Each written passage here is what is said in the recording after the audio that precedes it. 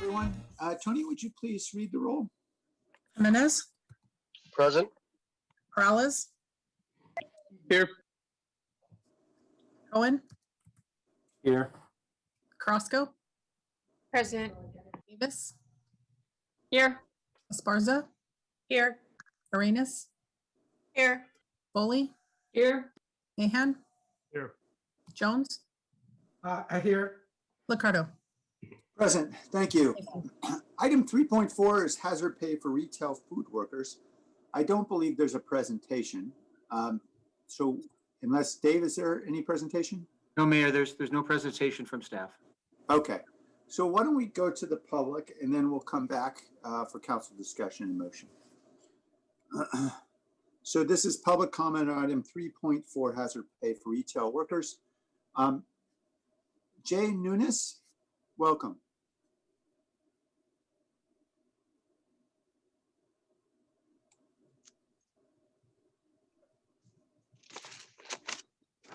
So I'm not using that at all, right? Mr. Nunes, we can hear you if you want to speak now at this time. Okay, you just called John Nunes? Yes, I'm sorry. I didn't hear. Okay, well, thank you. I appreciate that. Good afternoon, Mayor and City Council members. My name is John Nunes. I'm the President of the United Food and Commercial Workers, Local 5, and our union represents about 25,000 grocery workers in Northern California. I strongly encourage you to approve this ordinance and grant the courageous essential workers some additional compensation for the life-threatening sacrifices they have endured. Make no mistake, the work they provide is life-threatening to themselves, and our union nationally has lost over 120 workers to this deadly disease and tens of thousands that have been affected. I applaud the San Jose City Council for acknowledging the health risks our neighborhood grocery workers and their families have been facing as they continue to unselfishly enter their places of work to serve the community and seamlessly continue to provide groceries and services to local communities. The major grocery companies initially stepped up and recognized the sacrifices their employees were making by exposing themselves to the pandemic and risking bringing home the coronavirus to their families, many of which had high-risk elderly parents and children living in the household. Unfortunately, most of these grocery retailers, including the biggest and most profitable, such as Whole Foods, Walmart, Safeway, abruptly discontinued the so-called hero pay in June when the first lockdown was lifted. The one exception was Save Mart Lucky Stores that has continued to compensate their employees with generous pandemic pay.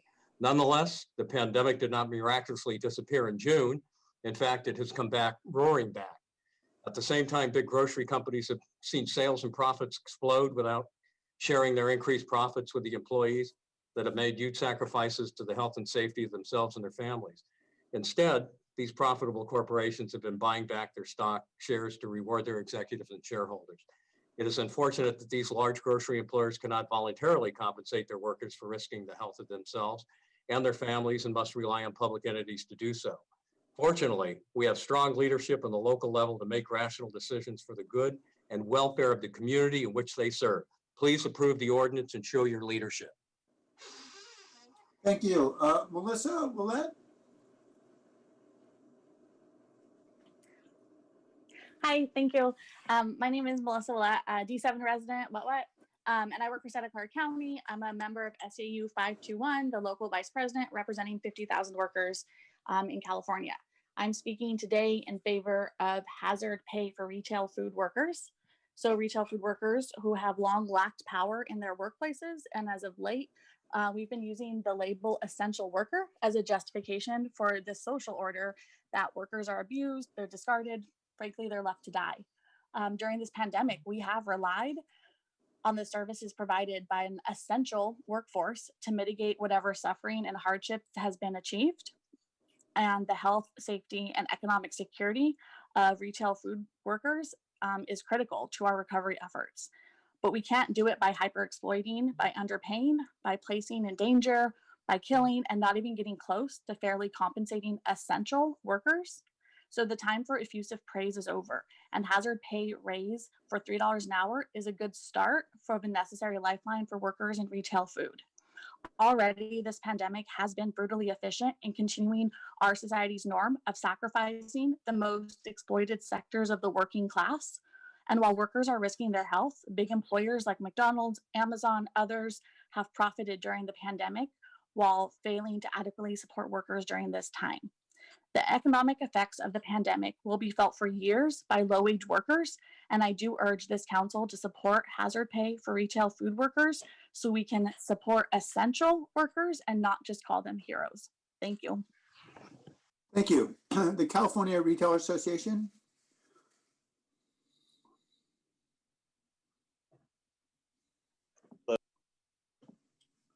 Your device is muted. We can't take. We can't hear you. There you go. Thank you. Appreciate it. Members and council, on behalf of the California Retailer Association, we respectfully urge the council to refrain from passing a mandated wage increase, especially in the absence of a complete economic impact analysis on the effects such a mandate would have on essential businesses and subsequently our local communities.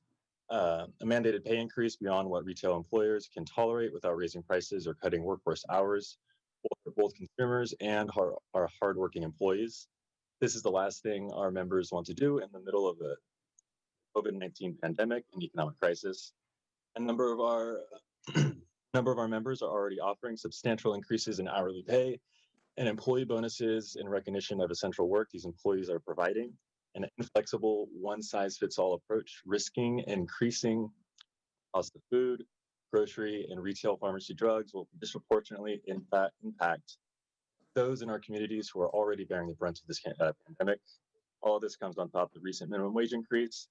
This is why we would request the economic study before the council mandates a substantial pay increase. Thank you, and I appreciate you taking Thank you. Mr. Beekman?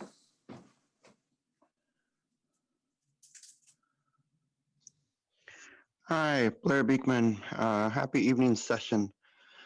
I was impressed by the words of the UCFW, I can't remember, UFCW union person who spoke of, there is a chance that corporations are making really large profits right now. They're raking in a real large profit system in some way. If nothing else, I hope that can speak to, there doesn't have to be necessarily a worry of inflation or price raising by these, grocery, people and, these large grocery corporations. And so I know that's part of the argument, and it just seems to have settled something in my mind that maybe there's a way that to me is the most important thing, is how to avoid the inflationary aspects of raising wages by $5 an hour. And I think it can be done. And that's an important goal to look into, to consider. And I'm totally for the worker rights ideas of this. I like the chain of events that take place from how food is grown and then how it is distributed to the major cities of the California, and how it comes from Central California, and how that whole line can have good human rights around it and good worker rights. That's important. Good work at this time, and I think it can be done. And good luck in these efforts in deciding. Thank you. Thank you. John Gomez? Thank you, City Council, and I'd like to thank you all for taking the opportunity to read and give this hazard pay the opportunity to be voted on. We think this is by the way, I'm John Gomez. I am an essential grocery worker. We think this is a measured ask to reward workers who have been taking risks. And we know companies can do this. Lucky's has been paying since the beginning of the pandemic. So it's not about inability to pay, but about whether these companies want to reward the workers or if they want to reward their large shareholders. Just today, Trader Joe's made an announcement that they will begin to pay this again because city councils are forcing the companies to do so. So San Jose, please support this so we can ensure that large grocery companies share the profits they made with their grocery workers. Thank you. Thank you. Brenda Sendejas? Good evening, council members and mayor. My name is Brenda Sendejas, and I'm from District 5. I want to thank you guys for bringing this. I think that hazard pay is something that is the least we can do for our essential workers. I think a lot of them have put their lives on the line during this pandemic, and they never hesitated. They jumped and started working. Never did they think about themselves, but everybody else. I just want to ask you guys to support this, and I think we're heading to the right direction. I think taking care of our people, and maybe later on we could consider also city staff that are always out there and also risking their lives working for our city, and maybe possibly they could also be in the hazard pay if they're not in right now. Something you guys can consider. That's all. You guys have a great day. Thank you. Thank you. Maria Noel Fernandez. Good afternoon. I'm Maria Noel Fernandez with Working Partnerships USA and Silicon Valley Rising. And since the pandemic hit, we have called those feeding us our essential workers, our sheroes and heroes. And this item today is simply about putting actions behind our words, not just giving them praise with posts and memes, but about making sure we are doing everything possible to support and protect these workers. Hazard pay, getting compensated for doing a dangerous job, is as simple as it gets. Grocery workers have been putting their lives on the line, feeding us while oftentimes struggling to feed their own families. And it's only right that the city of San Jose ensures they are being compensated. The nation's top grocery and retail corporations like Walmart and Target saw profits rise over 40% on average. And today we even saw Trader Joe's, given Seattle, passing similar legislation moving to increasing pay for crew members, not just in Seattle, but nationally. And just about an hour or so ago, we saw the city of Oakland pass similar policy. I'd like to thank Councilmember Jimenez for his leadership on this item and hope that essential workers, and specifically grocery workers, get the support they so desperately deserve from the rest of council. There's absolutely no room for delay tactics, pushing things out, citing staff time, and other such items we've seen in a couple of memos. It's not only disrespectful to essential workers, but would literally be taking money out of these workers' pockets to provide for their families and spend in our local economy. We need to act urgently. It's the right thing to do. Thank you. Thank you. Robert Aguirre. Okay. Yeah, Robert here. Listen, I think it's time that we rethink what normal is and getting back to normal. I think a lot of companies like these grocers that have continued to be able to make money, maybe they're not making a huge amount of money, but they're making money. There's a lot of small businesses that have gone under and they've lost everything, and they're not able to operate their businesses, but grocers can. And I think it's fair that the people that are doing the work are the ones that are going to be able to benefit from it. I think they need to stop thinking about their dividends that they're paying to their shareholders that do nothing to contribute to what's the wealth that's being created. It's the people that are doing the work, and it's the people that are buying the food and all the things that were being sold in those stores.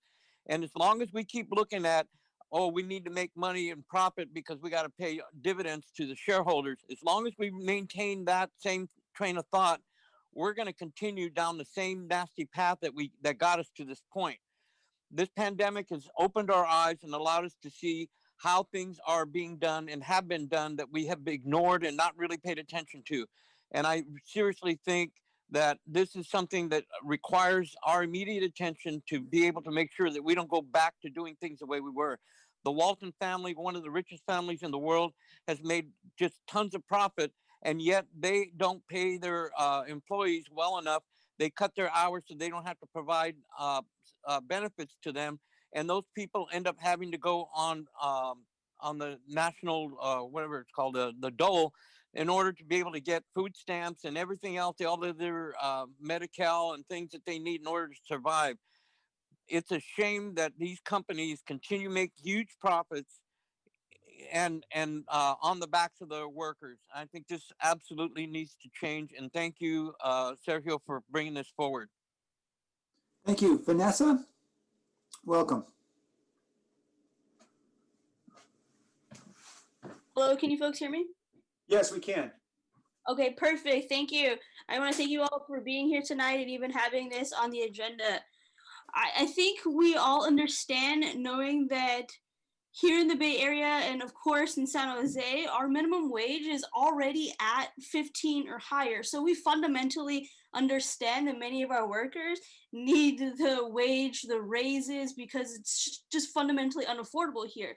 But what we aren't really understanding quite yet is that studies are showing that our essential workers are 5 times more likely to get COVID. Many of our essential workers, as we already know, here in San Jose and Santa Clara County are predominantly of color, Black and brown, including my hometown of Eastside San Jose. So doing this is just the right thing to do. As we focus on our moratorium on evictions, we focus on other COVID relief, tying our hazard pay to these essential ordinances is just simply the right thing to do. So I hope we all push this forward and continue fighting for people first issues. Thank you all. I yield my time. Thank you, Veronica. Great, thank you so much, everyone, and Sergio, Council Member Sergio, for bringing this forward. As everyone else has spoke, I am here also to advocate that this hazard pay goes to retail food workers. It is beyond essential, right? And not just hazard pay, but that we are also allocating vaccines for them. As Council Member Carrasco had mentioned before, many of those essential workers are over 65 years old, and specifically Latinos, Latinx community, Vietnamese, and Black as well.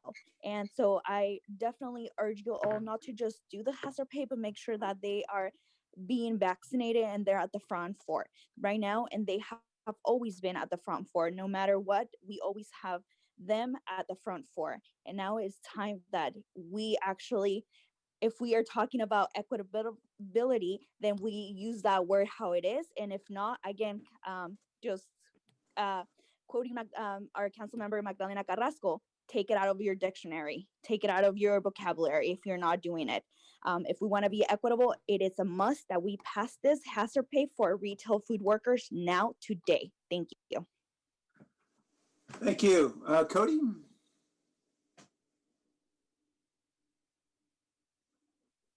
Hello, can you hear me? Yes, Cody, we can hear you.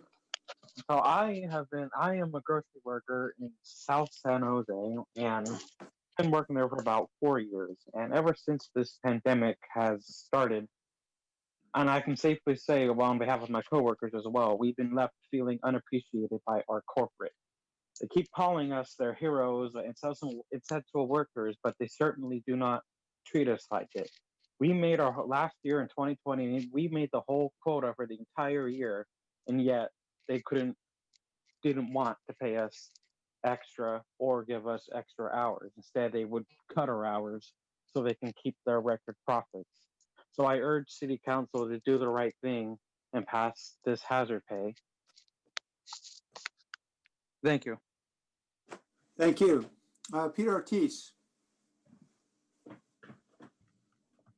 Hello, Mayor, Honorable City Council, Peter Ortiz here, East San Jose resident. I'm calling in support of the hazard pay for retail workers and food workers. Time and time again during this pandemic, it has been the retail workers and the food service workers who have come to the rescue of our society. While everyone has been sheltering in place in order to protect their loved ones from COVID, our retail workers have been continuously exposed to the virus with little protections being provided to them by their employer and frankly by the city. While it's nice, just like our previous speaker said, it's nice to use words like hero to describe these workers. It's only a guise for their employers to go without paying them their fair share. It's only right for us to support those who really have been carrying our city on their backs. Our city would have fell apart if it wasn't for retail workers and medical workers and first responders during the pandemic. We also got to note that majority of these workers, East San Jose, who historically has been received the lower end of the stick. So we need to do what's right and provide them hazard pay and bring equity to the city. Thank you. Thank you. Roland? Good evening, Mayor and Council. Welcome. Can you hear me? Yes. Okay. We can. Yes, thank you. I do support everybody who spoke before me, but I really want you to go back to what happened to Recology when we raised the minimum wage and the company ended up laying 1,000 employees after going bankrupt. Hundreds of these people ended up adding to the ranks of the homeless population. So as you go forward with your decision, I really want to think about potential collateral damage. There's absolutely no doubt the people who basically are providing us with food every day are essential workers. But where does this stop? What about VTA bus drivers? You know, what about the people who work for any transportation agency anywhere in the Bay Area? What about first responders? So I want you to think about all this, but at the end of the day, in closing, I really want you to give serious consideration to Mayor Liccardo's memo and see where the county are about to go with this, and then take it from there. Thank you. Thank you. Connie, welcome. Yes, hi, I'm Connie Chu, Santa Clara County worker and SEIU 521 union member. I'm echoing others who support this. The retail food workers are essential and are out there working every day for all of us in our communities. Please support them with needed hazard pay, which should have been put in place long ago. They need to be compensated appropriately now. Thank you. Thank you. Workout? Excuse me, I'm sorry, I'm not able to read. Hi. Hi. Welcome. Thanks for taking my call. I just wanted to, reiterate pretty much what every other caller has said, that I definitely agree our retail food workers need the hazard pay. It's very sad we're even having this discussion. I make well over 6 figures. I'm not even 30 years old, and I've been working from the comfort of my house for the last year. And no, I don't have an advanced degree. I don't have a graduate degree, nothing of that sort. And it just goes to show you the disparity in what I'm going through and what our essential workers are going through. It's extraordinarily sad. I also think we should extend this conversation further and discuss expanding the hazard pay to additional essential and critical workers that work for the city and that work for, the fire department and transit as well. I think it's very important that we keep discussing this and try and do as much as we can for them. They're putting their lives at great risk. And again, I'm not the only one who is making incredible money working for a tech company. Again, sitting in my home every day in workout clothes. I mean, it's crazy. We really should do this. It's not even something we should be debating. And I hope you guys consider this memo. Thank you. Thank you. Tammy Denota? Hi, thank you for this time. My name is Tammy Denota from SEIU Local 521, but I'm not speaking on my SEIU hat today. I'm speaking as a daughter for my father, who is a butcher, who's been a butcher all of my life, and who is a butcher today at Lenardi's. And he's been an essential worker since the pandemic started. And he has been the only person in my family who has been working out in the public since the pandemic started. And he is over 65, and he has continued to be at the highest risk. And so all of us have been worried about him. And to the point when this pandemic started, the grocery workers didn't have N95 masks. Nobody did. We were supplying them to hospital workers, which we should have. And they have been at risk this entire time. They've deserved hazard pay since day one. And I don't think it's too much to ask to give them some dignity and respect. So again, I'm here speaking as a daughter, as a family member. All of these workers deserve that dignity and respect. And I really hope that we recognize that. Thank you very much. Thank you. Paul Soto? Yes, good evening, Council. Paul Soto from the Horseshoe. This is the kind of legislation, the kind of policy that we expect from our leaders. So I'd like to thank Councilman Jimenez for bringing this to the fore. Your actions have met our expectations. So thank you for that. I'm quoting from Eugene Debs. To be class conscious and to realize that regardless of nationality, race, creed, color, or sex, every man, every woman who toils, who renders useful service, every member of the working class, without an exception, is my comrade, my brother and sister, and that to serve them and their cause is the highest duty of my life. The social system in which it is possible for one man to amass a stupendous fortune doing nothing, while millions of others suffer and struggle and agonize and die for the bare necessities of existence. This is what we're talking about here. This was written in 1918, and it was around the time when this country was experiencing the traumatic effects of two things, the Spanish flu and World War I. Kind of sound familiar? So we've been here before. This is not new, okay? And that's why that it's important that we read history, that we understand history. This is a primary source document, and that we really become familiarized with the social, economic, political context in which we are experiencing right now.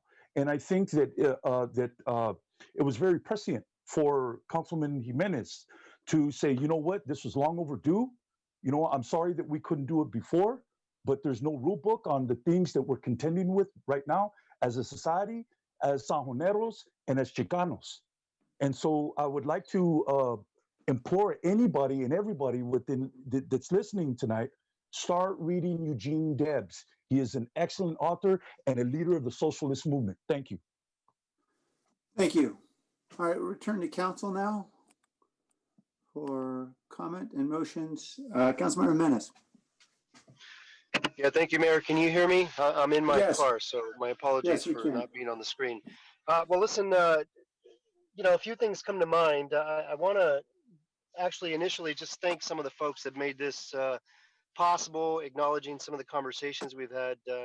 First and foremost, thank you to all the folks on the line calling in, expressing your support or not, right? We know not everyone's supportive. I also want to express my gratitude for some of the corporations that I've had a conversation with, whether it be Albertsons, Safeway. My team reached out to folks from Lenardi's, Donato's.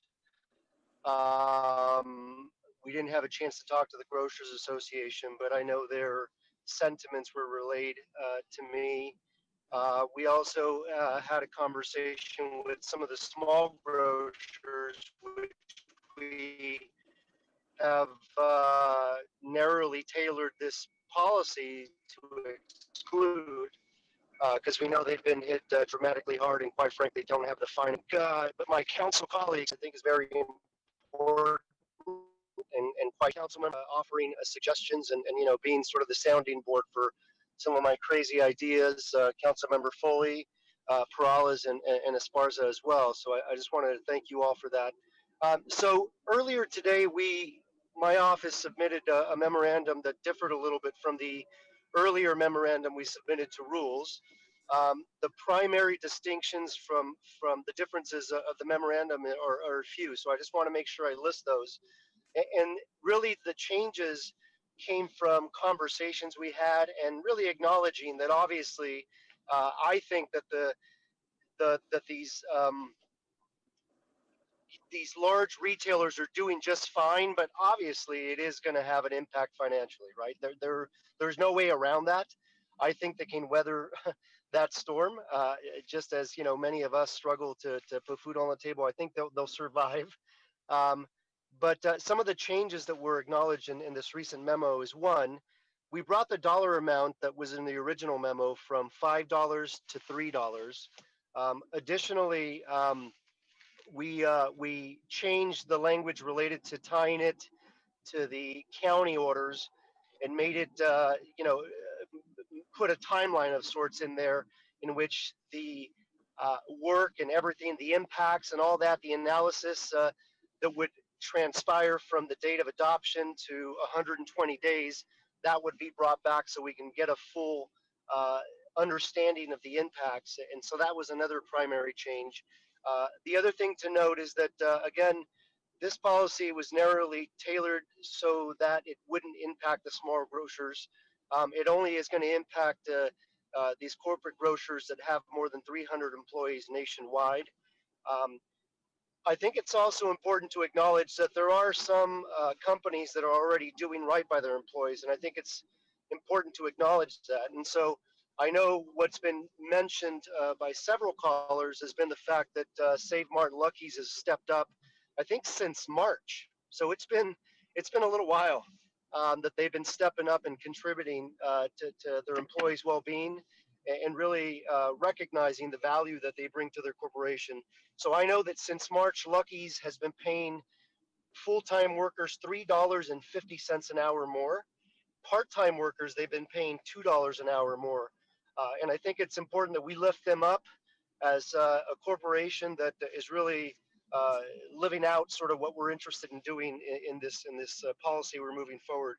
The other thing I think is important to note is that Lenardi's, which has about 800 employees, I think the few stores that they have in San Jose are mainly in West San Jose, but they have been paying their employees about $2 an hour more already as well. And this is not it's not only happening, I guess, at these larger retailers. Zanotto's, I know, for example, has been giving extra hazard pay to their employees. I think it's upwards of $60 or $70 a week extra. And so I just think it's important to acknowledge that. And I'm going to stop talking soon because I'd be interested in hearing from some of my colleagues. But let me just also say that I think it's important to recognize, and I think what we see playing out in this industry is that profits don't lift all boats. They just don't. And I appreciated a conversation I had with Vice Mayor Jones about the possibility of bringing, essentially taking government out of the process and letting some of these stakeholders sort of have discussions and work out a deal. But what I've come to realize is that, and the reason I feel comfortable as a governmental body stepping up and really being the voice of the workers, is that has not been very fruitful. They've been at the table for upwards of 4 months, and I think that is the reason that we need to bring this forward. I think that, oftentimes we've thought about frontline workers as it relates to our healthcare system, lifting up doctors and nurses as we rightfully should.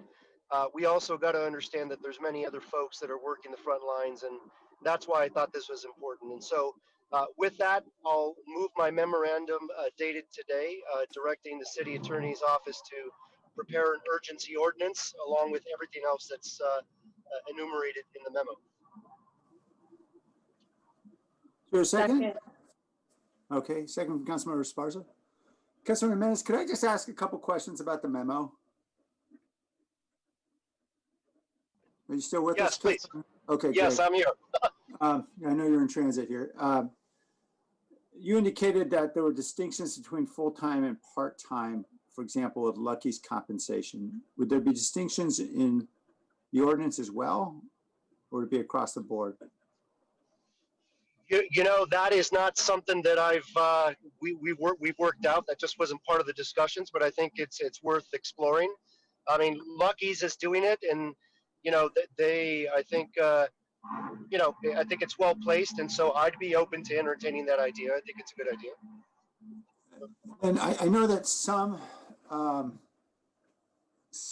grocery stores, and I don't know that there are many of these, but I know Grocery Outlet, I think, operates this way, on a franchisee model. And I can't tell you I know how much is owned by the franchisee of the store, is 100% or 50% or what. But if it's a franchisee-owned store, does that mean that it fits in the definition of someone who employs 300 people because they're affiliated with Grocery Outlet, or does it mean that they're one store? Yeah, that's a very good question. So I'll give you an example. We have a Grocery Outlet in South San Jose that's owned by a couple that lives in the neighborhood, right? So they're not, although they're affiliated with the brand, I would assume, right? They are a franchisee. And so I think, that was part of, I think, Councilmember Jones's recommendation number 4, I think it was. And so I think that's worth bringing forward. Yeah, I would acknowledge that, and would say that that grocery outlet, for example, are not the folks that we're interested in targeting, right? Because they don't Okay. have the means that maybe Albertsons does. And then this may just be a philosophical question, but I'm just interested in understanding more. You mentioned many other frontline workers. Many of them work for the city, for the county, and obviously in the private sector as well. Their employers' budgets may not be doing well, or they might. Obviously, depends on what we're talking about, what industry. Where do you draw the line in terms of who deserves a city ordinance to increase their pay? Well, Mayor, if I was a ruler, I would say everyone that's currently working outside their home deserves this pay. But we know that that's obviously not a reality. And so I've been asked that question: why not X group? Why not Y group? Where do we draw the line? I mean, the reality is we are unable to help everyone, and so as you can clearly see, there's a lot of pushback even to this idea of this small carve out of the economy. And so it isn't that I'm philosophically against helping other folks. Quite frankly, if I had the resources myself, I'd help people. But I think we need to start somewhere. And so I think that in my mind, the grocery workers providing the food that we consume that keeps us healthy and such, I thought was a good place to start. Okay.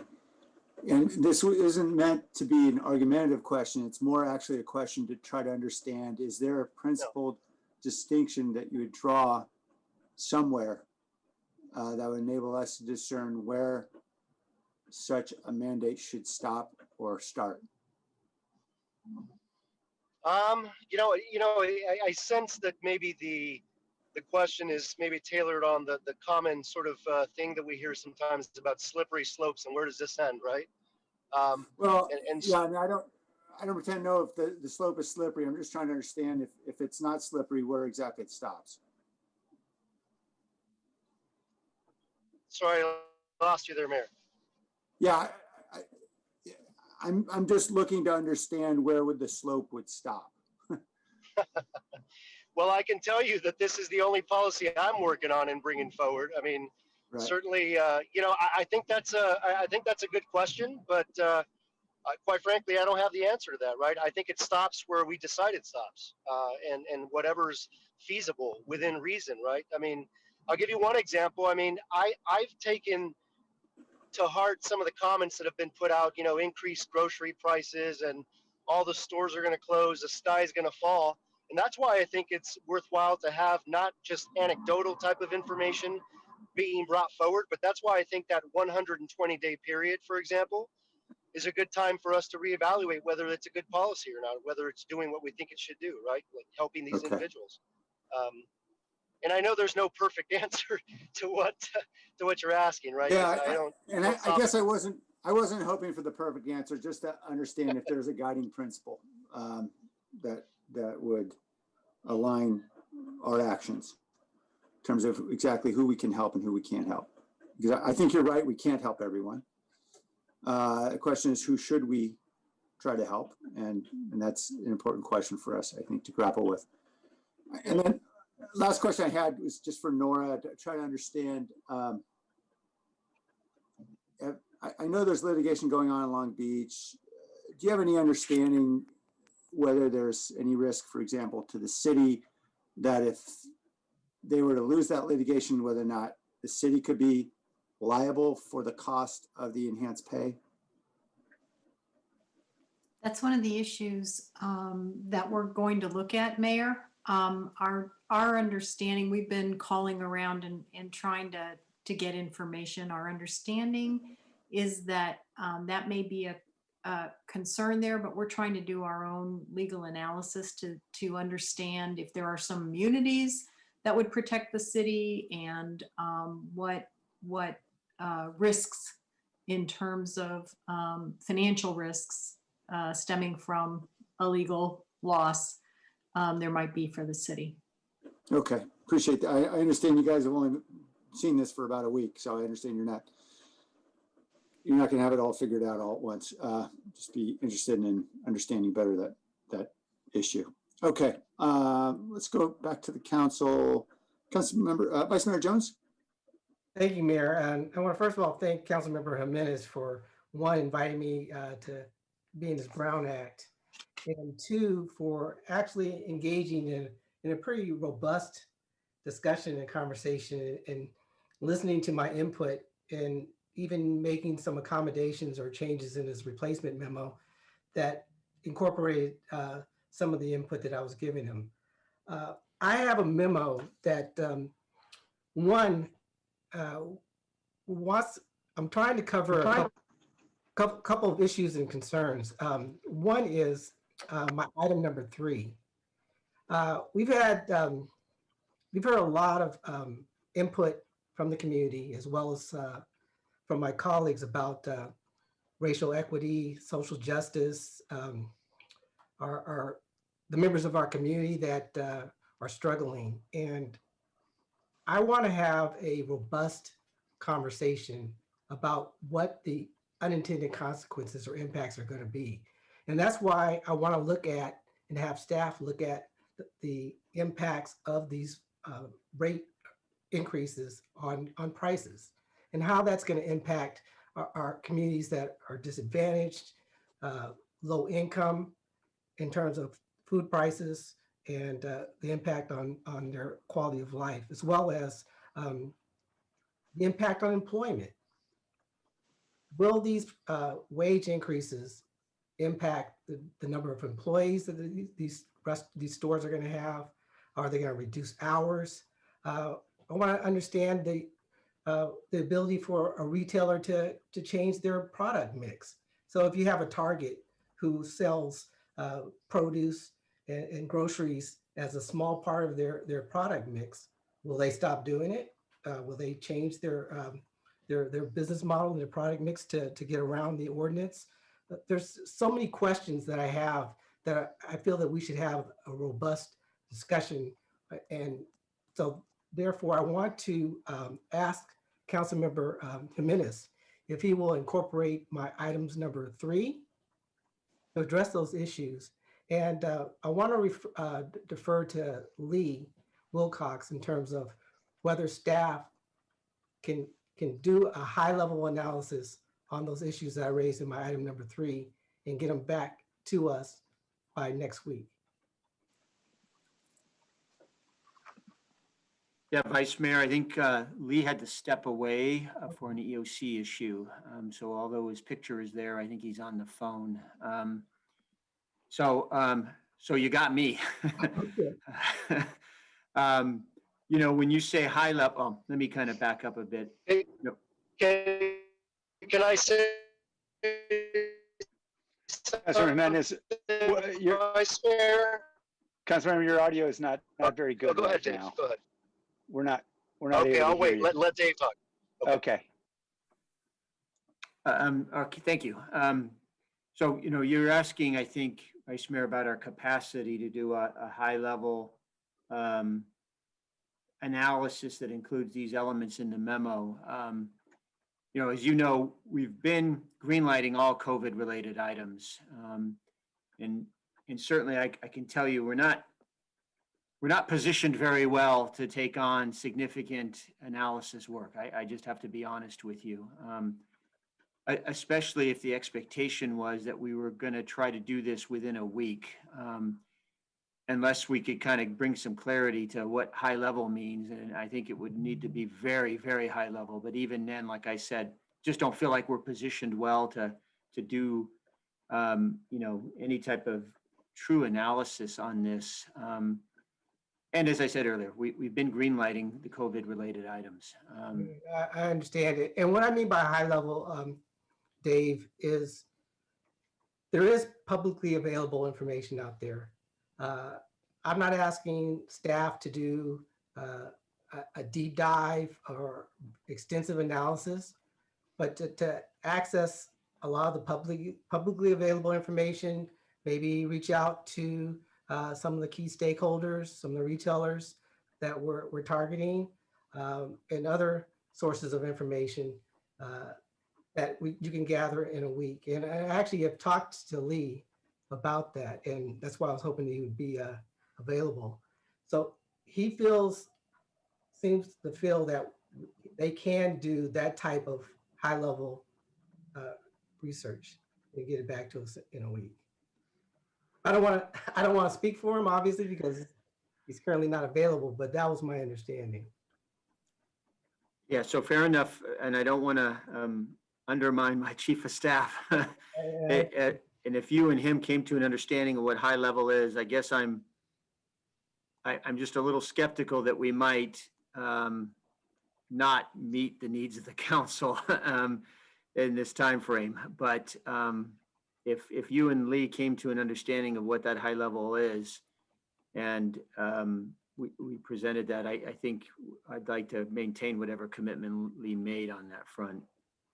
Okay. And again, I just want to reiterate that the intention was never to delay the process. The intent was to have as much information available so that we can make a thoughtful decision next week when, if and when the city attorney comes back with a proposed ordinance. So Councilmember Jimenez, I don't know if our conversation gives you a comfort level that, or what my expectations are in terms of having staff come back. Yeah, can you hear me? Yes. Vice Mayor? All right, wonderful. Yeah, you know, as I'll just say this very publicly, as I said to Vice Mayor Jones when I initially saw some of his comments, first thing that came to mind was paralysis by analysis, right? It's just, we're going to study the heck out of this, and therefore it's going to take forever to implement, you know, on and on. But, you know, I think some of the questions you bring up are legitimate questions.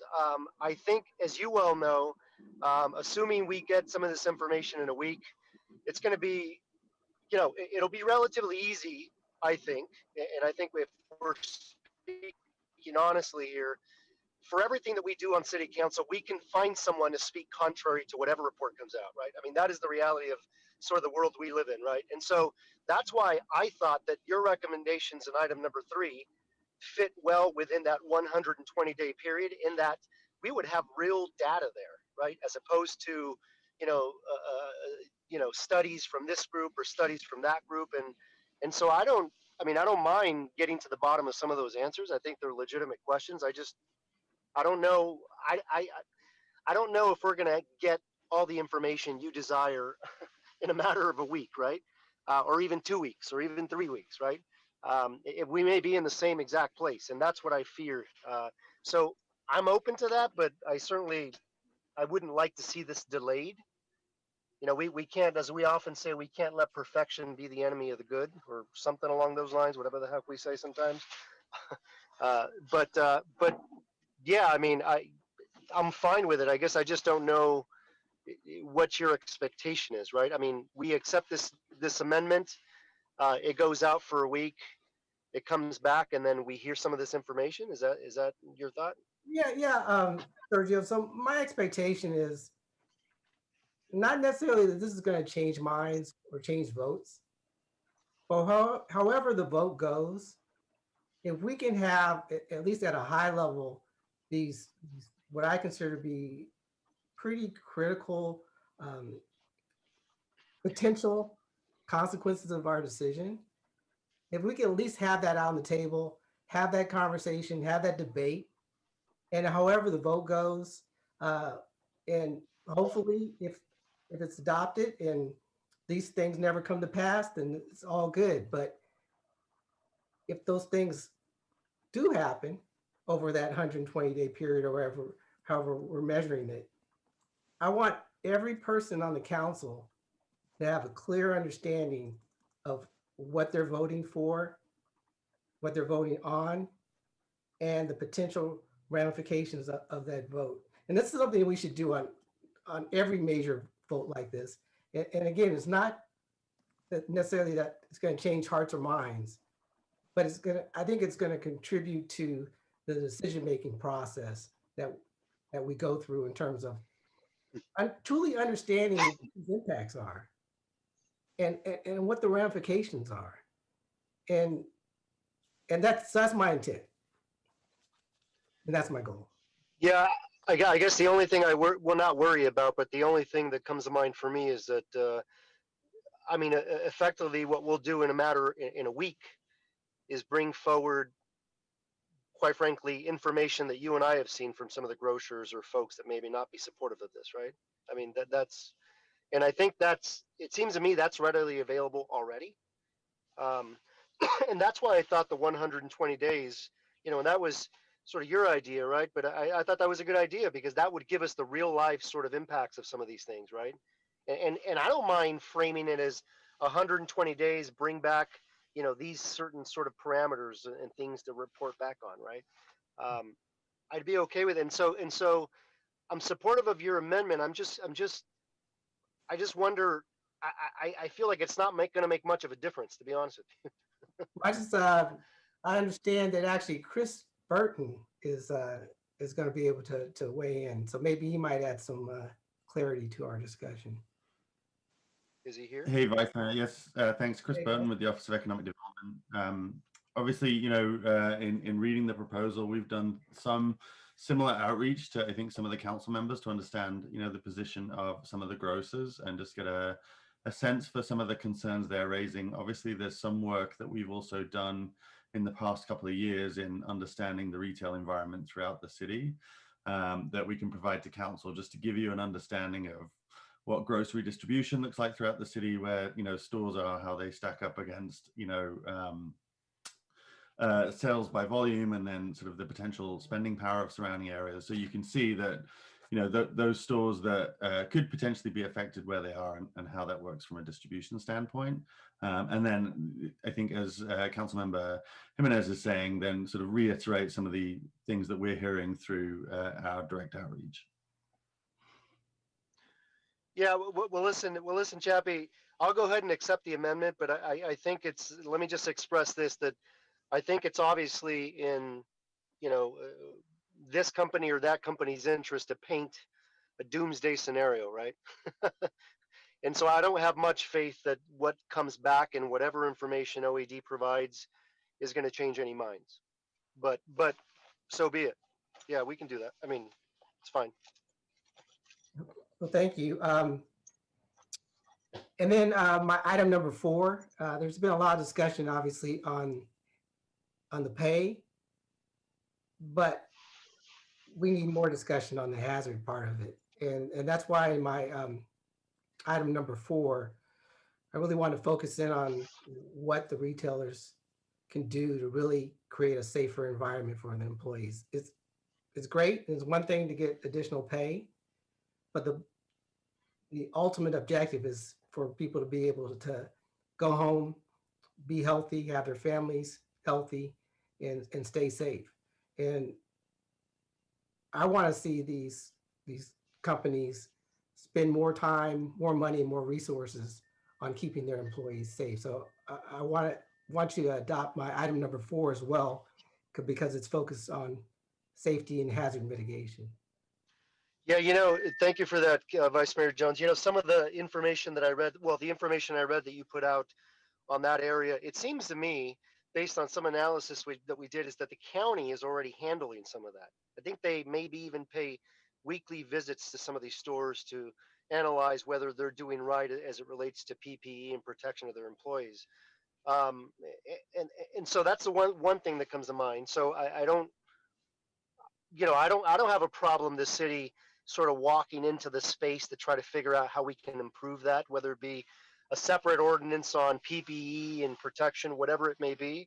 But I guess I'm just trying to think about the interaction with that part of your memo as it relates to the hazard pay, right? Because I see them uniquely different. I would say that if the company should already be doing right by its employees as it relates to the PPE and such. So assuming they're doing everything possible, I don't personally believe that negates the interest in my mind of workers to receive a few extra bucks an hour. So it isn't necessarily that the hazard pay isn't necessarily driven by, I have this fear of getting, the fear of getting sick, yes, but it's the fact that they're putting themselves in harm's way. And I'll give you an example.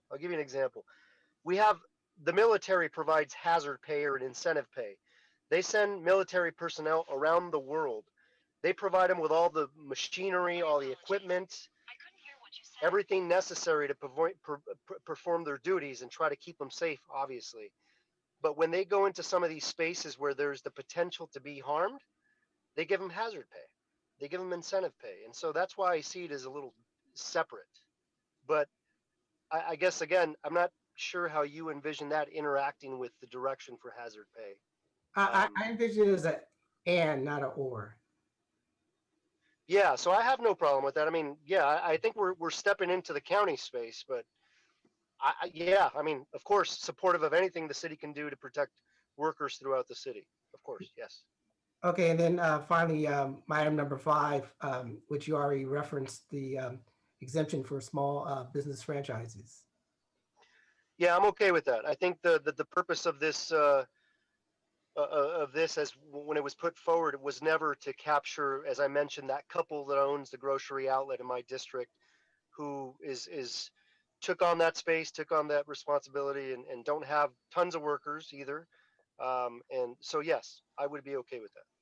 Great, I appreciate that. And just the final point is, again, the decisions that we make have ramifications. And even though we can't necessarily say that the exact same thing is going to happen here, we know that in Long Beach, they closed 2 stores. I don't know all the specifics in terms of where those stores were located, but I'm willing to make an educated guess that they were in low-income, vulnerable communities. And think of if something like that happened in San Jose, I can guarantee you, Sergio, it wouldn't happen on the Safeway on the west side near my house.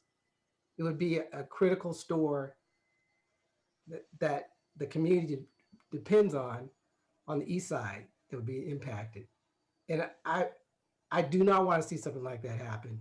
So that's why I just want to have a better understanding of the ramifications of our decision in order to make a thoughtful decision moving forward. But I am going to support your motion, but I just want to express my concerns and how I want to see things progress. But thank you, Sergio, for your all that you do. I appreciate it. No problem. Thank you. Mayor, point of clarification. Yes. I'm the seconder, and so I'd like to be clear on the motion. So can someone restate the motion?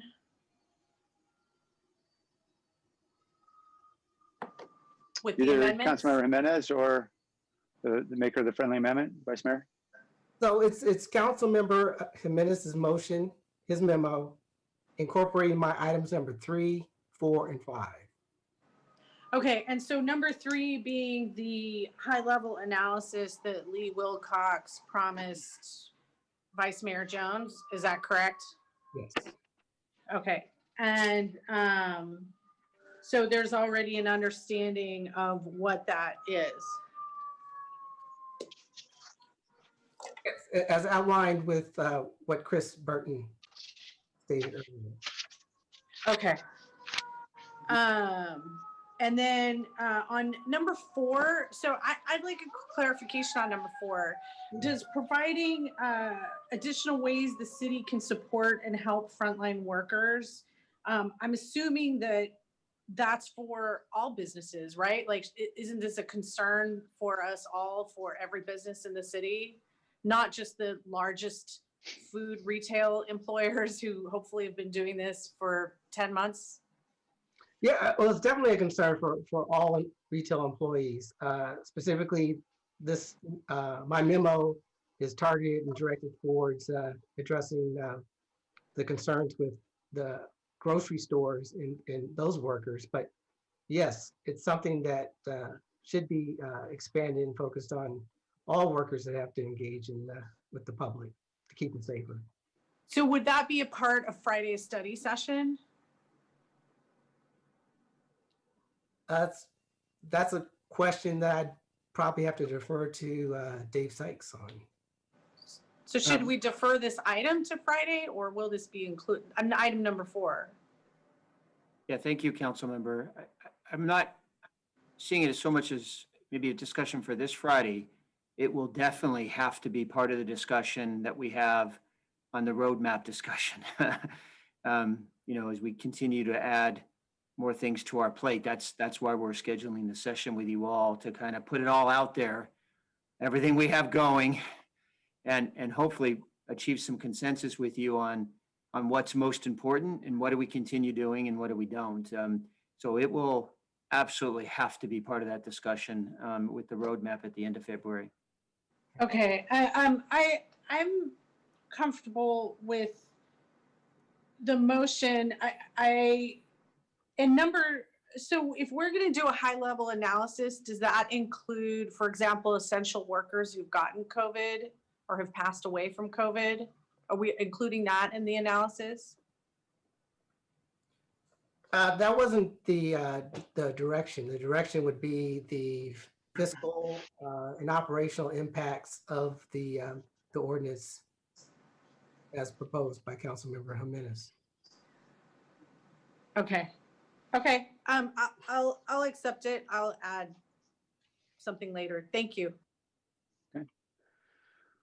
Vice Mayor, just a question about why paragraph 2 was not included. That is directing the city attorney to evaluate or at least to discuss with the county their proposal to determine whether or not it's going to preempt the city's proposed ordinance. I think the county is coming back in 7 days. Yes, my understanding is the county was going to carve out San Jose. So that's And why. who made that representation? Do you know? Let's see, where did I get that from? Because we've had this discussion in the past with the county and we've lost. I guess I could ask Nora about that experience, but I think James Williams is pretty adamant that they were going to be preempting on lots of things that they do. Yeah, I don't have it in my I fingertips. can speak to that. Go ahead. Councilor Jimenez? Yeah. Well, Mayor, similar to you having a conversation with the authors of that memo, I had similar conversations, and they expressed that they were willing to have a carve out for the city of San Jose so we can do our part. And I don't even think consensus from the supervisors as to whether they can preempt or not. I think there's different views, and so I don't think it's a certainty. Well, I don't know that there are any grocery stores of this size or chains of this size anywhere in any unincorporated area the county would govern. So presumably they're passing this with the intent that it would govern cities. And I'm not sure why, and they've never in the past exempted us. So that would be novel based on everything I've heard in our discussions with their staff, and certainly based on our past experience with them over this issue of the fee cap on restaurants, where we spent an enormous amount of time doing an extensive amount of research, discussing, doing a lot of work with the industry, trying to figure out how we could help small restaurants. And after hundreds of hours later, the verdict was that we were preempted. And so I guess, is there going to be a time limit on all the work that we're asking the city to go do on this proposal, which has seen the light of day for, I think, a week? Go do economic analysis on the economic costs to customers, on business employment reductions and eliminations and all that. Is there some confining factor so city staff is not completely pulled off everything else they're doing to do this? All I can tell you, Mayor, is that I've talked to some of the policymakers that give direction to the county staff, and they've expressed to me that they would entertain the idea of carving out the city of San Jose. That's all I could tell you. Yeah, it just isn't responsive to my question. My question was, if 7 days from now we learn the county's just preempted us, how much time are we expecting the city administration to do on all this work that's just been described in this new motion for us to come back and find out we're preempted?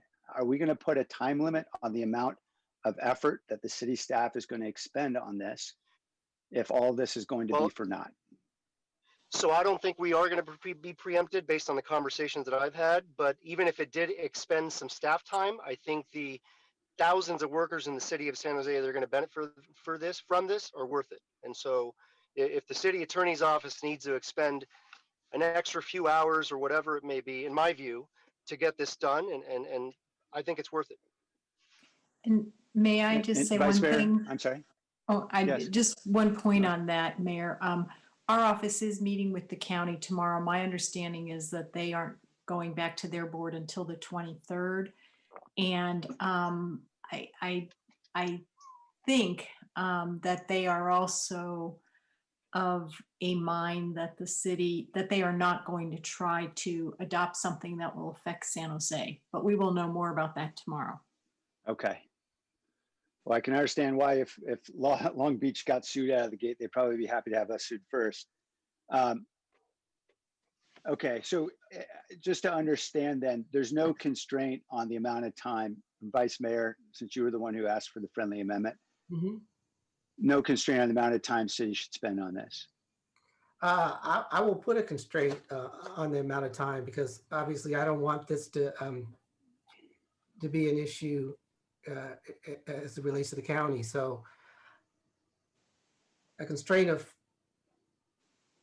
6 hours. All right.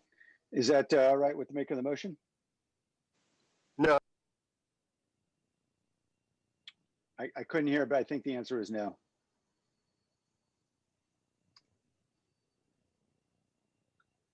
Yes, the answer is no. The answer is no. Okay. All right. Motion is what it is.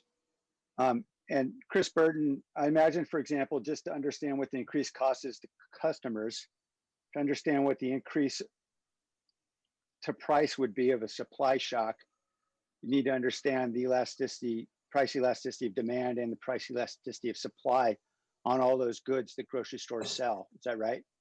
That's correct, Mayor. I think, you know, the sort of level of analysis you're alluding to is the sort of type of work that we'd done back in 2012 with the increase on the minimum wage ordinance when we tried to get an understanding of what cost of business would be. Obviously, there's no way we could do that level of analysis in the space of a week. That's, you know, a year-long $100,000 study. I think the question that Vice Mayor Jones had asked us earlier in the week was about, you know, the potential to highlight some of the issues and the potential impacts based on some of that work and our prior experience and some of the outreach that was going on. Okay. Councilmember Cohen? Okay. Well, first of all, I'm trying to confirm, but my sources are telling me that the county's not going to be discussing this until February 23rd. I just heard that from Nora, but I just am asking somebody at the county as well. So given the urgency of this for employees in San Jose, you know, this isn't next week at the county. This is almost a month away. I'm a little, there's a lot of, actually, let me start with back to your questions, Mayor, about the guiding principle behind this. For me, the guiding principle for this is we're talking about our lowest paid essential workers who are working for our companies with very high profits. So to me, there are some lines that we can draw about, you know, what essential workers we're looking to take care of and what kind of companies we're talking about.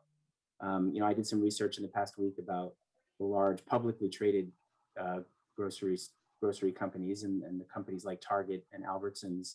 You know, we've had a lot of impact of COVID-19 on many of our businesses, but those businesses have not had a profit impact in the past year. In fact, their profits have been slightly up in the last 4 quarters because of all the people who are shopping at those stores when many other businesses are closed, and a lot of people who are sheltering in place are buying more from those stores.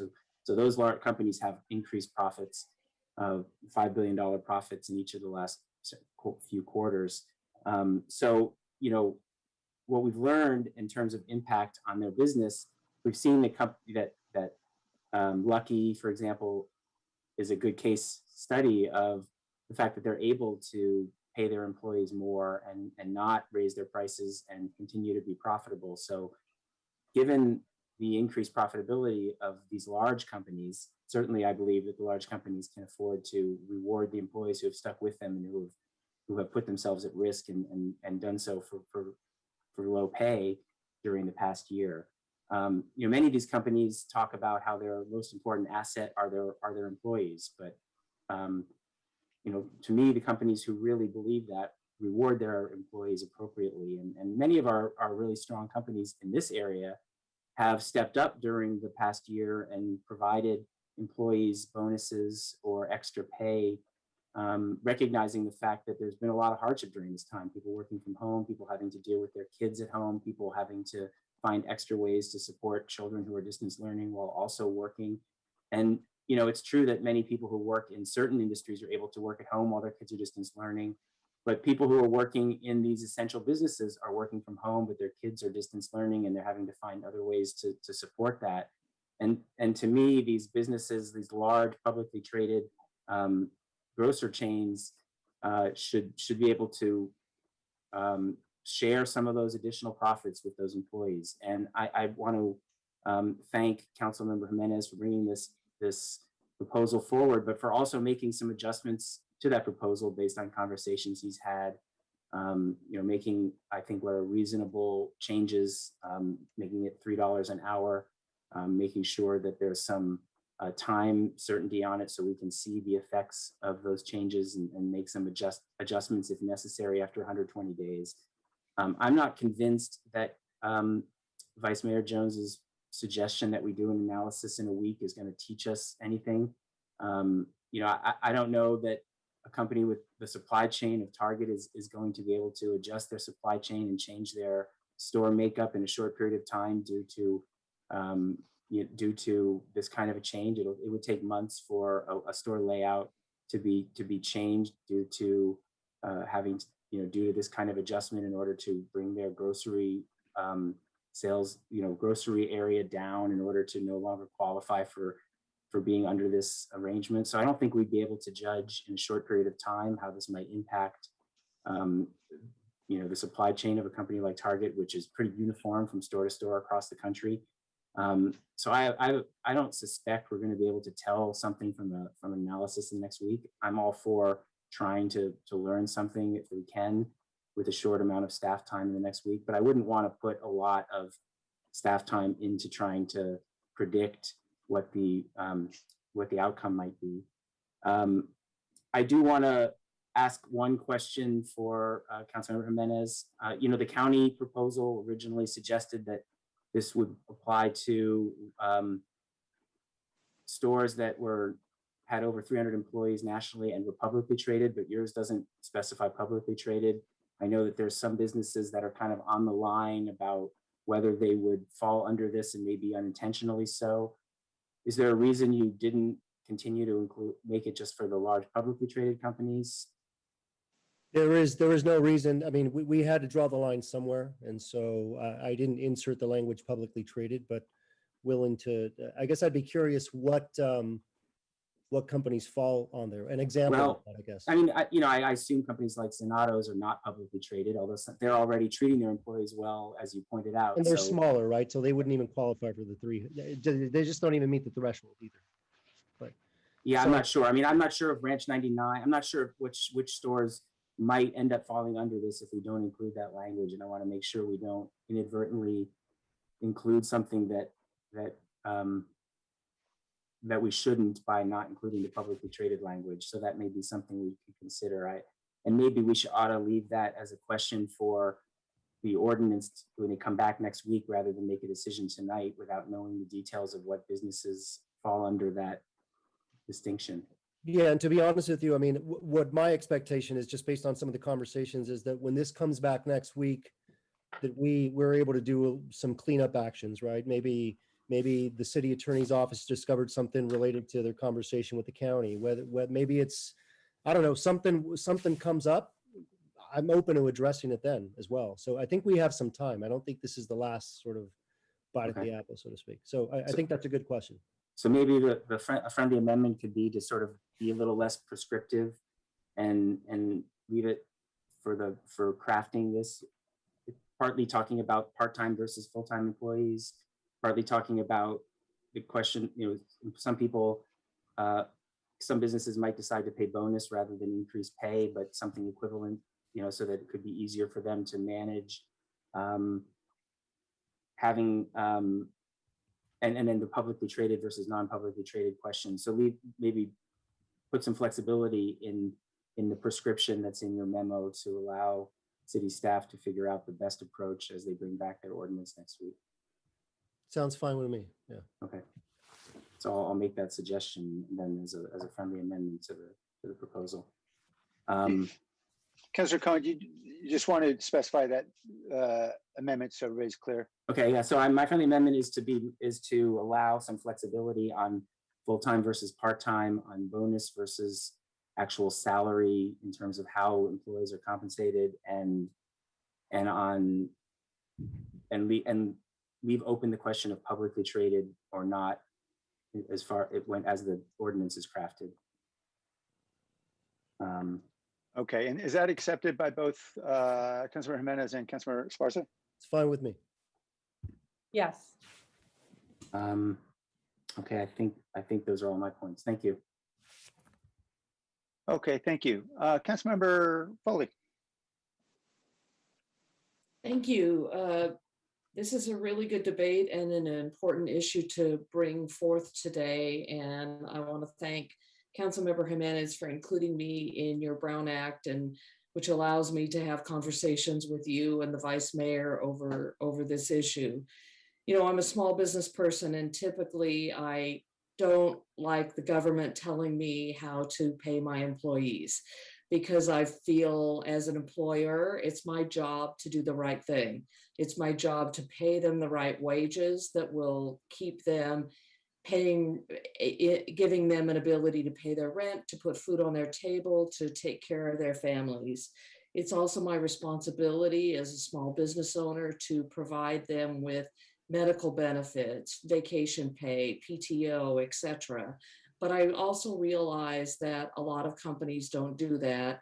And some of your bigger companies, your major corporations, are less likely to do that. So I'm not typically someone who likes to see government interfering, but in this case, this is well worth us investigating and going the next round to see what the ordinance looks like, to get some background information. Initially, when it was proposed to me, I started thinking about the grocery stores in District 9 and which ones might be affected and which ones would not. And of course, there is a Zanotto's in my neighborhood, and my mind went immediately to Zanotto's, and I thought, well, I wonder if they have 300 employees. And then Lenardi's is also in my district, so I thought about Lenardi's, and so I thought about all of those companies, and then I thought about some of the companies that I thought were small and independent, and it turns out when I did some research, they're actually major chains around the country that I didn't really know about. So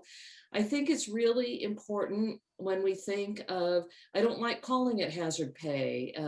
I like it paying them for the job that they're doing in these risky times. On a personal level, a very close friend of mine works at a grocery store, and I am most worried about her when she comes and visits us, that and of course it's always social distance, it's outside, masks on, but I worry more that she, because of her job, that she is exposed more to COVID than anyone else. That may or may not be true. It may be my paranoia, but I am protective of her, and I'm protective of others who are out there taking care of us and providing us with food. I am not going to the grocery store. I have people deliver food to me, and I do that because I'm very concerned about going to the grocery store. And it's not the workers I'm concerned about as much, it's the other people around there. But the other people are interacting with the workers, and that's the risk, that's the problem, that's the concern. So I appreciate the sausage making that's being done here, and that we have really a merger of two memos that I think are the best parts of the two memos. I know that the city's going to come back with a study, but in that time, I suspect that many of our staffs will go and do their own research. And actually, I plan to go over to Zanotto's and go in the store, which I haven't been in for months, and talk to the manager and get their take on it too, to see what kind of unintended consequences there are. I am concerned that increasing wages may cause unintended consequences in the form of grocery stores being closed in communities that cannot lose a grocery store. I know downtown is grocery store barren. There are other areas, east side, that may lose grocery stores because of this. I don't know. I hope not. So that's just one of the unintended consequences that concerns me. I'm going to support this going forward because I need more information. I want the research. I want to see what the ordinance says. I'd like that there is some flexibility being added in regarding bonus versus regular pay. How will that look? Full versus part-time, publicly traded. Those are all things I actually hadn't really considered, but obviously this is an issue that a lot of us have thought about and are very concerned about. Our workers, our employees, and our friends and family who are in these jobs and have these jobs. So I'm going to support the modified motion on the floor that includes all or many of the vice mayor's items and all of Councilmember Jimenez's items.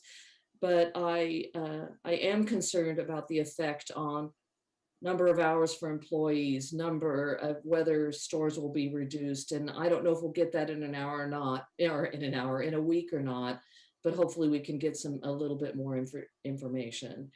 With that, I really appreciate this conversation. I think it's an important discussion to have, and I look forward to the input from the rest of my colleagues. Thank you.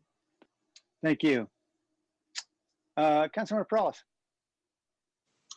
Yeah, thank you. I just want to make sure you can hear me. Yes, we can. Yeah, we can hear you fine. All right. I was nervous about my Bluetooth for a second. Thank you. Well, first off, I just want to clarify one thing on the motion. And I know it included Councilmember Jones's item number 5. I wanted to get some clarity on that because that was a comment I had brought up around franchisees during rules last week. But I wanted to, it still doesn't, I guess it's not very clear. For instance, would it still include the criteria in Councilmember Jimenez's memo, things like the 300 employee kind of threshold? For instance, we could have a local grocery store, maybe a franchisee that owns a couple stores, and say if they had over 300 employees, would they be included or would they be excluded with the language that's there in the Vice Mayor's memo? Is that, I don't know who that's for, Councilmember Perales, but. So Jones or yourself, Councilmember Jimenez, however you might have understood the friendly memo. Yeah, so I intentionally said a small business franchisee, which I didn't have an actual number, a specific number, but I was thinking more so a small business franchisee that is part of a large corporation. Obviously, in the aggregate, you'd have more than that 300 threshold, but I want to make sure Nora. So the intent was to have it focused on small franchisees that were part of a larger corporation. Okay, I guess, yeah, I'm just trying to determine what you mean by small, right? But I think what any of us might mean by small could be different. So if it is if it's the same language that Councilmember Jimenez was put in his memo as far as the 300, I'm fine with that as well, right? If that's what we're talking about, small, and we talk about that way, it just eliminates, a small franchisee that might have, 2 franchises, right, that they own, and they might not be part of the large conglomerate, but maybe they have over 300 in those 2 stores, right, or something like that. That's all I was looking at. And so maybe Councilmember Jimenez, how did you understand as you accepted the friendly? My understanding, my understanding was that, for example, there's a franchisee that has 5 stores and they have 350 employees. This would apply to them. Is that was your intention maybe as well, Vice Mayor? Yes. Okay. Yeah, I'm comfortable with that. Then I just have a couple comments then. First off, Gentlemen, Sorry.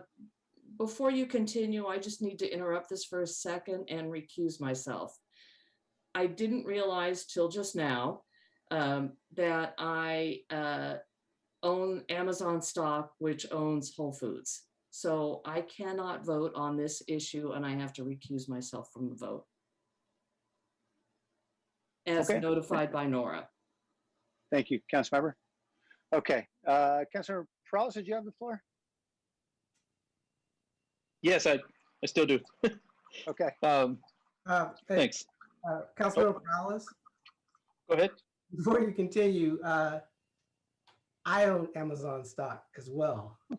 And I'm just now been notified that I need to recuse myself because they own Whole Foods. So, Mayor, point of order. Can I ask a question to the city attorney? Yeah, Councilmember, yes, Councilmember Jimenez. What is the, Nora, can you share with us what the threshold is? If I own one piece of stock from Amazon, I couldn't vote on this? Is it if you own over 500? I mean, what is the? Let me get the exact language, but there is a small ownership, but if it that can still be significant if it could affect the profitability of the company. But let me get the exact language for you. we're not talking about anything significant here. No. I'm not rolling like that, Nora. No, I understand that, but even if you have a small ownership interest, it may affect the company. So let me get the exact language. Okay. But if any, you can I'm continue. going to sit here until I know. It's going to take me a minute to come up with the language. So maybe those of you who have a concern cannot participate right now in a discussion while I try to find the exact language. Okay, we could be dropping like flies, like some kind of Agatha Christie novel or something here. Do we, I just wonder, should we suspend this, go to some other item and come back until you sort that out? Would that be helpful, Nora? And that way everyone will know kind of whether they can participate or not. That would be great. And then it would be helpful if everybody thought through, if you have Target stock, for example, because Target has grocery, Walmart stock, any of those, even if it's not directly a grocery store, you need to think about that and whether or not it's going to be affected. So I'll get the exact language. It's a good time to sell Amazon stock. It's very high right now. So if you want to sell in time for the vote. Councilmember Cohen? It's a question of materially affecting the profitability of the company though, right? I mean, it's hard to, no, unfortunately it's not. It's actually if it's below a certain threshold of value, right? So it's an arbitrary threshold. Yeah. So okay. Yeah. So okay, we'll get more information. We'll come back. Mayor, I'm noting the order that the council members have their hands up, so that when we return, we can call them in the same order as well. Thank you, Henry. Yeah, that'd be a good idea. Also, can I just do a point of clarification? Yeah. In the interest of protecting Lee Wilcox's reputation, it was actually the agreement was with Chris Burton. So okay, I just want to put that on the record so Lee can sleep better tonight. So Lee is not thrown under the bus. That's good. All right. Okay. Why don't I suggest we go to item? Is it 5.1 would be next? That's the East San Jose multimodal. Okay, actually, I'm sorry, Nora. I have the language. Okay. If you want, but it may take people a little bit of time to absorb this. So why don't I? So maybe you can announce it, and then we'll come back to it. The small shareholder exception is the stock in each company that's worth less than $10,000. That makes you a small shareholder. If it's more than $10,000, that is a much easier conflict. You have a conflict. But if it's $10,000 and the decision that is being made could result in an increase or decrease of the entity's annual gross revenues or the value of the entity's assets or liabilities in amount equal to or more than $1 million or 5% of the entity's gross annual revenues. And the increase is at least increase or decrease is less than 10,000. And then and I can email this to everybody. It might be easier for me to cut and paste and email this. The decision may cause the entity to incur or avoid additional expenses or to reduce or eliminate expenses in amount equal to or more than 250,000 or 1% of the entity's annual gross revenues, and the change in expenses is at least $2,500. Nor is that whichever is lesser or whichever is greater? If it's $250,000 or whatever percent. It's an or. So it's whichever is less. Is equal to or more than 250,000 or 1%. Does that mean you take whichever one is? Oh, well, I'm just guessing it'll satisfy one, but not the other. So what does that mean? It's equal to or more than. So if you're less than, you're okay. But if it's equal to or more than. Well, I guess what I'm saying is if it's more than $250,000 of impact, which I expect it would be, but it's less than whatever you said, 1%, 5%, whatever percentage you said. That's an or. So it's either 250,000 or 1% of the entity's annual gross revenues, and the change in expenses is at least 2,500. So let me check and try to get something a little clearer for all of you. Okay. This is the exact language, but we'll and then we can come back to this, but I can get it to all of you also. So Nora, not to put all my business in the street, but I actually only own one share of Amazon, which is less than $4,000. Okay, that puts you into the small shareholder exception. Okay. Right, but the exception isn't an exception. It's then you follow the test, and if it affects $250,000 of revenue or costs, I'm sorry, or whatever percentage that is, then it's material. And I don't know what a share of Amazon costs, so. Well, actually, So I don't if think it's you need more to than know. The question is, 10,000, yeah. The question is the impact of the policy on that. Is that right? Yes. The decision. Yes. But how? Let me get this clarified, and we'll get something. That's not that clear. No, we'll get something All right. more succinct for you. That's the exception that I was just reading, but we'll try to get it into a more user-friendly I appreciate that, and I will get on the phone with my broker tomorrow and sell that one share so I can participate next week. If that could be insider trading, Vice Mayor.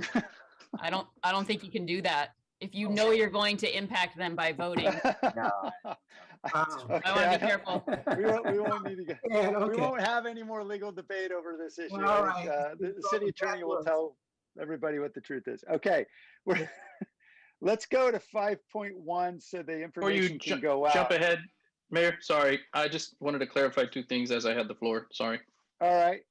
Yes, but we're not going to spend additional time discussing until we've had a chance to determine who can participate.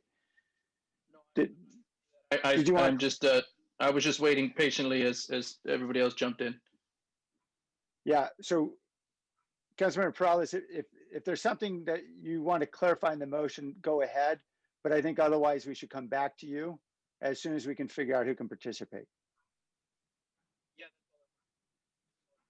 Wanted to clarify with Henry that I still have the floor when he comes back, and then I wanted to ask Nora a question in regards to how this affects if we were to do an urgency ordinance if we lost members of the council. It needs 2/3, and so it would be 2/3 of eligible members. Is the urgency ordinance need 2/3 today or next week when it's brought Next back? week, not today. Right, so it doesn't Today actually is affect just a majority. Right, Yeah, okay. I thought he was asking about the urgency. So the threshold is 2/3. It's not 8 votes. We're often told 8 votes, but that's only because it was 8 votes out of 11. Is that what you're saying? Okay. So the threshold's 2/3 apparently. Clarification on things. Okay, we'll come right back to that and we'll come back to you, Councilman Perales. Apologies for the interruption. Let's go to 5.1, which is the East San Jose Multimodal Transportation Improvement Plan. John, you're up. Welcome. Yeah, thank you, Mayor and Council. John Risto, Director of Transportation, and we do have a presentation we'd like to do. What we have with me is Ramses Madhu, our Division Manager, and Peter Rice, our Project Manager for and Movimiento, which is our multimodal transportation plan for the 6 urban villages on the east side of town. Before we get started, just a couple of orders of business. I just want to thank Peter for being a great project manager. And as Peter's going to point out in his presentation, we had a lot of help from the community. So I want to thank all our community partners for helping us to get there. And then we do acknowledge the memo we received from Council Members Perales and Carrasco, and we support those additional directions that were outlined in the memo. So let me turn it over to Ramses to do a little bit more introduction, and then Peter will do the presentation. Ramses. Thank you, John. Good evening, Mayor and Council. Ramses, I'm sorry, we're not getting you very clearly on the audio. Try to adjust the device. Yeah, and then working better now. No. Okay, let's try this. Do you want to try it without the video? Maybe that will work if it expands your bandwidth there. How about now? Is that working better? No. Too bad. Why don't Still sound like an alien. Yeah, why don't you see if you can fix that, and then we can just move on with the presentation so you can get that fixed. So I think I can. You have control of it? Yeah, I can do it. And I can handle some of the Ramses part at the beginning here. I think I have control over this. There we go. So we're here to discuss in Movimiento. It's the East San Jose Multimodal Transportation Improvement Plan, known around the office as an MTIP. It's one of 4 MTIPs that we have. First, just let me say good evening to the mayor and the vice mayor and all the council members. Thank you for this opportunity. As I was getting to, it's one of 4 MTIPs that we have ongoing in the city right now. They're all in different phases of work. We have the downtown plan, the West San Jose MTIP, and Berryessa as well. All of those are probably going to be wrapping up in 2021. We'll see how it goes. COVID has kind of delayed things. But with these MTIPs, we're trying to build from past planning efforts, things like the urban village plans and the general plan, to identify priorities and projects.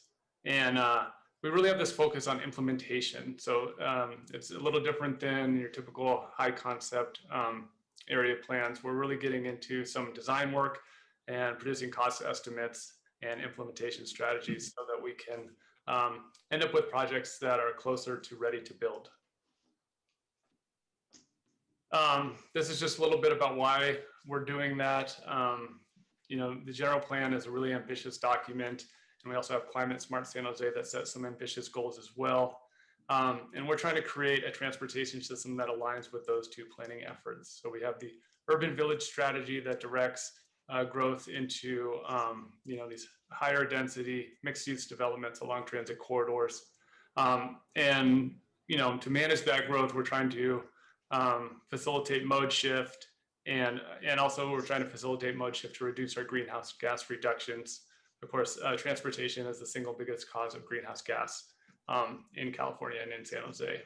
And then of course we have our Vision Zero program. We were one of the early adopters with a focus on trying to eliminate the deaths on the roadway. You can see here on this graph that the San Jose MTIP study area is pretty autocentric still. It's a little better than the citywide rate, but far off from where we want to be 20 years from now, or even 30 years from now. All right, so with that, let's look at East San Jose here. This is our study area. You can see we have the 6 urban villages along the East Santa Clara Alum Rock corridor. And we have the BART station there in the middle, the 28th Street Little Portugal future BART station. And that's how we created our study boundary. We went 1 mile from the BART station and a 1/4 mile from the urban villages. And that gives you this blue sort of Saturn shape around here. And one more thing I want us to consider with this planning area is the freeways. They're in hot pink, so they should be pretty noticeable here. I know this was talked about when the bike plan was here a few months ago. The freeways, especially 101, tend to act as barriers and make it difficult to travel from the east side and into downtown and back. You can see there's only 4 ways to get across 101 within the study area: San Antonio, East Santa Clara, Julian McKee, and Taylor Mayberry up here at the top. So before we get into the technical work, I'd like to start here by highlighting the community engagement that really informed a lot of what we did. The project team included Kimley Horn and Nelson Nygaard. They're 2 respected planning firms. But for the first time, we hired 2 community-based organizations to be part of the project team. We have Somos Mayfair and Vivo, the Vietnamese Voluntary Foundation. And they were both instrumental to the work we did. There's really no substitute for having people on our team that are active in the community on a daily basis. And this practice of hiring CVOs to be official members of the project team is something we've continued with every plan since then. Overall, there were 5 targeted engagement phases that took place over the course of about a year. Each phase included multiple meetings with strategies that changed based on the discussion topics and our objectives. So we had 34 total meetings of varying formats, including interviews, pop-ups, open houses, workshops, panel discussions, and presentations. And we also leveraged other efforts by presenting at the BART Community Working Group on a spur panel to the San Jose Bike and Pedestrian Advisory Committee, BPAC. And we also presented twice to the Com University San Jose State class when they were working on their Alum Rock project. And the final engagement that I wanted to highlight is the creation of the Movimiento Community Advisory Group, the CAG. This is something we developed at the end of the planning process. The purpose of this group is to keep the community involved as we move from planning into design and implementation. So right now we have 12 CAG members representing at least 10 East San Jose organizations. We've had 2 meetings so far, probably another one this month or next month. Because of COVID, all these meetings have been virtual, of course, but we've had a chance to share some of our designs for our projects from last summer and this coming summer, and the group has really provided some good insight and helped us to spread the word about our projects.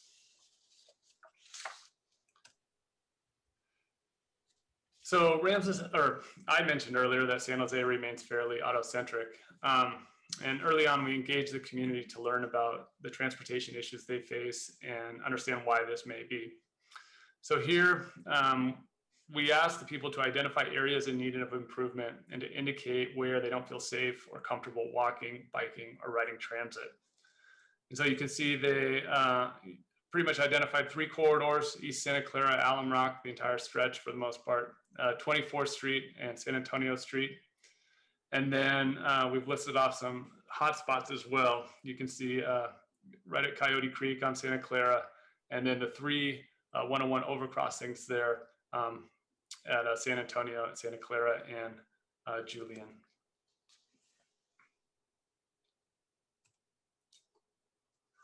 So we also asked people what makes it difficult to walk, bike, and take transit in the study area. The top responses were high vehicle speeds, lack of safe bike parking, and slow, unreliable, and infrequent transit. And so in addition to these 2 questions that we asked people, we also looked at things like collision data, where people are walking and riding today, transit ridership, and transit delay data as well. So to address these issues that I just went over, we next turned to project development. And so our first step in project development was to come up with this list of goals to ensure that our projects aligned with community and city priorities. So these are based in large part on what we heard from the community. I'll go through what these mean, and then I'll share with you our network of projects. So first, we wanted projects that address community concerns or desires, and ones that serve the needs of people who have not been served fairly or justly in the past, including young people, the elderly, people of color, the disabled, and people from low-income households. We want projects that provide an inviting setting on streets with businesses in an effort to support local retail. We wanted projects that create vibrant public spaces, that improve safety, that allow people to realize the health benefits of leaving the car at home, getting out and walking or biking around. We want projects that reduce greenhouse gases, And we want projects that we can actually deliver. So with those goals in mind, let's look at our project map, and I'll go over some of the features. So this map shows a network of 29 transportation projects grouped into 6 categories. The project categories are not that important. There's plenty of overlap between them. Generally, they refer to either the location of a project or the function of the roadway. So I want to highlight, though, the US 101 overcrossings. Again, the connection between East Side and downtown is an important element of this plan. And then I want to expand on the bike boulevards a little bit. They're the dark blue lines here. We have quite a few of them. So bike boulevards are bike routes on streets where there typically isn't room for bike lanes. And so bikes and cars have to share the roadway.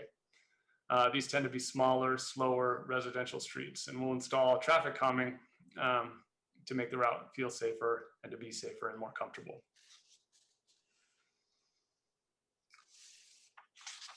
So we obviously don't have time to go over all the details of each project. We have 29 project corridors, like I said. So I'd like to go over some of the common project features. You'll see these on most of our project types. I've included bike lanes here, although, as I mentioned, you won't find bike lanes on the bike boulevards. So the first is street trees. Street trees are great. They provide shade. They reduce the heat on effect. They create a buffer between the street and the sidewalk. And studies have shown they can calm traffic. And East San Jose is somewhat of a tree desert. And so that's something we tried to address with this plan. The next is pedestrian scale lighting.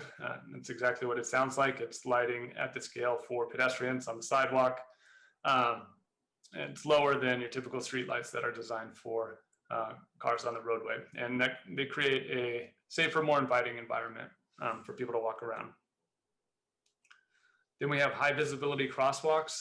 This is a picture from some of our high vis crosswalks in downtown. These obviously raise awareness to drivers. Hey, there's a crossing here. Watch out for people, slow down. The next is bulb outs. So bulb outs are sidewalk extensions that shorten the crossing distance for pedestrians, making them less exposed. And they also slow vehicles as they go around the corner. You have to make a sharper turn so you can't go around the corner as fast. And then finally, we have separated or buffered bike lanes. I think we're all familiar with these at this point. This is a picture of a protected bike lane. You can see the plastic delineators there to keep the vehicles out of the bike lane. A buffered bike lane is similar, just without the delineators. You have just a painted buffer between the travel lane and the bike lane.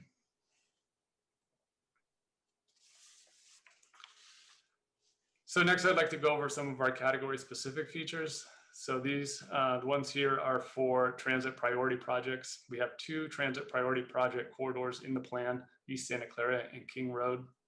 The goal here is to make transit a faster, more reliable, and more pleasant experience. And we want to allow transit service times to compete with auto drive times. So here we have, not the worst bus stop I've ever seen in the world, but not a great one either. This is what we were really looking for with these enhanced bus stops, something with shelter, a place to sit, and it's not pictured here, but real-time arrival info. Next, we have the public service lanes. So we're recommending these on East Santa Clara, which is the busiest bus corridor in the county.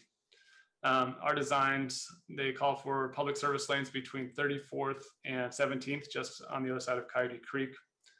And we're calling for side running public service lanes. So what this means is that the outside travel lane will be reserved for buses and emergency vehicles. And these lanes should help with transit speed and reliability, which are 2 of the issues that I talked about before, identified by the community. And they should obviously help with emergency vehicle response times as well. We went with side running rather than center for several reasons. For one, both the local and rapid buses will be able to use the lanes. And with the high number of buses we have running along East Santa Clara, a lot of people will benefit from them. And then 2, we will avoid some of the construction issues that plague the installation of BRT along Alum Rock, because we won't have to install curbs or bus stops in the roadway. We could essentially install these overnight. And then another feature of this design is slightly wider bus lanes. I'm sure many of you have been on East Santa Clara heading east in the evening, and you're stuck behind a bus or a large truck that's sort of straddling the line between the 2 lanes, and essentially making the road function as a 1-lane road. The wider lanes will allow the buses to stay in their own lanes, and the traffic in the other lane will move much more smoothly. And this is just a picture from the East Santa Clara Urban Village Plan. This concept has been around for a while. It's just a nice look at the public service lanes. Is my audio coming through clearly now? Yes. All right, thank you. So I just want to add a little bit to what Pete's talking about here with the public service lanes. We do know, we've heard, from the public during our process and from council that, there's a lot of worry and kind of a bit of a scar left by the last BRT project, in particular to small businesses in the area. And as we go into design for this, saving parking, making sure that small businesses are not impacted in the same way that the last project brought about, is really top of mind for us. And we've already started looking at where we can make sure any kind of impact is reduced to a minimum at the conceptual level that we have now.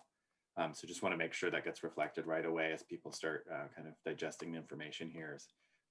We've heard that very clearly, and it's partly why we've already moved away from that center running BRT design. And there's a lot of project pieces that we're going to work out over the design process.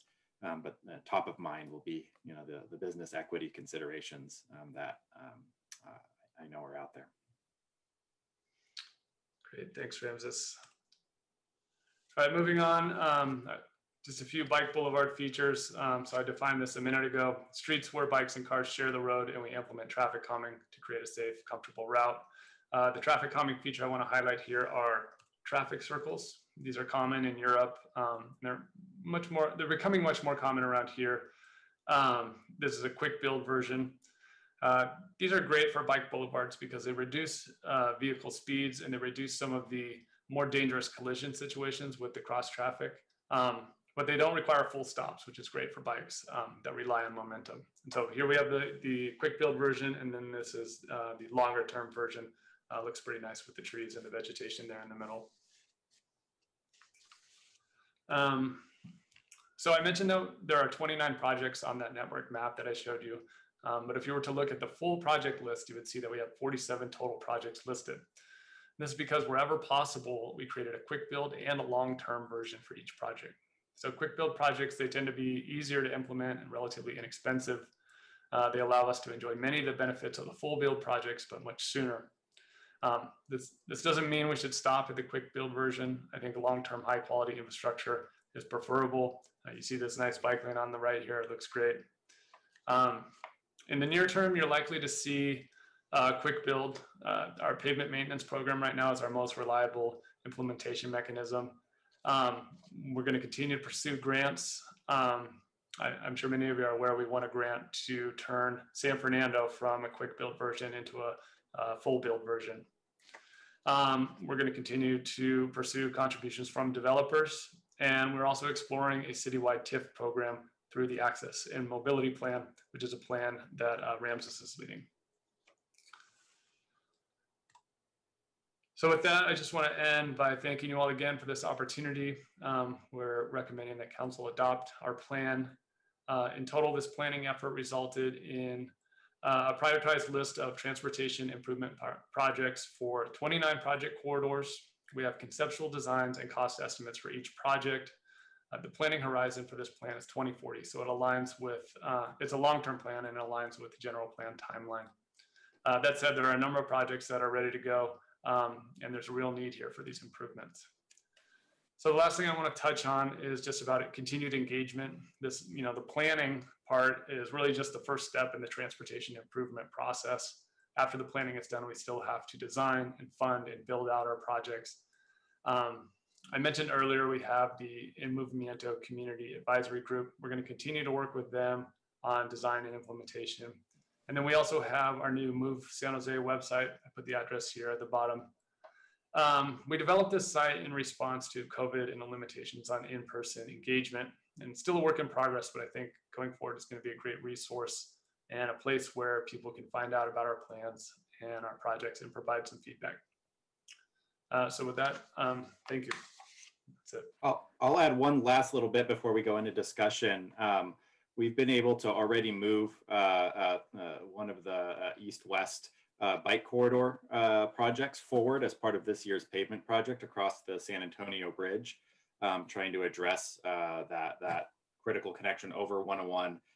And we've heard very loud and clear, east and west, east-west connections are top of mind for council, and so we're really making sure we push forward anything we can as project cycles are coming through. Thank you, Ramses. Thank you, Peter. Anything further? I didn't want to cut you off there. Nothing Nope. further. Thanks. Okay, great. Thank you. Well, I want to thank you for your work and the whole team, John, Jessica, everyone. It's great to see this moving forward. Also want to thank the many project partners, Somas Mayfair, Vivo, Nelson Nygaard, Kimberly Horn, the TAC members I know will be engaged. And then, of course, council offices, both council members Paralysis and council member Cross, because I know they've been deeply engaged in this effort, and their staffs. So let's go to them first. Councilmember Reyes, did you have your hand raised on this, or was that on a prior item? Prior item. Okay, Councilmember Paralysis. Yeah, thank you, Mayor. And could we go to the public first? I think we have a couple speakers. Oh, yes, forgive me. Thank you. Let's go to the public first. Blair Beekman.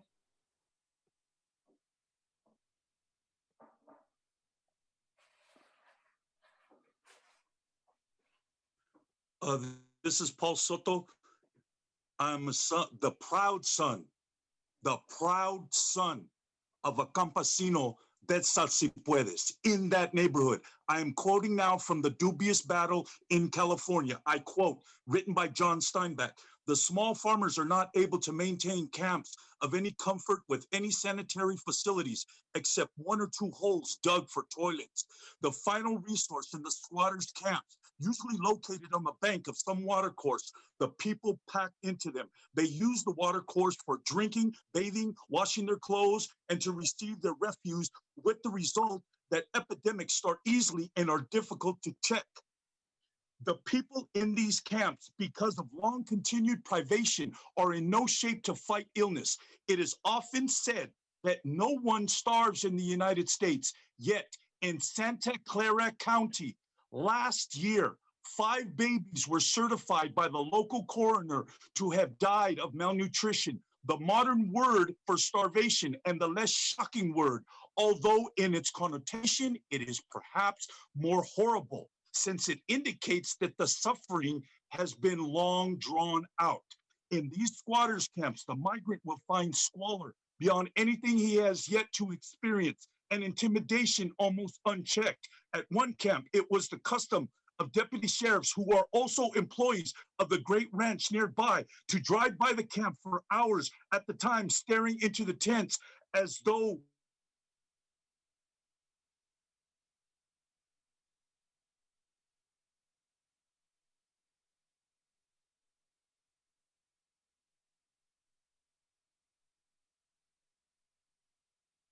talk about equity when those kinds of tragedies have happened in that neighborhood. No, nope, nope, nope, not gonna happen, not gonna happen.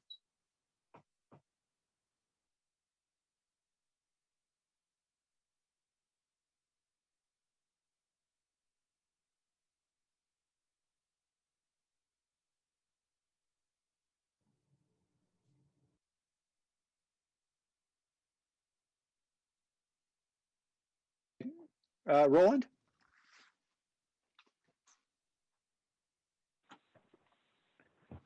Thank you, Mayor, and thank you for the presentation. I think this is a really exciting moment for East San Jose. But I'll have to disagree with you on Kimberly Horn, Mayor.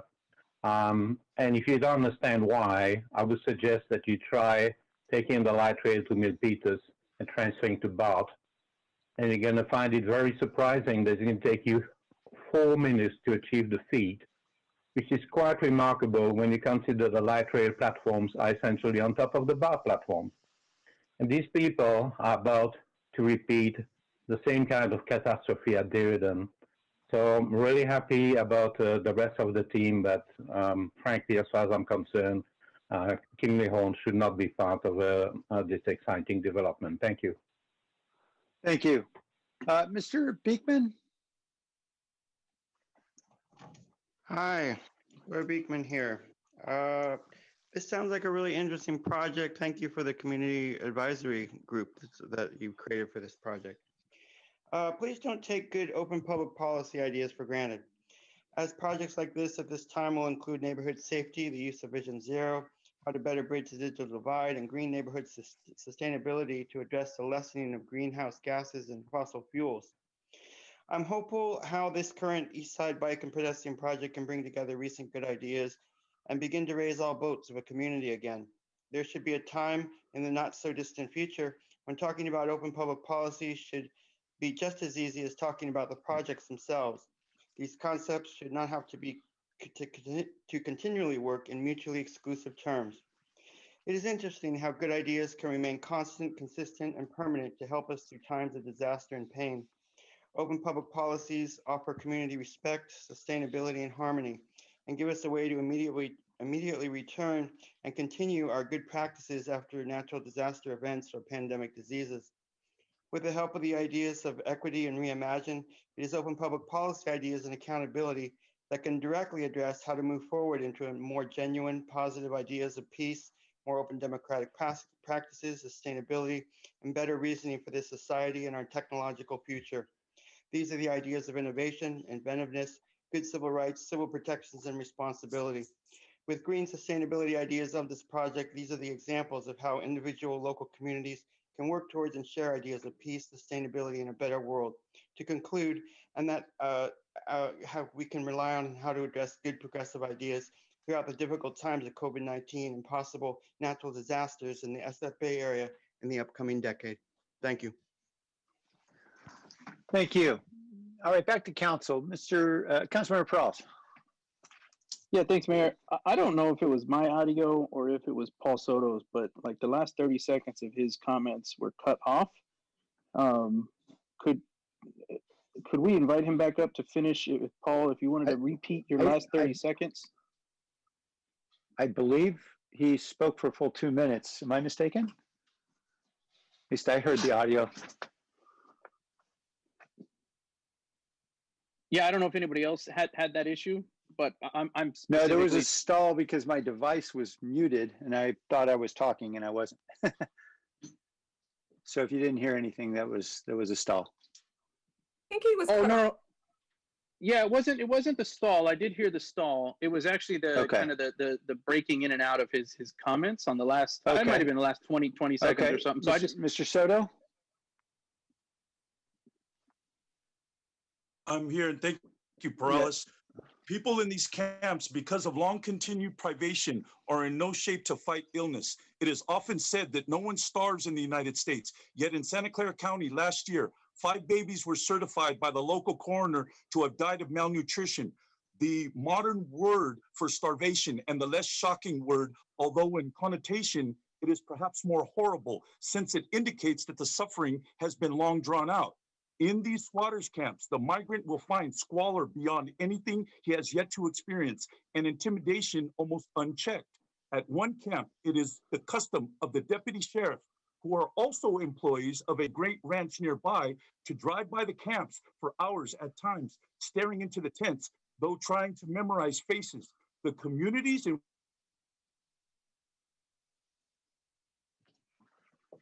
I'm sorry.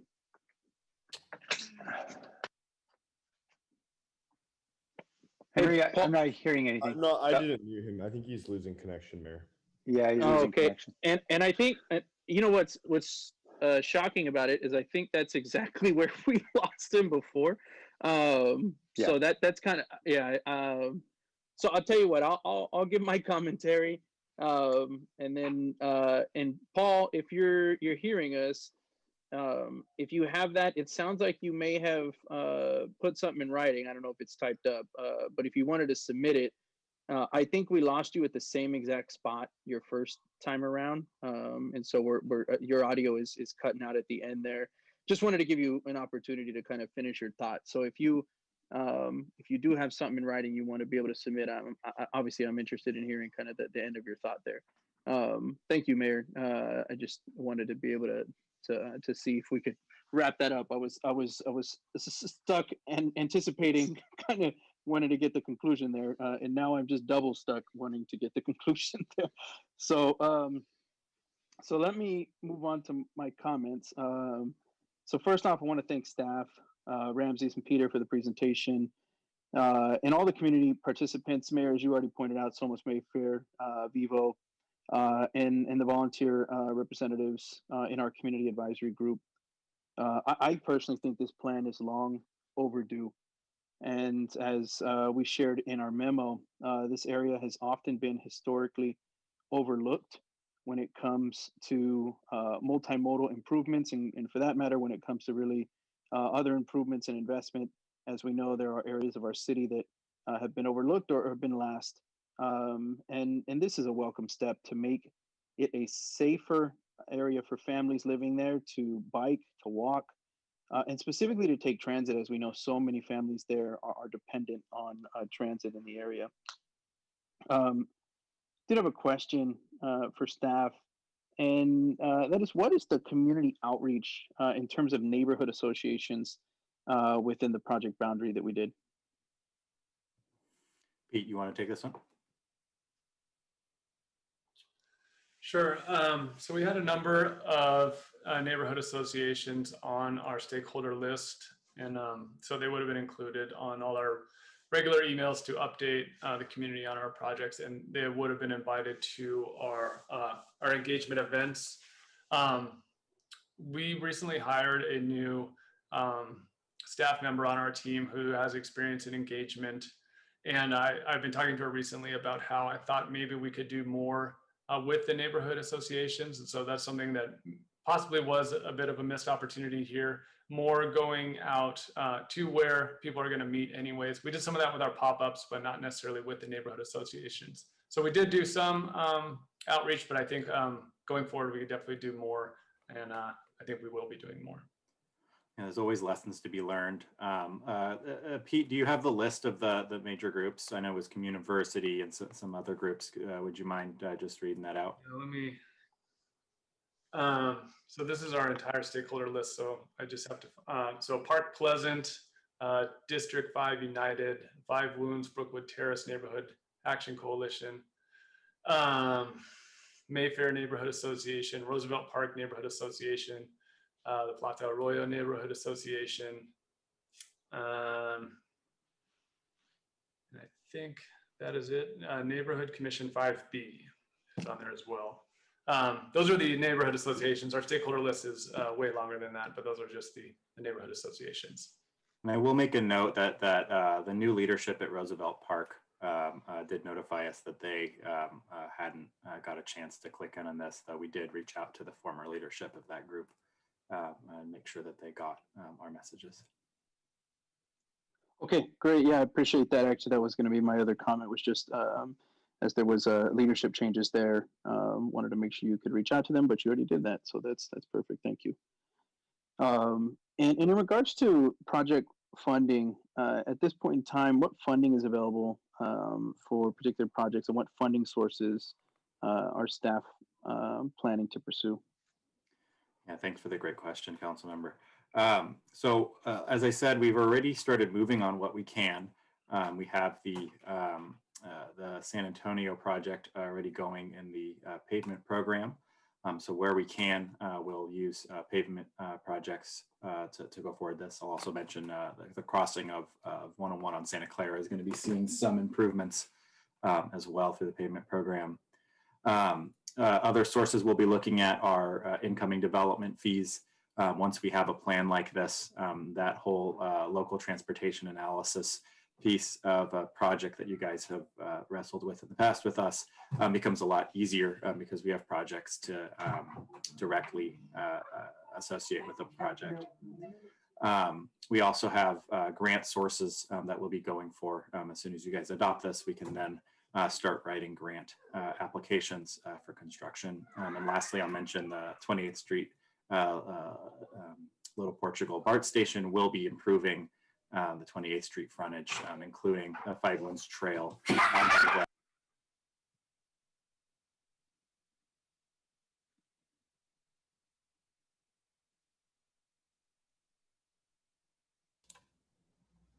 My little 5-year-old just jumped in. No worries. I appreciate it. That does answer my question, Ramsey. And if it makes you feel better, I can go into my son's room right now, who's my wife's trying to put him down, and it would sound similar. So I barricaded myself right now. Tried. Totally fine. And I do appreciate that, and I'm glad you were able to connect with the private development there on 28th and East Santa Clara for trying to garner some funding. The urban villages here provide a lot of opportunity for future development, and we should certainly leverage that to seek voluntary support from them. And then finally, I want to note that I do appreciate real opportunity with the proposed pedestrian bike bridge over Roosevelt and Coyote Creek to finally have a dedicated bike path north of East Santa Clara, and to connect these two parts of the greater downtown areas. I hope that SJPD, Housing, and PRNS, as well as the Water District, will work together to ensure that we address many of the quality of life issues as we build out this amenity, so folks can continue to feel safe. And with that said, I'd like to move the memo co-authored by myself and Councilmember Carrasco. Thank you. Second. Thank you. Councilmember Carrasco? Thank you, Mayor. Okay, I think everybody's internet is starting to die down a little bit, so we'll see if I'm not frozen there. I wanted to thank staff, the whole team, many to be mentioned here for all of the work along the way. I know it's been a long process, and engaging these many stakeholders and community members, I know takes a very long time, but it's a huge project, and it's a project that's worth investing in. But I also want to thank the forethought that you had in hiring also some of the community members of the CBOs that have those relationships, and I think it's worth really looking at as we proceed with other projects. I think lessons learned, being able to bring on CBOs that have that experience and that have those connections are worthwhile and definitely worth examining. The Councilmember Peralez already spoke on a couple of things, but for me, one of the biggest things that that I took away from major capital investments in a corridor that is as important as what is Alum Rock, which turns into Santa Clara, that is so rich with culture and activity and businesses and traffic. And of course, traffic translates into, our residents going to school and going to work, and just a lot of wonderful activity, very dynamic. And of course, it's also a corridor that's being built out and developed. A lot of investment that's taking place up and down Santa Clara and Alum Rock. 6 years ago, when I came into office, one of the biggest issues that I had to deal with as a brand new council member was, of course, the BRT development. And I know that many of you have already heard me talk about it extensively. Those who have been on BTA have heard me talk about it. Those who were on TNE heard me talk about it. Every chance that I had, I brought it up, whether it was on the agenda or not on the agenda. I took up every opportunity that someone would not mute me, because at that time you couldn't mute me, but I would speak up and talk about it. But it was because it just had such an impact on our community, and it had such an impact on the district, but it had such a tremendous impact on our business districts. And of course, every business represents a family that employs individuals and people who are working so hard to keep a roof over their children's heads and food on the table. So we included that, Councilmember Perales and I, in the memo as a means of memorializing and paying some respects to the history of Alum Rock, but also as a precautionary tale to make sure that this just doesn't happen again. I would hate to see the same kind of devastation happen to our business owners down Santa Clara, and especially down the downtown the center of the downtown area of San Jose, especially after dealing with COVID and all of those struggles. To give them a double, triple, quadruple whammy, I just don't know what would be left of our businesses. So it's in there, and I'm just going to ask you, and we've already met, so just, we don't have to get into extensive detail, but it would really reassure me, and I hope that it reassures the businesses as well, in terms of what kind of precautions we can take and how we can give businesses ample opportunities so that they can plan ahead of construction. Yeah, I'll take a swing at this, and John may have some things to add. So I want to address two things you brought up. One, thank you for your comment about hiring community-based organizations. This is now standard practice for all of the planning efforts we do in DOT. We did it as well in the bike plan. We're finding it just an incredibly useful way to just broaden the outreach and lower the bar for people to come in and engage, right? It's easy to hear from the usuals, and we should hear from them, but getting the broader array of voices that really should be informing our work is greatly aided by that. So just wanted to say thank you for that acknowledgement. Then on the construction planning and impacts. So one, I will say the impacts of construction itself should be very minimal compared to the original BRT construction. We are not adding particularly large amounts of infrastructure. We may be upgrading stops, but we are not adding center running lanes. We're not adding curbs. We're not adding any of these things, right? Think about how bus lanes look in San Francisco. It's red paint on a lane and stencils. That's the basics of it. Of course, there's going to be some special things here and there at intersections to make sure things work smoothly.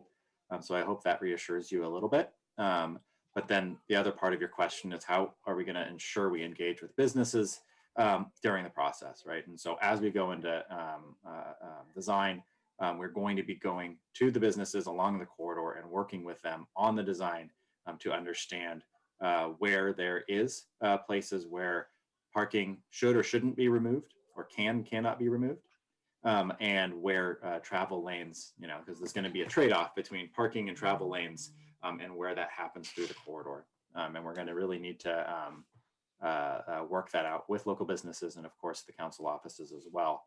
It will be a completely open design process, and we will commit ourselves to engaging with all the business leaders or all the business folks on this corridor who will engage with us.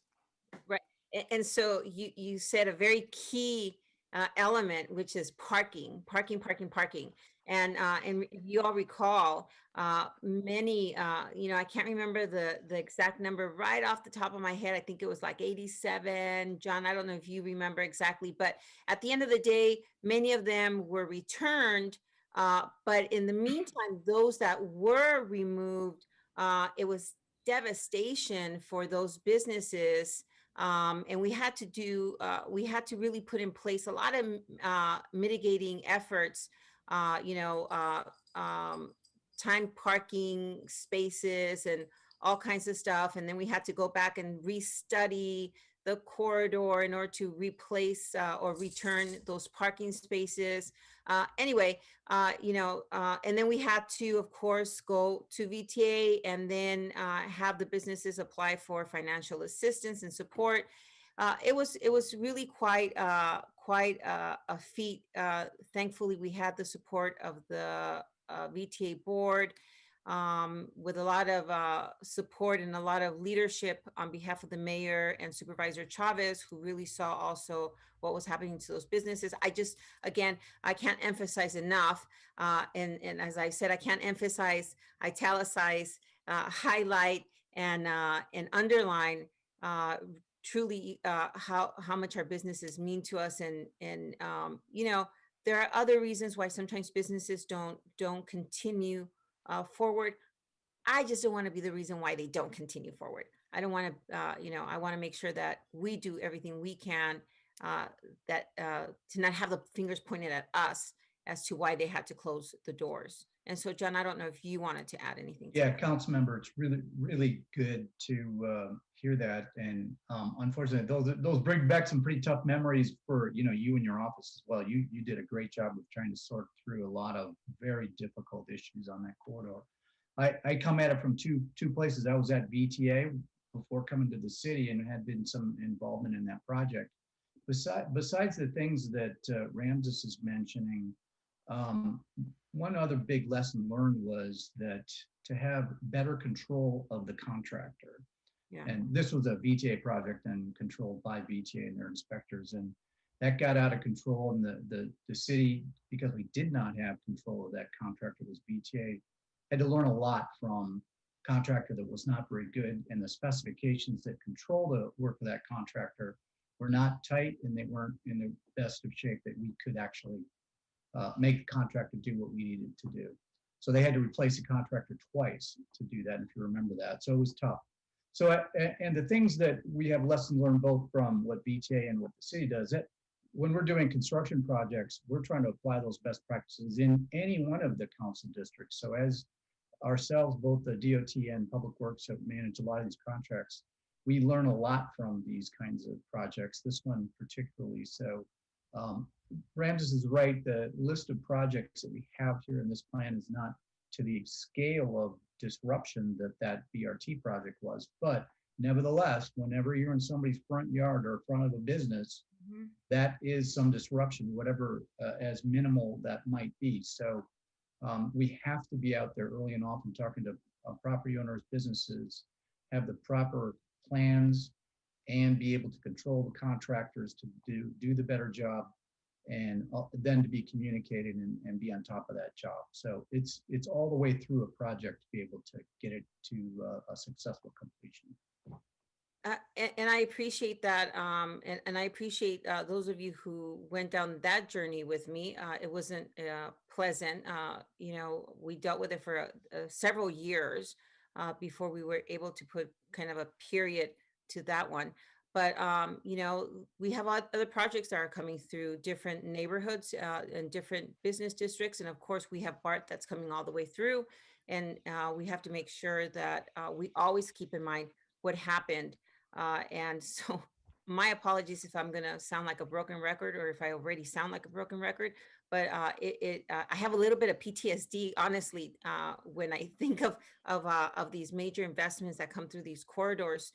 So my apologies beforehand, but you'll hear me continuously bring this up, only because I just want to make sure that we continue to, I don't know what binder it's in and what shelf it's on in terms of lessons learned, but at least for the next couple of years that I'm here, as these come up, I'll bring that binder down and flip through the pages and go, remember this, let's talk about it, and let's continue to reinstate those lessons learned, because some of those businesses just went away and we never saw them again, and nothing we could do after that. We weren't able to revive them, just weren't able to revive them. It was devastating. So thank you so much. So thank you so much for the work, and I'm glad that we continue to learn and we continue to improve as we continue to invest in these very important corridors. Alum Rock is a beautiful, very dynamic corridor, and that east to west dynamic travel will continue to connect our residents. So thank you so much. And that's it for me, Mayor. Thank you. Councilmember Jimenez?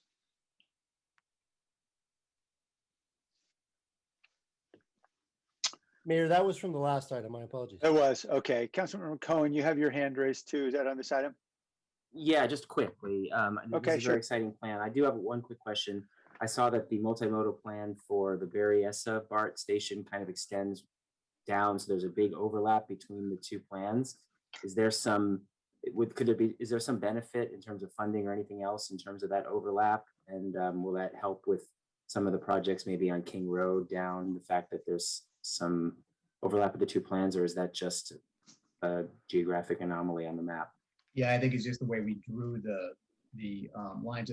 As Peter was doing his presentation, we were drawing a 1 mile boundary out of the BART station. They're probably overlapped, and then a quarter mile from that. So, but it's not a bad thing. It means that we're making sure that each one of these area plans actually meet up and make sense from a corridor type transportation improvement. So, but I think it was just the geographic lines on maps, but it's a good thing in the long run. So as we get funding from potentially from the urban village to the north, that could potentially help with some of the plans in this other multimodal area? That's correct, yes. We hope that does. Right. All right, thanks. Yeah, I just add it's, and you're right, Councilman Cohen, it actually helps a lot, the scoring criteria at the MTC and others. Yeah. Councilor Pross, you had your hand raised. Was that from before? Yeah, that was from before. Okay. Peter and Rams, just really appreciate the attention to trying to find that elusive passageway from east to west for a bike corridor that would be safe. I know you've heard me harp on this issue before, and I appreciate your responsiveness to it, because we know that there are many who, either because they don't have the means to afford a car, or just because it's a lot, maybe it might be a lot easier than using transit, would really want to be able to bike to work downtown, for example. And I appreciate, it appears that most of the focus is really on San Antonio to San Fernando. Is that fair to say? As sort of the ideal corridor? If you're That's going to pick correct. the safest one. And the reason is the overall network decisions were made to Santa Clara is a grand boulevard, and the general plan Right. is also the busiest transit corridor in the county. So we there's only so much roadway, right? So Santa Clara, we are making a crossing at 101, specifically because that's the flattest crossing of them all. Yeah. Getting folks to the BART station as that opens up is just really key to making sure that the whole kind of transit node and non-auto catchment area for that is active and as safe as possible. But we are focusing on that. We will also be working on McKee as well. That one is a little harder of a project. It's a big, huge overcrossing with interchange elements that make it a lot more. You're talking about McKee 101. Mm-hmm. Is that right? Yeah, to join. Okay. Yeah, understood. That is challenging. So just going back to San Antonio for a moment, my memory is a little blurry because I know that we've been working hard with a quick build project out there. And, an ideal world, we would have physically separated with, bollards or something, the plastic bollards, I forget what we're calling them these days, all the way down. But I know there were issues with parking that residents really wanted on the other side of on the east side of the bridge from City Hall. And so I'm just wondering, how many blocks are there really interrupted continuous access to having a segregated safe lane for cyclists? I mean, how many blocks is someone exposed? Yeah, that's a great question. Actually, Pete has been also managing that project to a large degree. So Pete might actually have that information off the top of his head. I can't answer directly off the top of my head. Yeah, so the bike lanes that we're doing on San Antonio, they extend from Jackson to King, and then from King westward, it's a bike boulevard, except for over the 101 overcrossing. That is wide enough, and then obviously there's no parking on the bridge there, that we can have some protection there as well. So when you say bike boulevard, does that mean they get a lane or they just get sharrows? It's so Bike Boulevard is Sharrows with, should be with traffic calming. That's the difference. All right, so there's no lane or anything then, huh? Right. And so that stretch between King and 24th, west of 24th, the volumes are low enough and the speeds are low enough that it's really quite a comfortable ride, all ages and abilities. I think it's that stretch between King and 24th where it's still maybe not up to the level that we wanted to get it. I wouldn't call it an all ages and abilities route yet, especially given how steep the bridge is. Even if it was perfectly safe, it's just a difficult ride. So there's still work that needs to be done on that stretch there. Yeah, and also that we have protection, but we also have bike boulevard treatments that are not just sharrows. Right, we're trying to veer away from calling something with just sharrows a bike boulevard because it's just paint on the street doesn't do that much. So we have work to put in traffic circles as well, as Pete highlighted in his presentation on San Antonio. Those will be going in, and those are proven ways to slow traffic down and give cyclists an easier through there as well. And I'll also note, we actually worked really hard to find more designs to make more protection. And we really heard loud and clear from the community there. Hey, it's the kind of community where there's a lot of people living in houses and they need their automobiles. Parking is hard.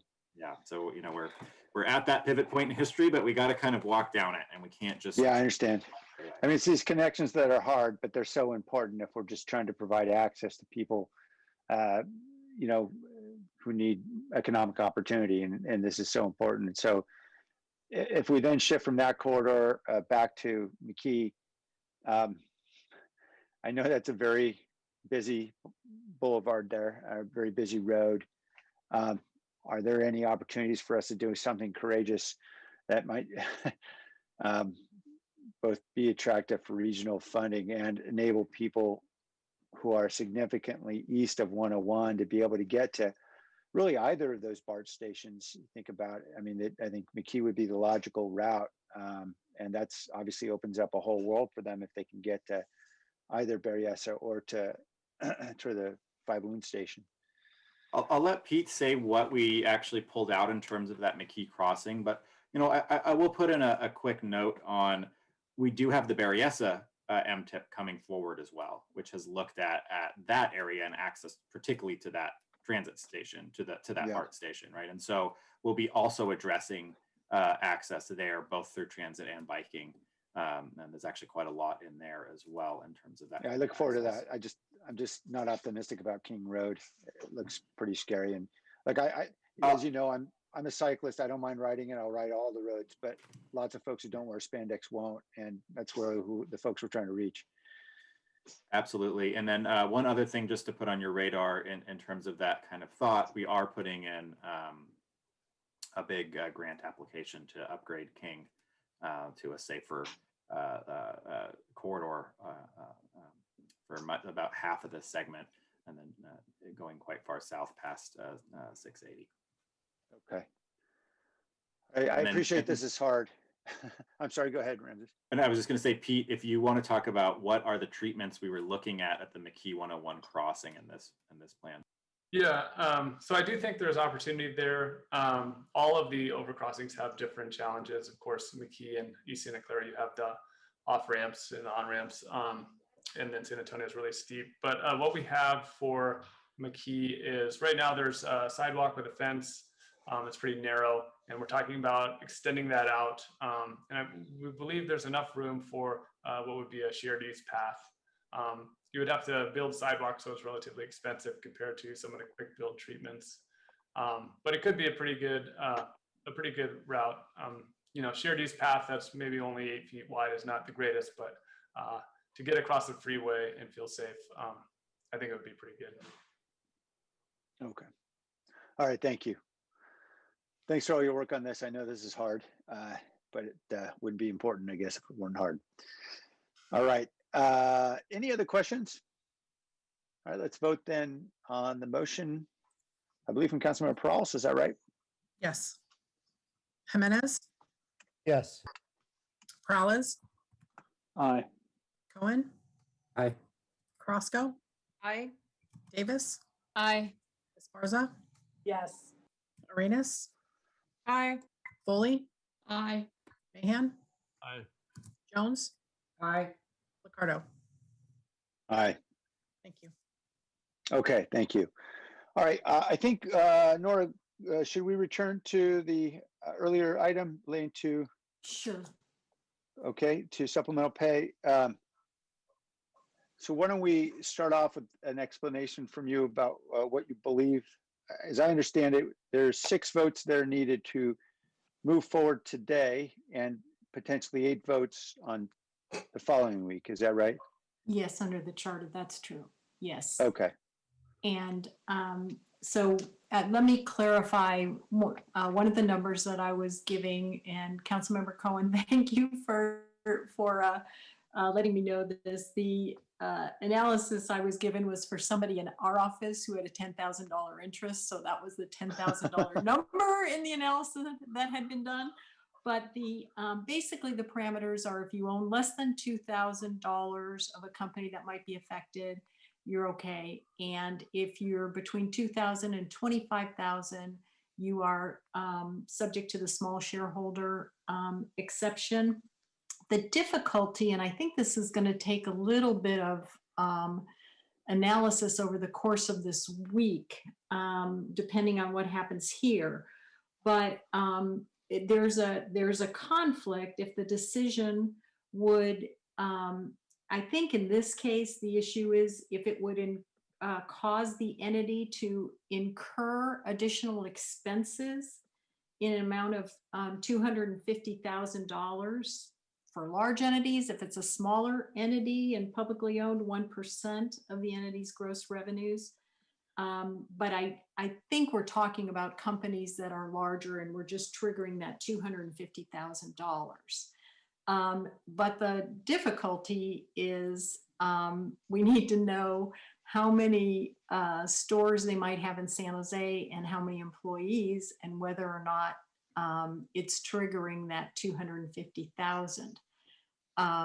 And so, for example, a Target has a lot of stores in San Jose and a lot of employees. And if it's $3 an hour over 121 days, it might get us to the $250,000 threshold for that would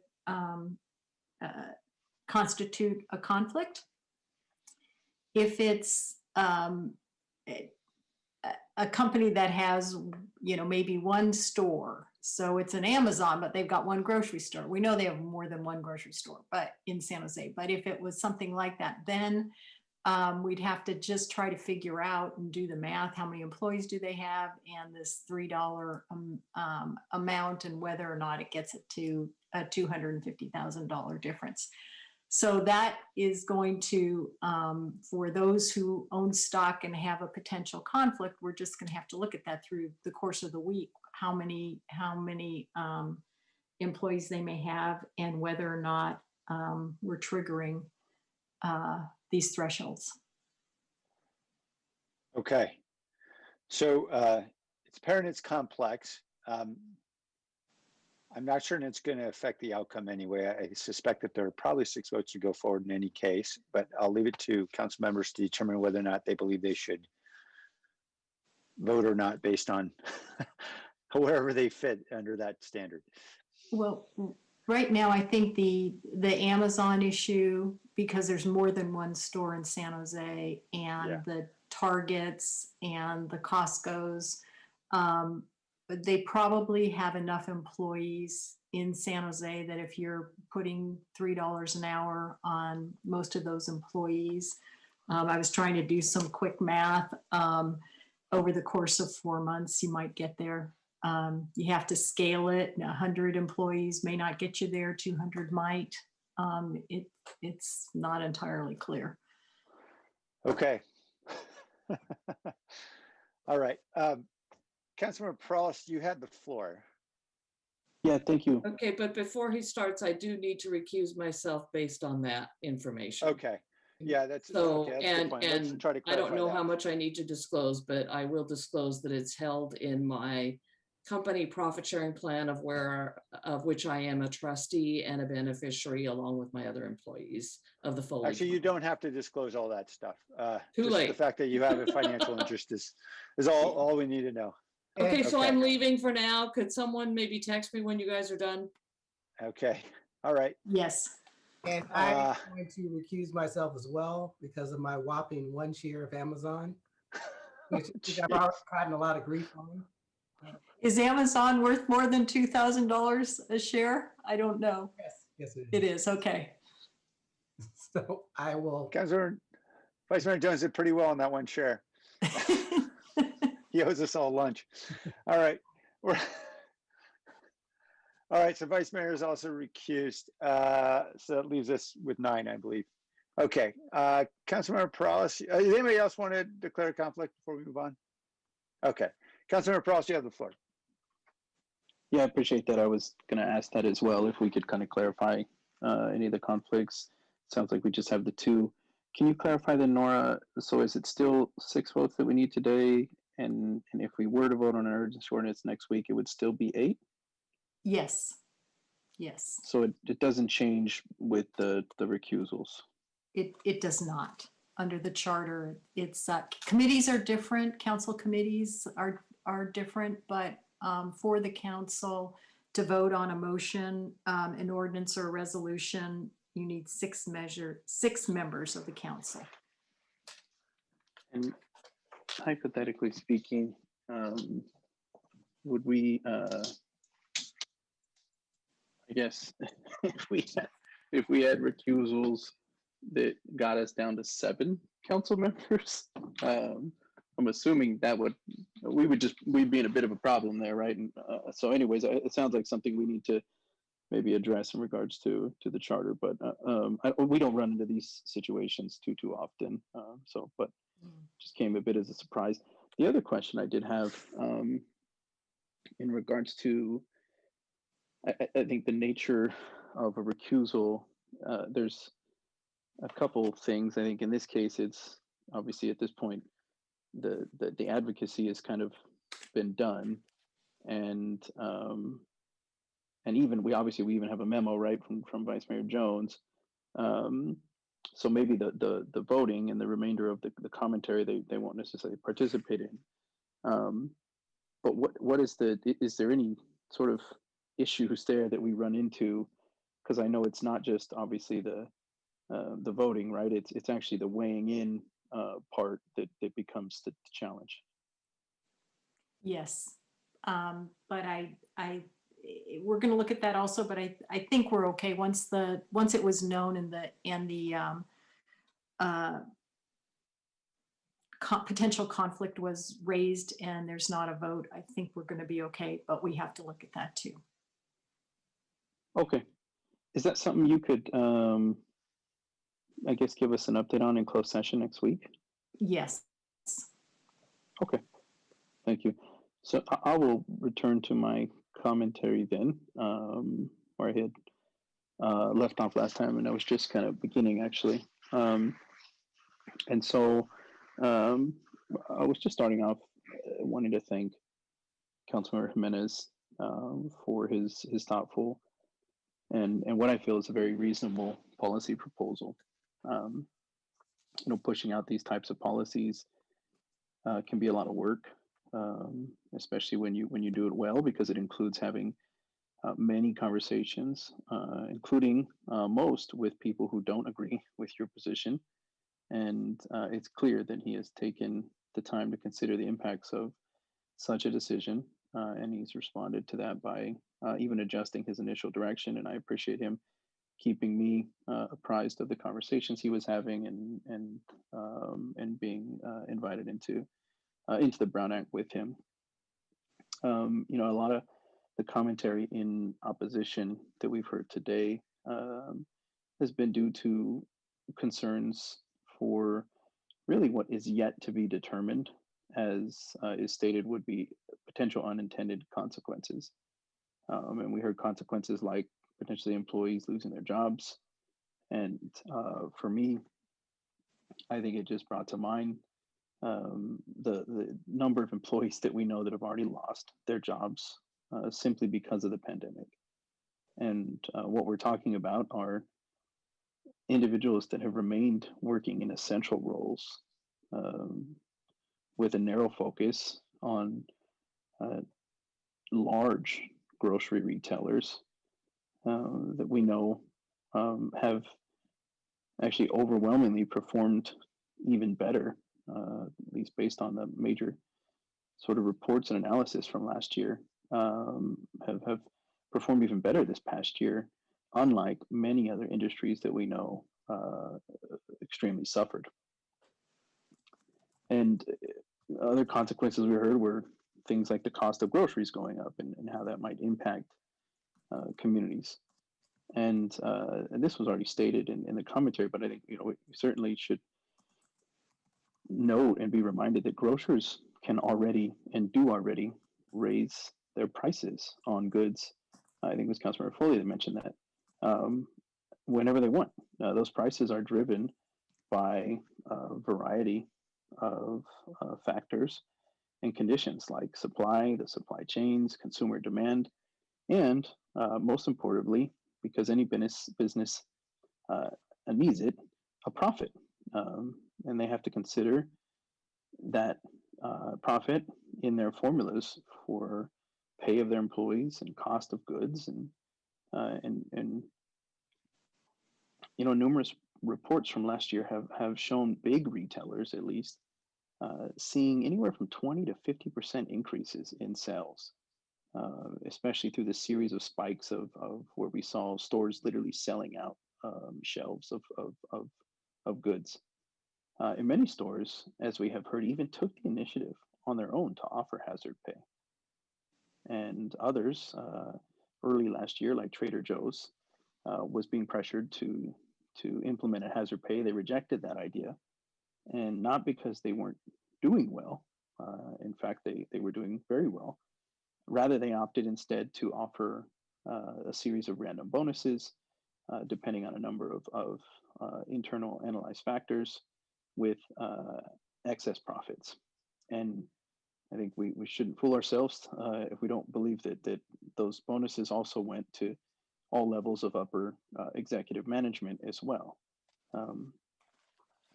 And ultimately, this entire discussion has made a couple of things really clear to me. One, because I have the personal experience of receiving hazard pay as a former police officer. And the pandemic has really made it clear that there are many other essential workers that should also be receiving either regular hazard pay or at a minimum triggered hazard pay during particular incidents, specifically emergencies like we've seen this past year. And secondly, what's been made clear to me is that in the discussions that we've had today, and we've had these types of discussions before with particular unintended consequences on things like raising the minimum wage as a similarity. But what again I realize is just that we can analyze this as long as we really want, but we'll probably still end up with varying opinions on the conclusion and varying opinions on the analysis. And ultimately, as a society, we did not get a heads up. We didn't get to evaluate the consequences of a pandemic. We didn't get an opportunity to decide, I think we'll pass on the pandemic. We're not here because of some well-analyzed actions. We're here in a crisis. And in the end, and as actually Councilmember Jimenez mentioned last week at Rules, the reality is I think we waited even too long to implement such a policy like this. And so I'm certainly going to be supporting the current motion, but I know it has been shifted a little bit, and certainly the amendments accepted at the moment. But I truly don't want to delay this action too much longer. and I hope that we can support it moving forward today and next week. Thank you. Point of clarification, Mayor. The motion that's on the floor, if Vice Mayor Jones recused himself, we can't accept those amendments. Is that correct, Nora? That would be correct. Yeah. Okay. Mayor, you're you could come up with them yourself, but I wouldn't have it come out of the memo. You can structure a motion, but it should come from someone else, not necessarily be like the adoption of sections 2, 3, and 4 from his memo and that sort of thing. That he should not be participating. Okay, thank you for that clarification. Okay, so just so we're all clear what the motion is at this point. This is now just Councilmember Jimenez's memorandum. Is there anything else that is accepted?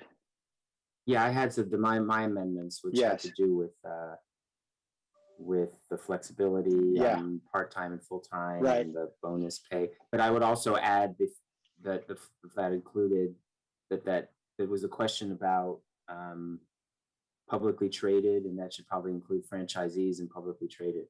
And okay, so that amendment was accepted, so that's part of the motion. Anything else that's part of the motion, just so we're all clear? All right. Then Henry, you were taking notes on who was in order when we left this discussion. Yeah, Councilmember Peralta is Councilmember Mahan. Okay, Councilmember Mahan. Thanks, Mayor. It's certainly been a good lesson in civics and Robert's rules and whatnot. I'll say I really appreciate the intention of the memo. I know it's coming from a really good place and it's trying to do good in the community. In fact, my best friend's family growing up had a family grocery store, and I spent a lot of summers working there. So I appreciate what our food retail employees do for the community. And I'm sure, like many of our workers out there in the economy, are worried about what it means to be interfacing with other people during COVID. So I think the intention of this is great. I think my line of thinking is very similar to the vice mayor's. And I know he's not in this conversation now, but I think we've been a little too dismissive of the idea that, there will be impacts, it sort of sounds like some of us think that we should just focus on the benefits, and then the potential trade-offs or costs are not something that are very knowable, or even if we could know them, that they're just not that important because this is a good thing to do. And I worry about that logic, just in general, as we make decisions collectively on behalf of our residents. So I would like to, and I've got a few things to say, but I would like to move to basically re-include, I believe it was item 3, and please let me know if there was another item from the vice mayor's memo, but I would hope that that would still be a friendly amendment here, because to me, having at least some assessment of that impact, and to be clear, I'm not worried about Walmart or Amazon here. I'm worried about all of the other local and regional chains. I live down the street from Chavez Market. I'm pretty sure they have over 300 employees across their regional chain. Have we talked to them? What are they going to do? How many fewer shifts? How many roles that they might have opened are they not going to open? They're a pretty thin margin business. They're not Amazon. They're not Walmart. I guarantee a lot of that increase will be translated into food prices. I don't think these are unknowable things. I think they are important. At the end of the day, the vast majority of us may still support this, but I think it's important that we try to get that data, try to reach out to local business owners, and try to go through that exercise. Same rate, I'm mindful, I am mindful of the staff constraints, but I just think this is a big decision. And if we're going to move forward with it, I'd like to be an advocate more research and more analysis as part of that process. So anyway, I'll make that motion. I don't know if I should make that motion and we should act on that first, or should I go through the rest of my questions? Perhaps, council member, you just asked for a friendly amendment. Yeah, so I'd like to Yeah. Yes, I would like to ask for a friendly amendment to reintroduce was it just item 3 that was added? It was item 4 as well, which, you know, I think it's a separate issue, but so I think maybe the focus of what you just discussed is more item 3. Yes. So listen, I didn't obviously know that the vice mayor was going to have to recuse himself. So after he spoke and we were going through the list of speakers, one of the things that came to mind for me is if we're going to go out and get him, you know, in a week, we're going to have OED come back with some information. I think what's important to me is to make sure that information is well-rounded, right? So if they're going to poke around and talk to Chavez, well, I'd also like to understand transmission rates for the workers, the real impacts as it relates to some of the employees there and things of that nature, right? So not only necessarily the perspective of the employers, but the employees. And so if you're open to that, I'll accept it. But if, you know, because I think if we are truly interested in having a well-rounded understanding of the impacts, I think we need a well-rounded understanding of the impacts. And so that's the only thing I would say. That sounds right to me. Absolutely. Okay. Yeah. And so, because I think there's a lot of research out there having done around the impact of the employees. So if that's okay with you, I'd willingly accept it, but I think it needs to be well-rounded. And I don't know if OED's on here, if some of the folks are still here, but if they are, if they can, and I know obviously people are listening, right? Dave's on the call and such. So, oh, there you are, Christopher. Yeah. Councilmember, yeah, certainly it's something we're willing to look at. Not a huge amount of that data is publicly available. I know the state health department has just enacted new law January 1st, so that workplaces have to disclose cases, you know, specific to each individual place. But I'm not sure how much data we have on that right now, but certainly willing to take a look at it and see what we can find out. Well, I would happily direct you to some of the representatives from the thousands of workers in the area. I believe they have some of that information. So if you can, because I have some of those number here in my notes that I mentioned during rules, but I didn't go into that. But I think I think they're readily available, some of that information. So if you can bring that forward too, so everyone's aware, that'd be great. So yes, Matt. Okay. Thanks, council member. That's great. Yeah, I mean, I think at a minimum, that 300 threshold, I know some other cities have used, but in my mind, it's not quite clear what that means locally. Obviously, that includes Walmart and Amazon, but again, how many other stores, how many other workers, I would love to get some of that survey data locally and agree with you on it being balanced. In fact, part of why I asked is that I've seen some data from advocates on both sides of the issue, and it's, I'd like to see some as independent of an analysis as possible. I also, another issue I wanted to dig into a little more because we kind of passed through it quickly is just on the legal risks. And I was hoping Nora could tell us a little bit more about the Long Beach case. And I don't know if there's a case in Seattle, but Nora, are you able to give us just a quick update on at least the Long Beach case? And if the city's opened itself to damages, I couldn't tell from your earlier answer, is there any analysis of what, if down the road we enact this and we are sued, which we likely would be, kind of how that could play out for us? Sure. Thank you, council member.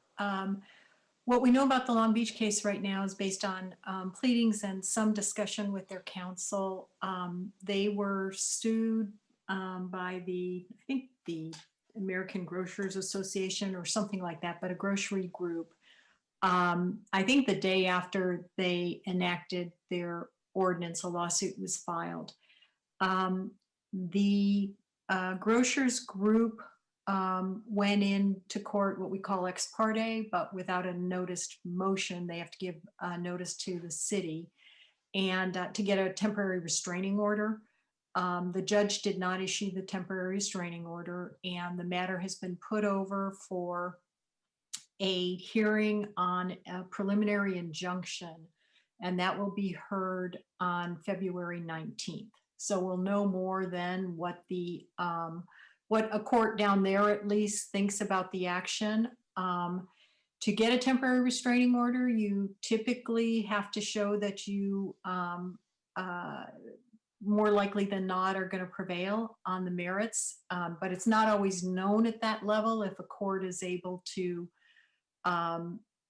make that assessment that early in a case. And so we don't know if the court just thought that they weren't going to prevail or just set it over for an injunction because that's more fully briefed. So that's what we know about that case. We are looking at the damages questions, and I actually have some other things that I'd like the council to give some clarity on as we attempt to do an ordinance, if that's where the council's going to go. And I can bring those up in a bit, but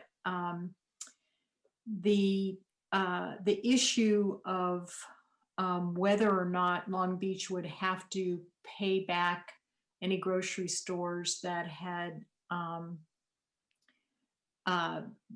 paid additional wages under their ordinance. Our understanding is they have a concern about it, but they don't know. And that's part of what we are looking at, so that next week, most likely in closed session, we will be giving you a complete briefing on some of these issues so that you're prepared for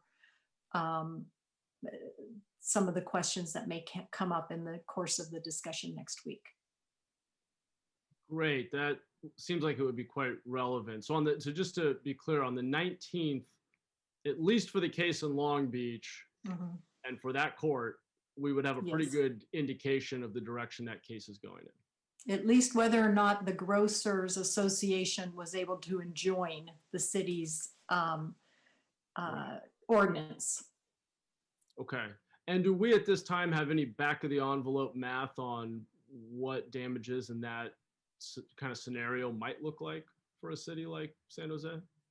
For San Jose, we don't. We've been trying to get information on numbers of employees and those sorts of things. Some of the information you're asking from staff also.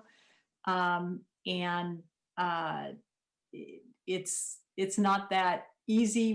We have some Bureau of Labor Statistics information on the number of grocery workers, but that's by the county. Do you say half of those are in San Jose? The number of grocery stores, same thing. But it's data from September of 2019. There's also some other data that city staff have. Some of it is tax-related data, and so it can't necessarily be made public, but we can, what they're paying for, various businesses are paying for various either sales taxes or payroll taxes and things like that, but we might be able to discern numbers out of that, and then maybe learn more from just calling around and trying to figure out how many people might be affected by this. So we're trying to figure that out. Point of order, is this a closed session item, considering its potential litigation? Should we just defer this to closed session? Yes, I'm not getting into necessarily the risks, just what we would need to know to provide the information we're going to try to gather to provide advice to the council next week. Thank you. And yeah, please tell me if I should defer any of these questions. Sure, I will. I'm just curious for next week, when we do go to closed session, will you at that time, do you anticipate having a little more detail about potential damages? Will there be more? Whether or not damages are even something that could be recovered, and if so, probably a gross estimate. But I don't know that at this point, we haven't determined whether or not they can actually be recovered. Got it. And other than Long Beach, are there other cases, is there other litigation we should be aware of? Not that we're aware of. Okay. There may be a case in Seattle, but we don't have the pleadings, and we don't think it's a grocery case. Okay. And then I just saw a text that I may not be allowed to just refer to the vice mayor's memo because he's recused himself. Do I need to Yes. read?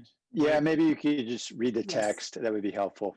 Yes, I would like to propose a friendly amendment to direct the city administration to provide high-level response or guidance on the ordinance's potential impacts based on available research and analysis, including impacts to other cities who have adopted a similar ordinance, increased costs to customers, business employment reductions and eliminations, modification of retailer inventory mix to avoid being included in the proposed ordinance. And as Councilmember Jimenez had asked, I think including an analysis of, I don't know if I'm framing this correctly, but the impact of COVID-19 on the workers that this might apply to, essentially. Is that fair? Sorry, you're on mute, Councilmember. So that is fair, but as we're going around in circles talking about that component, I can't help but think back to some of the statements I was making to Vice Mayor Jones earlier on, in that and I think it's been alluded to several times here that I don't think anything, and you even might have said that, but I don't think anything that's going to be presented to us next week along these lines is going to change anyone's mind. And I think what we're going to see is information certainly lifting up the grocer's perspective, information lifting up the worker's perspective. And so just thinking out loud here, but I'm thinking back to the reasoning behind including 120 days, right? For it to come back for evaluation, in which we would get a better understanding of the real life implications of this, having it in place for a short amount of time. And I think that's what's going to be telling, right, when it comes back to us. And so the more I'm thinking about it, I just, I'm less and less inclined to accept the friendly amendment, actually. Okay, well, if I could maybe just offer a perspective on it. I mean, the concern that I have with including the analysis in the 120 days that the ordinance is enacted is that if we learn that we might push a few of our local grocers, specific stores over the edge and they shut down, the odds of getting them restarted are very low. I can tell you from experience, here in District 10, we lost the PW market 10 years ago. Mm-hmm. And let me tell you, when I knocked on doors, I mean, people have been begging to get a market back in there. We've had an empty storefront for 10 years. I know you've had experience with that in your district. So I worry that, here's my hypothesis on why I would personally like more analysis. There are a number of unintended consequences that I think ought to be understood, but the one that worries me the most is probably actually around the threshold. So I would grant you that Amazon and Walmart are not always, have not always done the best job of taking care of their workers and have huge profits. I'm not sure that 300 is a good threshold. We have a lot of local, regional, franchises, ethnic markets that I'm pretty sure have over 300 employees. And without us going out and surveying our grocers and our local employers, very hard to know if the threshold that they're using in LA is the right threshold for us. So I would benefit personally. I feel like my vote would be more informed and I would have a better sense of whether or not I could ultimately vote yes or no based on that economic analysis. Again, I mean, it's your amendment. It's your memo, but I'm just. Yeah, so I appreciate that, and I think some of that can be surfaced without directing staff to dig into this immediately. I mean, I suspect that if one call made to the Grocers Association could provide you with some of that information, right? And nothing precludes you from preparing and sharing that information the next week, essentially, right? And enlightening us with that. I just feel like, I get the sense that we're going down the road that I didn't want to go down. And that is not that I don't want to be informed, because I've talked to many, I listed off some of the folks we've had conversations with. But I just feel like we're going down the path of this analysis paralysis sort of phase, right? And you know very well that oftentimes, maybe not here in the city of San Jose, but in other jurisdictions, that is a tactic that's used to delay doing something that you don't want to get done. And so I'm just concerned that we're going down that path. To be honest with you, I think, I think just a basic reading of where some of the votes are, think you probably guess as well as I can that I think this is going to move forward. The reason you've seen some of the amendments that I went from $5 to $3 is because I was having some of these conversations. Now, sort of to the mayor's point earlier, is like, where does this end, right? The same thing can be applied to the analysis, right? Where does the analysis end? Where do we stop? When are we satisfied to know that this is the right thing to do? Will there maybe be some consequences that come with it?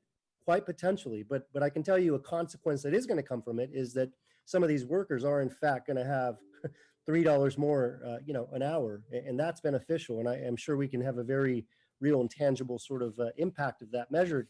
And so I just worry that we're going down this path that I didn't want to go down, and something that I expressed to the vice mayor very early on when he submitted his memo. And so I think with that being said, with all due respect, I'll decline the friendly amendment, but that information, I think, can very easily make its way to the next meeting, I think, without having staff go do this work. And so Yeah, it'd well, probably be readily available. Yeah, I mean, I respect your decision. I don't see any analysis paralysis because I've seen, frankly, no analysis of the economic impact. I feel like to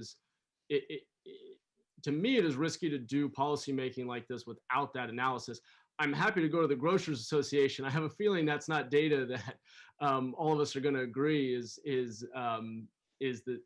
solid, independent data that we can trust. I'm not sure everybody here would agree with that. So I'd prefer to have staff do an impartial analysis, but I respect the decision, and it is what it is. So I think, my main concerns are unintended economic effects, legal risk, which it sounds like there's a lot more to understand there. And then I think we sorted out the county. I mean, I also, given our experience with the food delivery fees, it would seem to me that if the county's going to implement something broader with more research, with a bigger legal team, and they may preempt us, that may be the best course, but it sounds like not in the cards to delay until they've decided. So I obviously have some concerns with how we're proceeding, but I'll just leave it at that. All right. Thank you, Councilmember. Henry, who's next up? Sorry, Mayor. Councilmember Davis is next. Okay, Councilmember Davis. Thank you.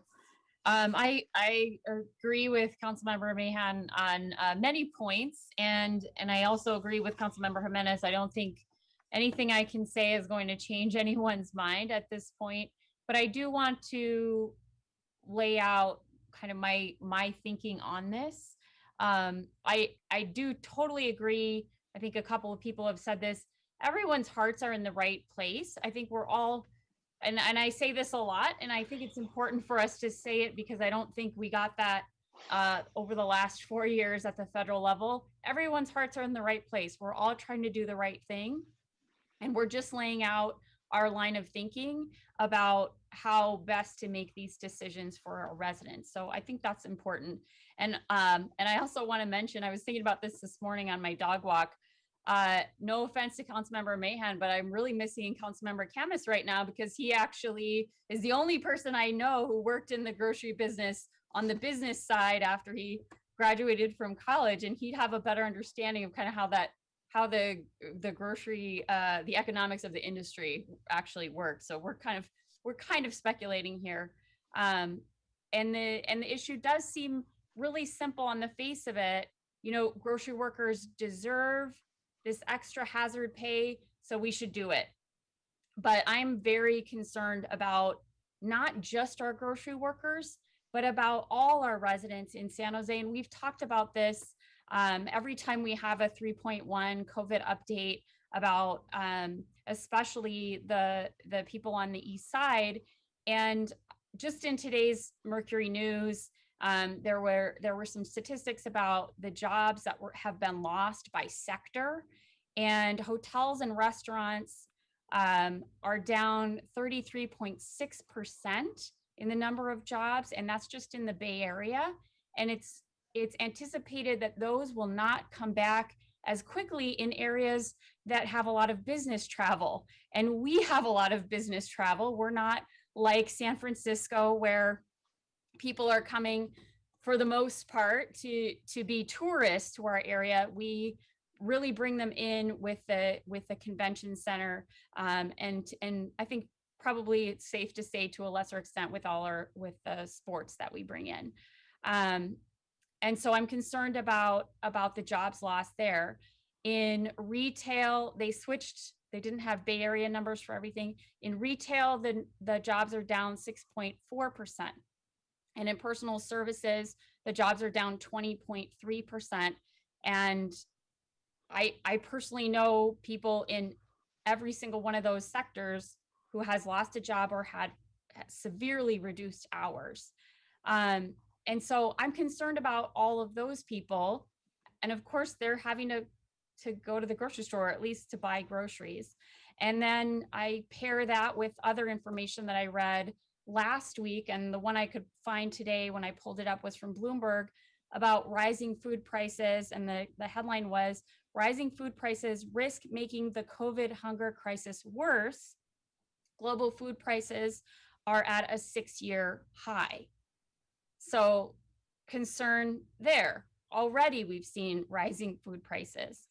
And then pile that on top of the announcement about 2 quote unquote underperforming stores being closed in Long Beach, or the announcement about the closure, adding to unemployment numbers.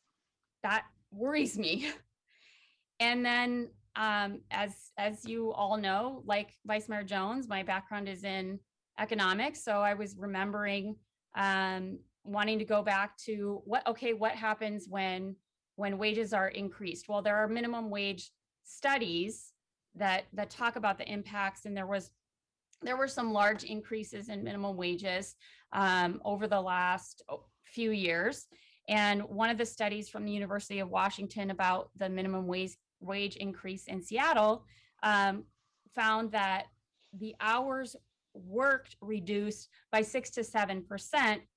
Even though the hourly wage went up, the number of hours worked went down. And so the balance of that for the minimum wage workers was the amount paid was less.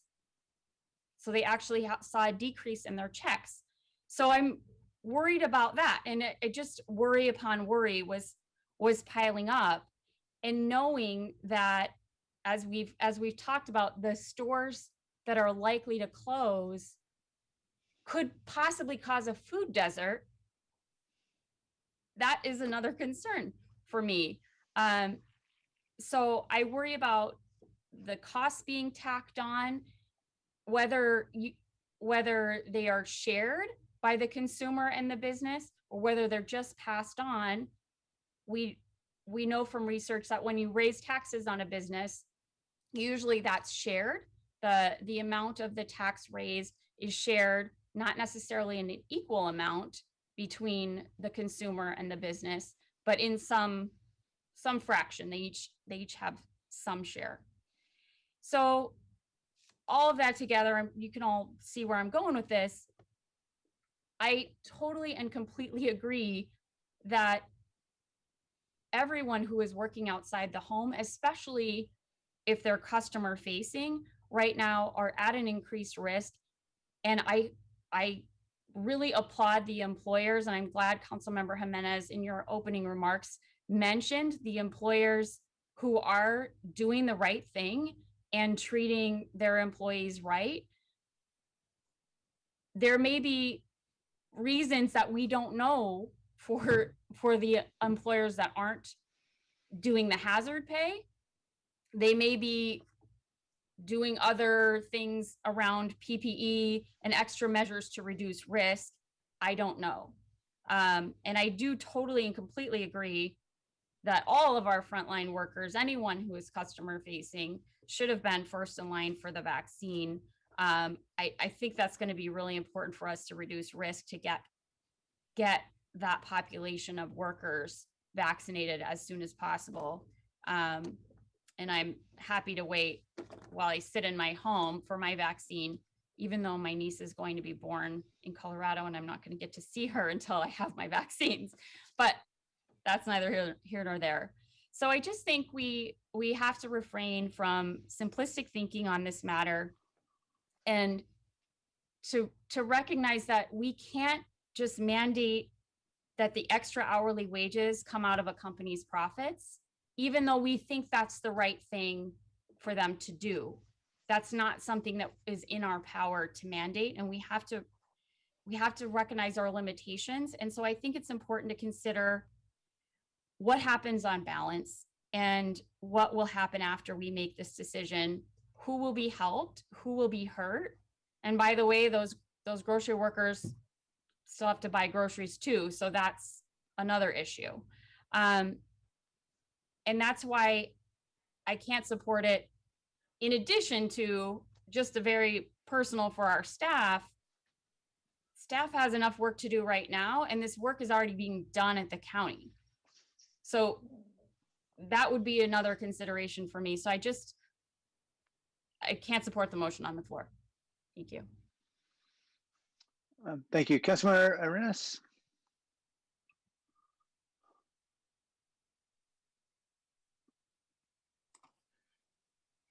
Thank you. I have a Lucky's in my district. It's one of the few grocery stores. Well, I shouldn't say that because we just recently have Costco that caters more to restaurant businesses, small restaurant businesses. And so that's a wonderful addition in my neck of the woods. But I do have also a Lucky's, and I'm actually really proud that they are the type of grocer that despite not having an ordinance, despite not having someone else tell them the right thing to do, they've actually done the right thing. And so when I hear about, you know, unintended consequences and coming from a good place, I'm not hearing the concern, or the majority of this concern or the unintended consequences are for companies and not for our community. And those unintended consequences for our community are severe, up to death. Many of us, many people, and I've shared this before, I don't use delivery service because if I really want something, then I will go and get it. I don't believe in having somebody else risk their lives for me. But I absolutely am appreciative of those essential service workers that have to put their lives on the line to keep food on their table and a roof over their heads. And so, you know, it to me, it's very tone deaf to say that we are grateful to essential service workers, but not believe in hazard pay. If a grocer is able to do it without having us mandated, then I think that it makes sense on a business level. It makes sense in their profit, their bottom line, whatever that will be. And I really don't think that we need to chase our tails anymore and research this anymore, because, you know, Councilmember Jimenez, you said it earlier, we will find research that supports really any position. And if we intend to ask businesses, then they will say, absolutely, you're cutting us at, you know, this will kill us. We will leave San Jose.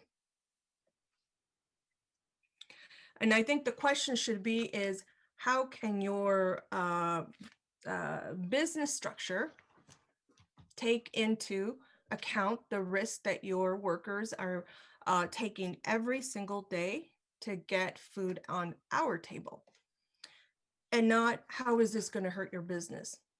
I didn't get voted in by a business. They are not a person. They are not occupying hospitals, and they will not die in real life. They will restructure because they are smart enough to do that. The pandemic has been challenging, but they've also been challenged even before the pandemic. and businesses will survive. But our people and the people that voted you in will not. So, you know, I'm glad that Councilmember Jimenez, you didn't accept any of those amendments except for the one that Councilmember Cohen had, correct? Correct. Okay. I'm glad because, you know, I know we're not supposed to refer to vice mayors and this process is just absolutely awkward.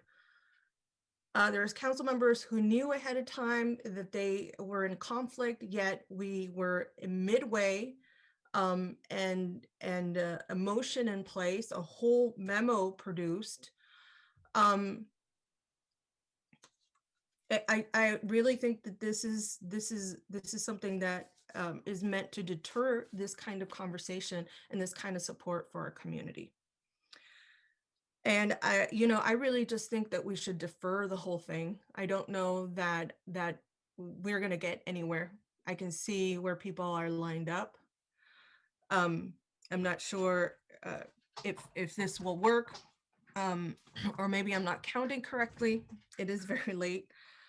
I just think that this item has just been the most awkward item in the 4 years that I've been here. And we had a strong mayor discussion last year. So I'm glad we are not going to subsidize businesses by providing them with some of that PPE support that I think was in a previous memo. I'm obviously supportive of the grocery store workers.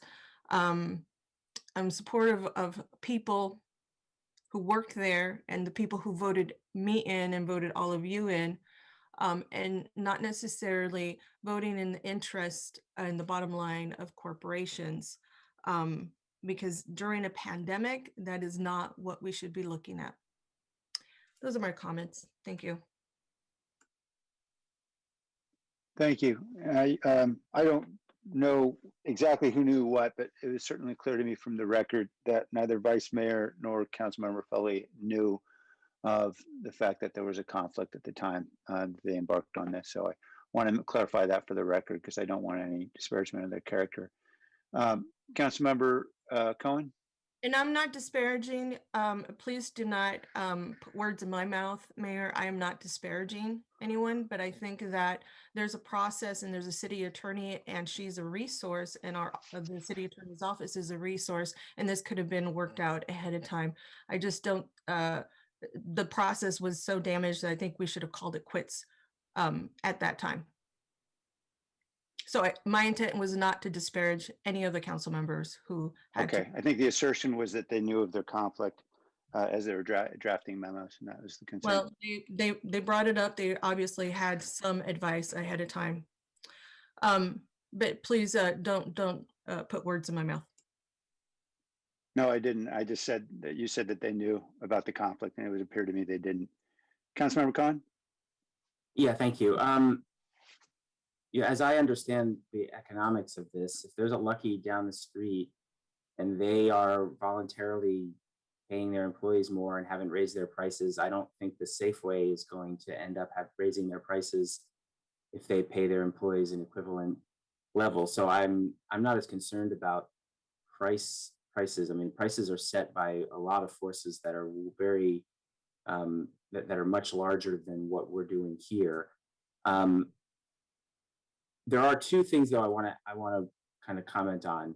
One is the thing I said before about publicly traded companies, and I think the county was trying to avoid some of the discussion we're having here by applying this to publicly traded companies. I think one of the concerns, and I know Councilmember Mahan talked about this and several others, I think our concern and maybe a lot of people's concern about this is how this might affect some of these companies on the margin. We're using this number 300 because and that's a question as to how we come up with that number 300. But we've heard many people say, I'm not concerned about the Walmart and the Target and Albertsons, Safeway. If we go back to, I think, what Councilmember Jimenez's original intent was. Large companies that we know, won't go bankrupt from this or won't go out of business from this. And we specify that by saying large companies with 300 or more employees, or grocery chains with 300 or more employees that are publicly traded. I think we don't have to then concern ourselves with the chains that are local that, like Chavez Market or Ranch 99 or some of those that are not publicly traded companies that may find themselves on one side or the other of this line and we're not sure about. And we probably can build more of a consensus on this council as to whether that's appropriate. So we may want to consider that as an alternative in this, as we get to that discussion, if we need to get to that vote in order to, to benefit as many employees as we can benefit, if we get into that question of, that line about where's the right place to apply this policy.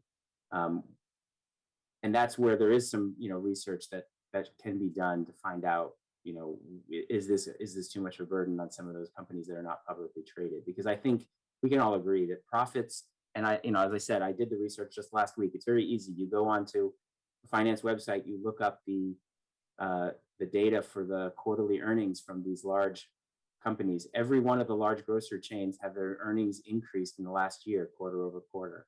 They've done better in the last year than they had done in the year before. That's because more people are buying things at home, more people are shopping at these large chains. Their profits are up. I think we all can agree that they're not going to be adversely affected by 120 days of providing some bonuses to their employees who have been working hard for 1 year during a pandemic. So I think that this is the least we can do for the employees of these large chains. The other question, this is a question I have about the process here. We've talked about this threshold of 8 votes needed. That's needed because it's an urgency ordinance. Is that right? That's next week. No, I understand. That's next week. If it comes back next week, yes. But there's an alternative too, that it wouldn't, that obviously Yes. if we took a vote that was a simple majority, it Yes. would apply, 30 days after the vote, and still be something that the council could pass if we didn't get the 8 votes for an immediate application, but the council could still take an action without 8 votes, right? I just want to make that Correct. clear, right? Yes, correct, council member. That's the 8 votes is not needed tonight. It would be needed when it came back. And if it didn't go as an urgency ordinance, then there would be a second reading after the vote. So the week or the following week for a second reading, and then it becomes effective 30 days after that. But we've done this before in the past where we've had 2 ordinances at the same time. One that's an urgency ordinance for immediate application, and one that's a ordinance that applies 30 days later. And we could bring them both at the same time and have one that we try to pass for immediate application, which would give immediate relief to the employees who we believe needs that immediate relief, but we could proceed for the second ordinance if we don't get the 8 votes on the urgency ordinance. Yes, if we can bring, if the vote is to bring something back next week, we can bring an alternative if that's the council's preference, yes. So I would like to make a friendly amendment, an additional friendly amendment to bring back a pair of ordinances, one that would be an urgency ordinance and one that would be a regular ordinance that we could then vote on next week at the same time. Adopted. I agree. Okay, thank you. All right, that's it, thank you. Thank you. Councilmember Carrasco, my apologies. Apparently you had your hand raised prior to the break, and you were on the list. Did you still want to speak?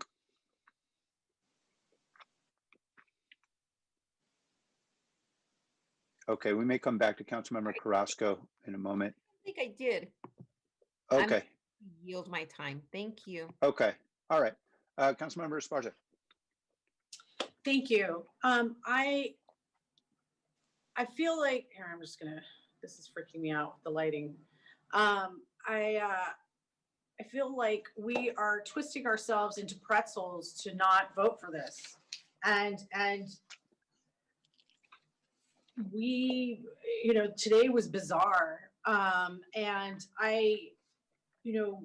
Nora, I have a couple of questions. One of them is, how did how did that even question arise to get the message to Vice Mayor Jones and Councilmember Foley that they might have a conflict because they own stock? I think it started with Vice Mayor Jones, but it may have been Councilmember Foley, but in this meeting, there was a question about, I think I own this stock. Is that a problem? And I don't remember which one started it, but then the other one had the same thought. So it was in their this is the first we discussion. heard it. It was in their discussion during the Yeah. item. Okay. Yes. Thank you for clarifying that. Because I think that was just a really awkward moment. And it was, okay, and I understand the timing, because one of my questions was that we didn't fully understand what the conflict would be, but I understand you were putting a timeout. Okay, thank you. I agree. I think we should put it to a vote, but there were a few things that I wanted to say, and that is that I do think we're turning ourselves into pretzels to not vote for something that people might already have their minds made up, and that's fair. But we've been focused so much on what this means for some of the largest corporations. Where are the questions about what this means for the workers who have been working, and all the studies? We just had a lengthy discussion on 3.1 where people who are essential are the ones who are putting themselves at risk.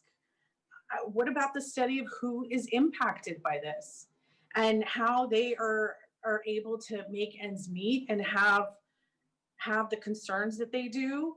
And one of the issues that has come up is the cost of groceries. Groceries have gone up. The cost of groceries has gone up during this pandemic, and companies have been doing very well. Groceries have gone up about, I believe, 4.6% during the pandemic. And people are buying more because they're cooking more and they're at home. That money is going into profits. And as far as the concern about prices, the state has an anti-gouging law if prices go up more than 10%.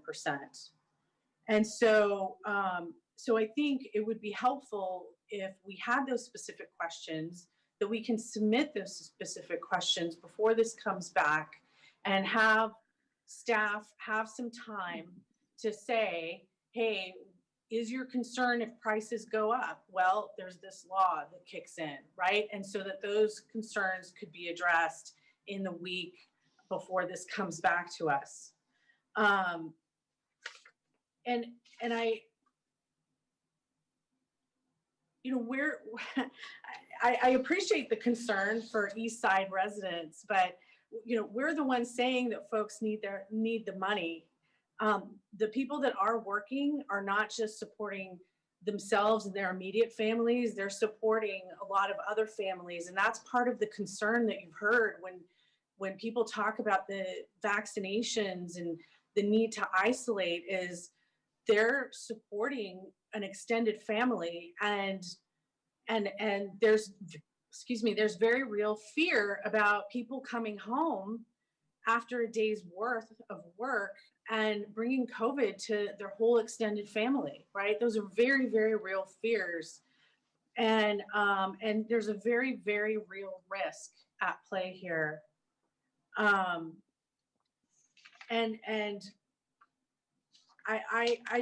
agree. Let's take it, let's move forward with the vote. And if folks have questions, we can submit them.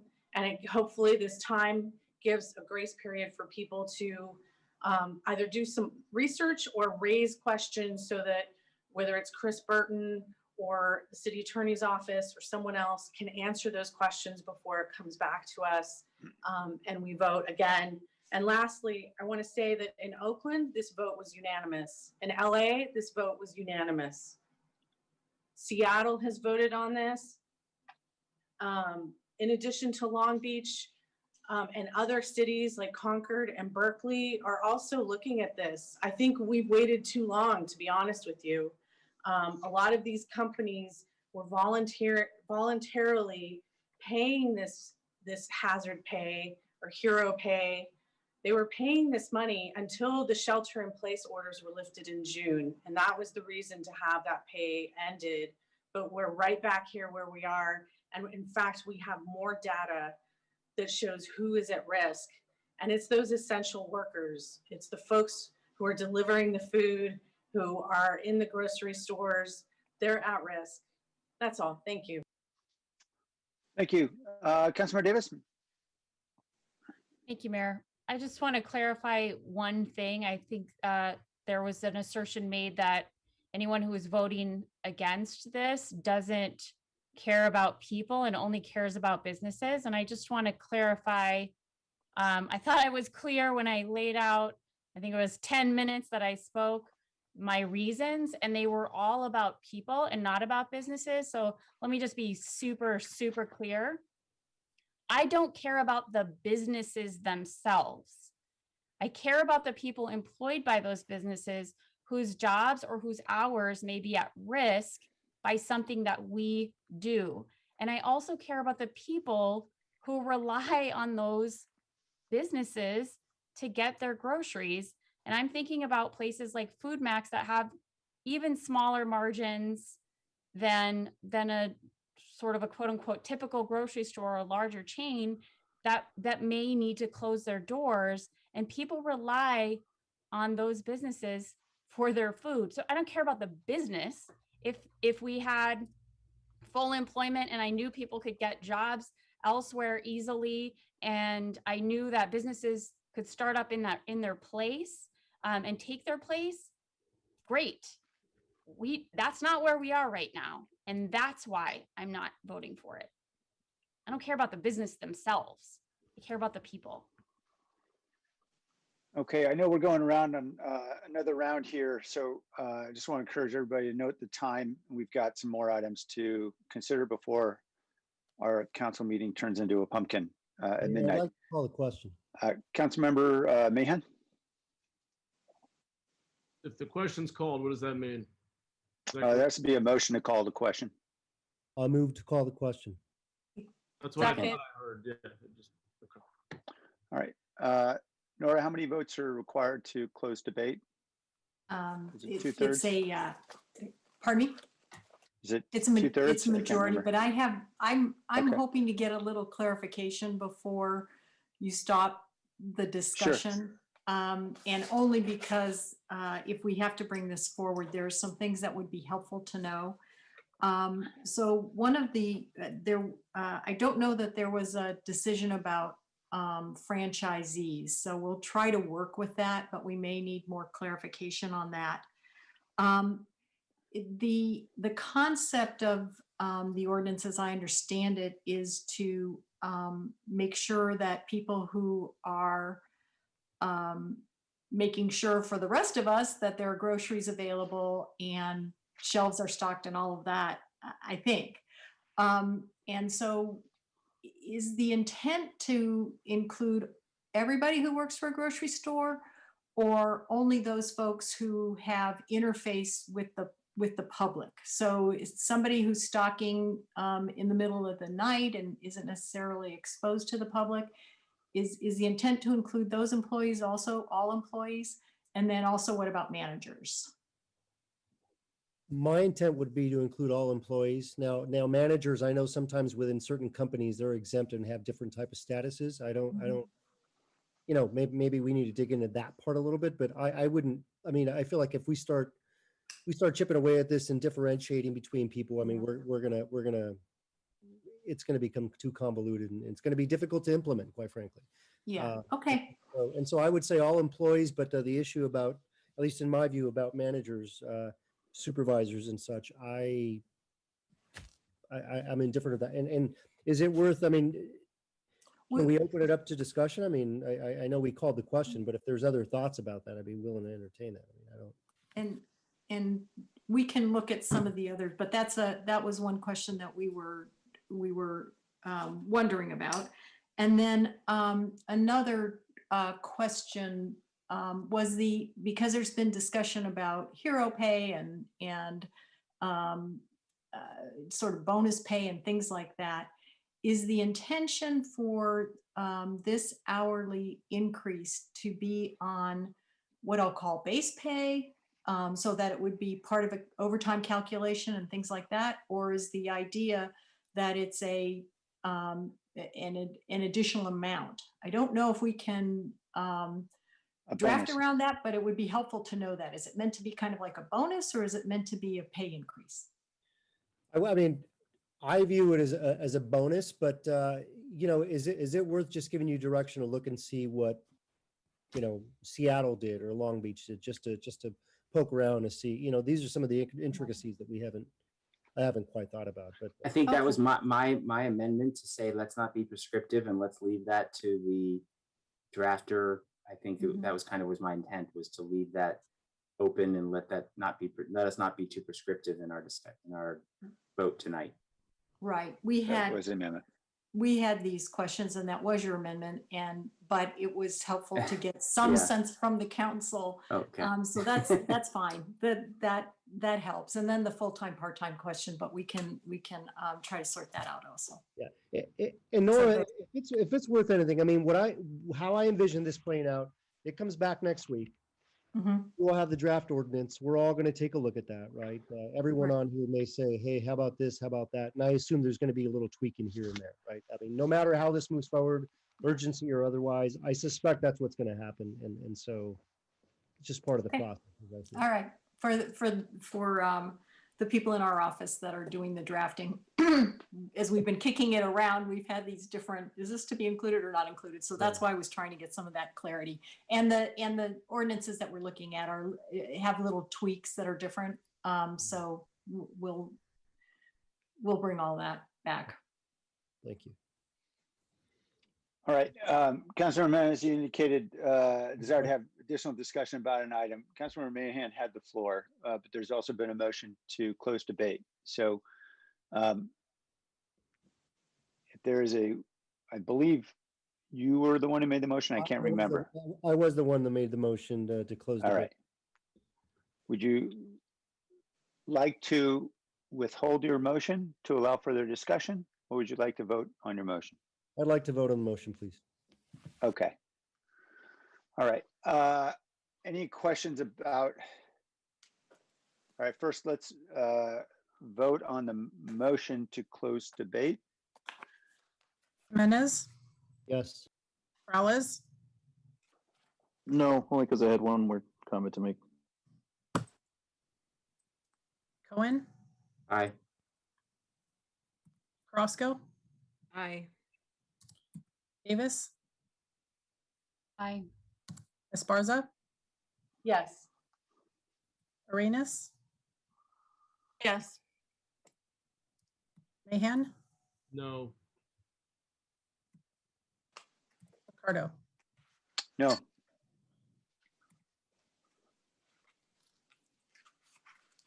Six, three. Okay. So debate's closed. I believe we can, however, clarify the motion if there's any lack of clarity. I do have one question myself. Does anybody have any questions about the motion? I had one. Sorry. Yes, Councilmember Mahan? Thank you. Councilmember Jimenez mentioned a study being part of the 120 days. Is that part of this or not? I wasn't clear. I don't think I didn't, if I call it a study, I apologize. It was more over the course of 120 days, we're going to get information, right, from, I'm sure, the grocers, I'm sure from the workers on what's happening. And I'm sure our OED office is going to be following it closely. What I was suggesting is at the end of 120 days, all the things that Councilmember Jones mentioned in number 3, those can maybe points of sort of clarification or exploration as to how that's been impacted over the course of this. And then 120 days, we decide whether to give it a thumbs up or down and figure out what we do at that point. Got it. Thanks. All right, any other questions before we vote? Okay, we're voting now on the motion from Councilmember Jimenez. Is that right? Yes. I believe, oh wait, has there, yes. Do you want me to share the screen of the motion? Sure. if that's helpful. So I have Okay. the memo from Councilmember Jimenez with the amendment from Cohen to clarify the full-time, part-time and include exemption for small business franchises. The friendly amendment was not accepted. And then we have the direction to return down here with an urgency ordinance and a regular ordinance. Okay, and I believe there's also something that Councilmember Cohen asked about with regard to considering large publicly owned, restricting it to publicly owned. That's Yeah, what I think kinda- that, yeah, that's this part here. We'll yeah, the get- franchisees / publicly owned as being Yeah. sort of Opposite potential, ends of, yeah, I'll add potential that. boundaries around it. okay, Yeah. okay. Everybody content? This is more or less the motion? Okay, let's vote. Jimenez, Yes. Morales, Aye. Cohen, Aye. Roscoe, Aye. Davis, No. Esparza, Yes. Arenas, Yes. Mahan, Nay. Ricardo. No.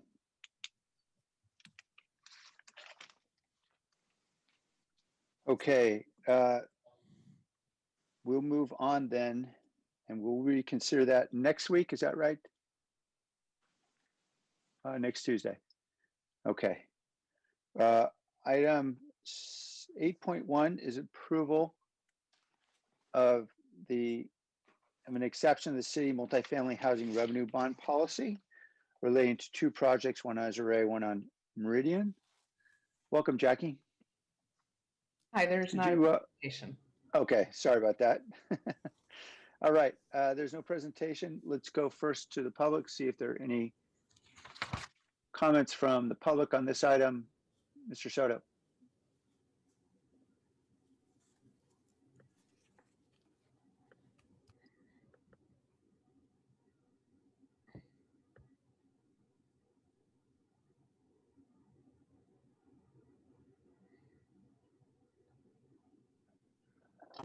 Mr. Soto, we're not able to hear you. Yeah, I didn't think so. Again, Okay. again. Mr. Soto, we can hear your voice now. No. Mr. Soto? We're not able to hear you now. All right, it appears that the device is not cooperating right now. Let's go to Veronica and then we'll come back to Mr. Soto and see if maybe you can fix something. Veronica? Great, thank you. And I'm also commenting on 8.1 about the approval of an extension to the city multifamily housing revenue bond policy, allowing the assessor as affordable housing development and the Meridian Avenue affordable. And I think it should move forward just like the previous item as well. And I hope that when it comes to really supporting our families, you are there, not just in those photo ops, because eventually that's where we see you only, right? Or saying like, oh, you're such a hero. Even for the people that work in this multifamily housing, in the housings, right? I'm not sure how often you or anybody in the council members have had the chance to step into one or even visit, right? And I know that it's something I do. And because again, I was once there. And as we see the city, we can less and less afford it. I'm an educator, and I'm just very disappointed and that you all tend to love those photo ops, yet when it comes to actions, there's no action. I do want to thank all the other council members that did decided to move forward with the previous item, and I hope this item as well, in supporting more housing as well, more housing development. It should be a right. We have so many homeless out there, especially families out there that are living in multi-generational homes or are renting one room. Okay, I have a couple of students that share one room with 5 other people. It's not just one. And this is a reality before COVID, and after COVID. So think about that. While you go back to your nice warm home, or you are at your nice warm home where you have your own space to work. Thank you. Thank you. Paul Soto?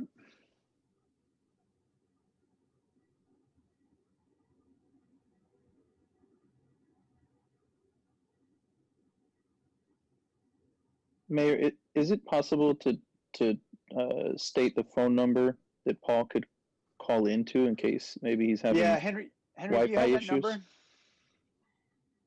number? Can you give me just a second, or unless Tony has Okay, it? or quickly Tony? on hand. Yeah, perhaps. I Yeah, was just- hold on, I just have to flick screens.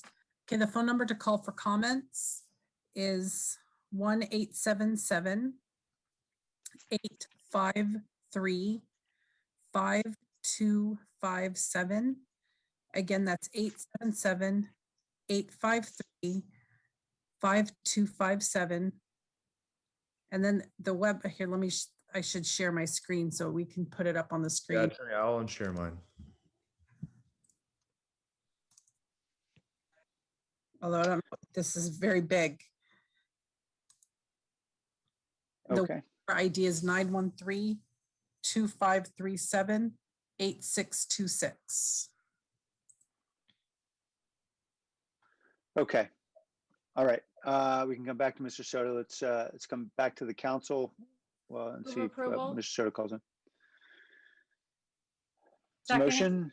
Is there a second? There is a second. I believe Councilmember Davis had the motion. Any comments?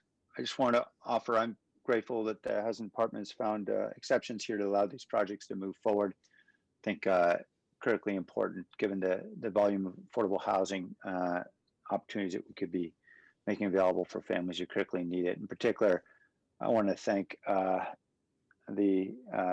Imami family and their efforts at Rome to move forward on Meridian, 250 affordable units. It's as large an affordable site as we've seen moving forward in some time, and had multiple challenges, frankly, with the city in terms of historic buildings that I think, frankly, we should never have been an issue, but held them up for more than a year. And those delays are very costly when you're trying to build affordable housing, dealing with deadlines and trying to get into the tax credit allocation committees and so forth. And so I'm grateful that they stuck with it, and we're able to enable them hopefully to move forward and actually get the critically needed housing built. Councilmember Frost? Yeah, thanks, Mayor. I actually agree with your comments. I want to thank housing staff too for their work there, and just appreciate you being patient here as well with Paul Soto. I know that he's obviously been consistent in participating with us over this past year, and I think he adds a great perspective for us. And certainly, we've all suffered with connection issues at times, and certainly he's not like some of the callers that we've had in the past harassing or giving racial slurs or whatever it may be. And so I just think it's important that we try to work with our community members when we can. And I know that we have those opportunities, again, for people to join in multiple ways, one of them being to call in. And so again, I just, thank you for working with him, given that opportunity. I think he was maybe going to try to call in. So I'm also buying him a little bit of time to do that. So hopefully he does. Well, tell you what, we'll allow him to talk on public comment. I think we do. It's now 11 o'clock at night. I think we do need to move forward. So Mr. Soto, you're welcome to comment on public comment when that comes up. I think we will move forward with the motion and the vote.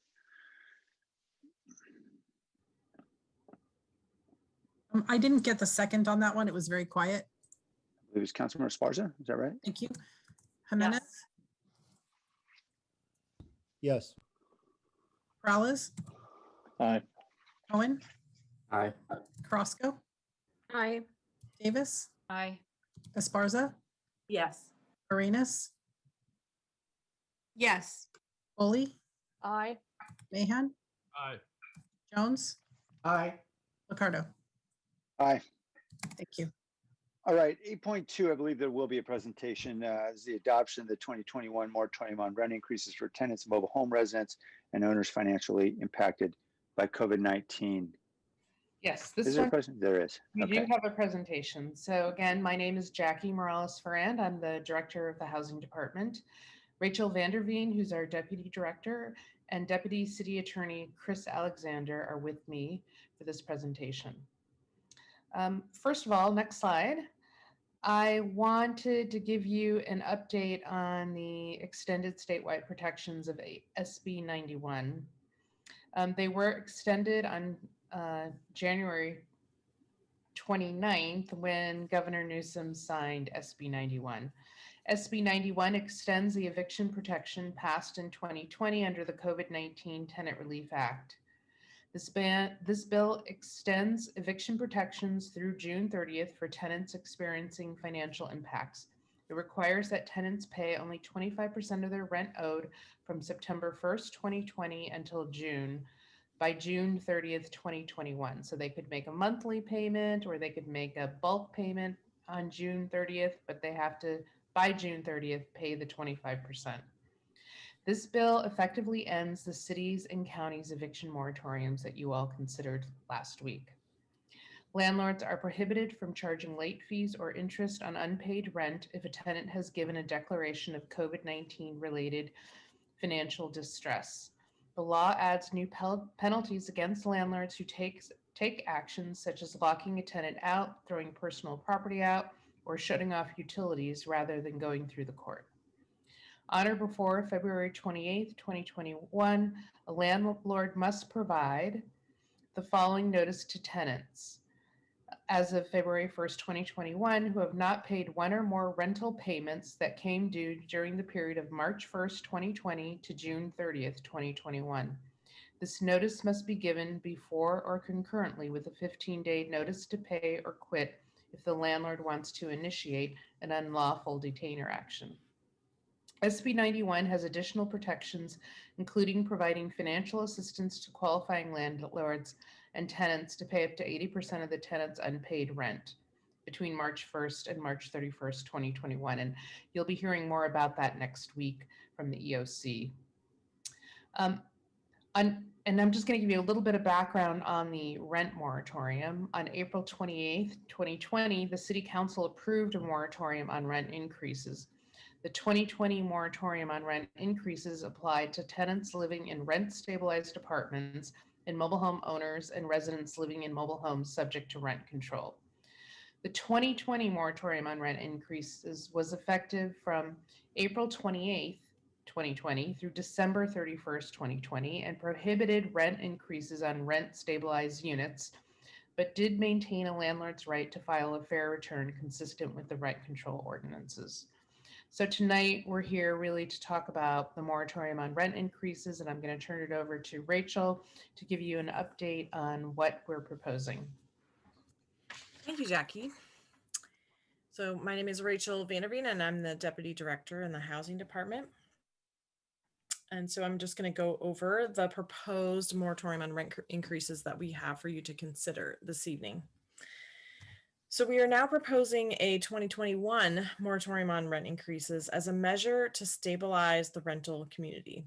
The significant change in this rent increase moratorium from the prior one is the inclusion of requiring a declaration of COVID-19 related distress in order to provide protections. The declaration form is essentially the same that is used by the state's eviction moratorium. The 2021 moratorium on rent increases will only apply to those households who submit a declaration of COVID-19 related financial distress to their landlord after receiving a notice of the rent increase. Tenants who are not financially impacted by COVID-19 or who do not submit the declaration will not be covered under this proposed moratorium. If passed, the moratorium would take effect today, but will not be retroactive to February 1st rent increases, and therefore will only apply to rent increases from March through June 2021. The moratorium will expire on June 30th, 2021, and the law will apply to any apartment covered by the apartment rent ordinance, mobile home residents or mobile home owners that are also subject to rent control, who submit their declaration of COVID-19 related financial distress. Landlords are required to submit the declaration with any notice of rent increase between February 2nd and June 30th, 2021. The City of San Jose first proposed a moratorium on rent increases on April 28, 2020, with the understanding that mounting rent burdens can easily become insurmountable to people living in our community. The proposed action for a 2021 moratorium rent increase is targeted to focus on ensuring the health, safety, and welfare of those most impacted by the pandemic by providing them with temporary relief from rent increases that would make it difficult for them to meet their ongoing rent obligations now and into the future. Neither the federal government, state, or county have taken legislative action to prevent rent increases. This ordinance is a temporary rent control measure intended to help stabilize our rental community. The city has worked with the rental community to bring forward this proposal, and it continues to provide protection to our most vulnerable community members.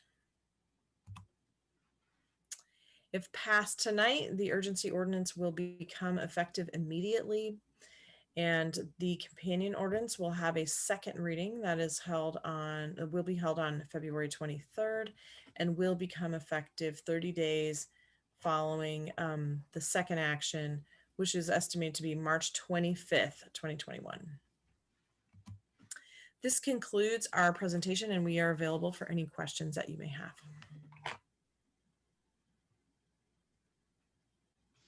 Thank you, Rachel. All right, let's go to the community for any comments first.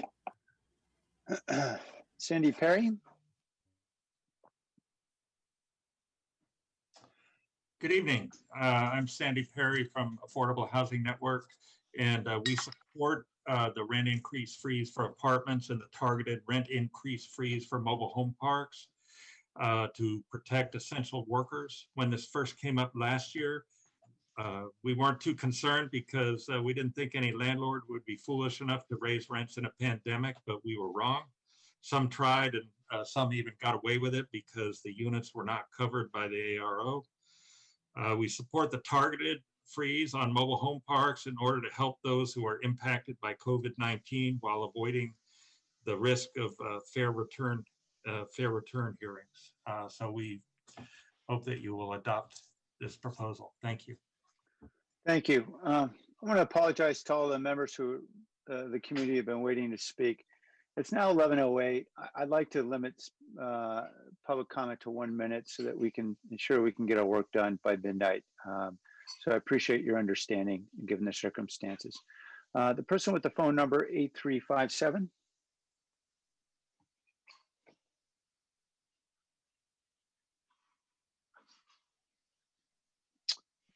Huh. Mayor, I'm not seeing anyone with the phone number. Oh, I am seeing them now. You know, I may have misread the screen. Okay, thank you. Hello, can you hear me? Yes, we can. Hello, can you hear me? Okay, Yes. Hi, this Paul. is Paul Soto from. All right, Paul Soto from the Horseshoe. I get what's going on, and you know that's cool, Ricardo. You go ahead and you do what you got to do, and we'll do what we got to do. So with regard to the rental issue, the city is counting on the residents of the city is counting on the city to exercise your power. Where when we elected you into office, we were counting on you to protect us, to advocate for us. That is what a leader does. A leader's primary concern is to protect their people.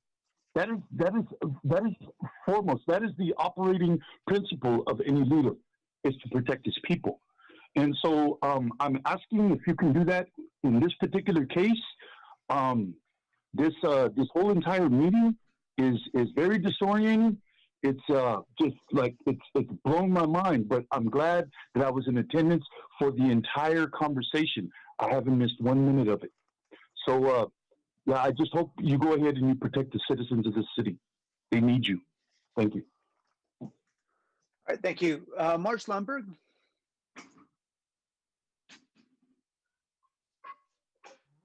Welcome, March. Okay, you can hear me fine? Yes, we can.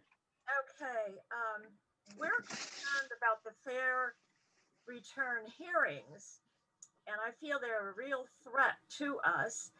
My name is Marge. I'm the HOA president for the Mountain Springs Mobile Home Park for seniors. I'm 82. I've been here for 15 years. The late Eric Brandenburg of Brandenburg, Statler and Moore and I had several conversations when we were in the battle of the opt-in, opt-out. Before one of the meetings, the two of us were discussing rent control. He said, rent control is just not fair. That is our money. If a door of any kind is open to allow us to increase our rents or end rent control, you had better believe park owners like me are going to charge through it. My great fear is that his words will come true. The corporate structures that own multiple parks throughout the country and in San Jose are looking at the bottom line, not the fact that they have low-income families living in their parks. If they decide to go after the fair return, it could start a domino effect in the parks as other owners see the promise of more money in their coffers. And that would, for the full moratorium on everybody, that is what they're going to do. And so please vote for the compromise. Thank you. Thank you. The person with the phone number ending 2702, welcome. Good evening, Mayor and council members. This is Doug Johnson with the Western Manufactured Housing Communities Association. WMA represents the owners and operators of mobile home parks throughout California. We support the Rules and Open Committee or Government Committee's recommendation. Thank you, Councilmember Foley, Ryan Jasinski, and Martha O'Connell for your collaborative efforts here. Job very well done. Thanks. Thank you. The person with the phone number ending 4963. Martha O'Connell, GSMOL. For 16 years, I have testified at committee meetings, council meetings, rules.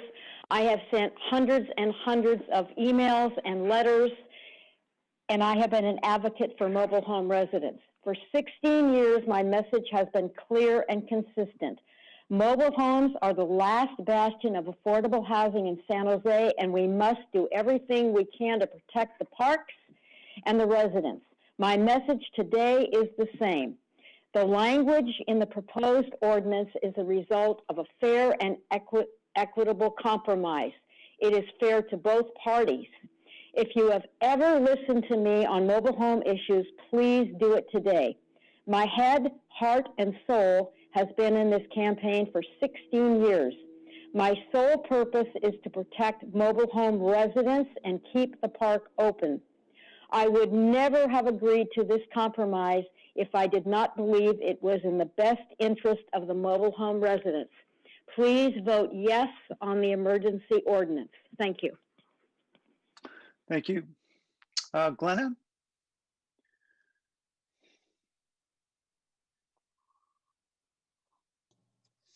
Hi, can you hear me? Yes, we can. Okay. Welcome. Glenna Howcroft, Mobile Home Park Resident, District 7. D7 has more mobile home parks than any other district in the entire city. I am asking my councilperson, Maya Esparza, to support the emergency ordinance as written. Maya, the 18 mobile home parks that you represent are looking to you to vote to give us the maximum amount of protection against fair return rent increases. The language in the emergency ordinance calls for a targeted freeze on rent increases for those impacted by COVID, but will also lessen the chances of the other 98% of residents suffering from a crippling and stressful petition for fair return.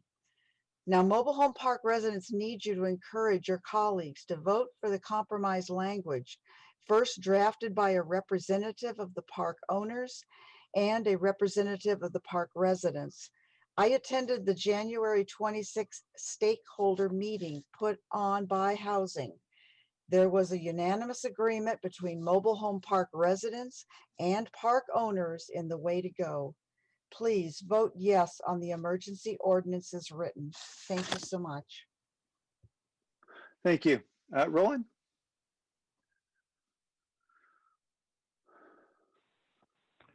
Thank you, Mayor.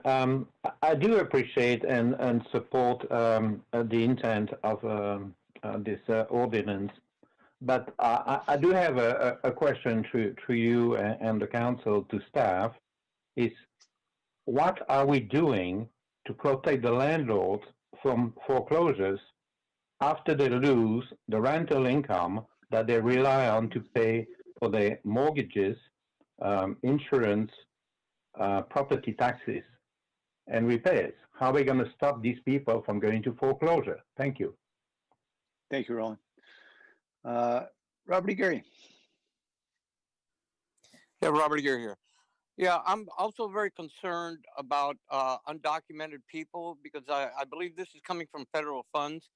And one of the things that through executive order, our last president, Trump, passed this executive order saying that if undocumented people accepted any federal funding, they would then now be barred from becoming citizens. And I don't know if that has been overturned or not. So I'm not really sure about that, but I'm very concerned that if that may be the case, in which case we're going to have to handle this in a different way so that those people get protected as well, because they can easily become targets, especially through the process of eviction, simply because they are unable to accept this this funding with the risk of not being able to become citizens. And I'm also an ARO participant, and I believe that this is something that should be passed. I don't live in a mobile home park, but I think this is a good policy that we should be passing, and I'm in favor of it. Thank you. Thank you. Ryan Jasinski. Thank you. My name is Ryan Jasinski, and I want to take this opportunity to thank Councilmember Foley for presenting her memorandum last week in support of the Jasinski-O'Connell proposal. I also want to thank all the owners and tenants that worked behind the scenes to help formulate a fair and equitable proposal that protects those that are most vulnerable and have been financially impacted by COVID-19.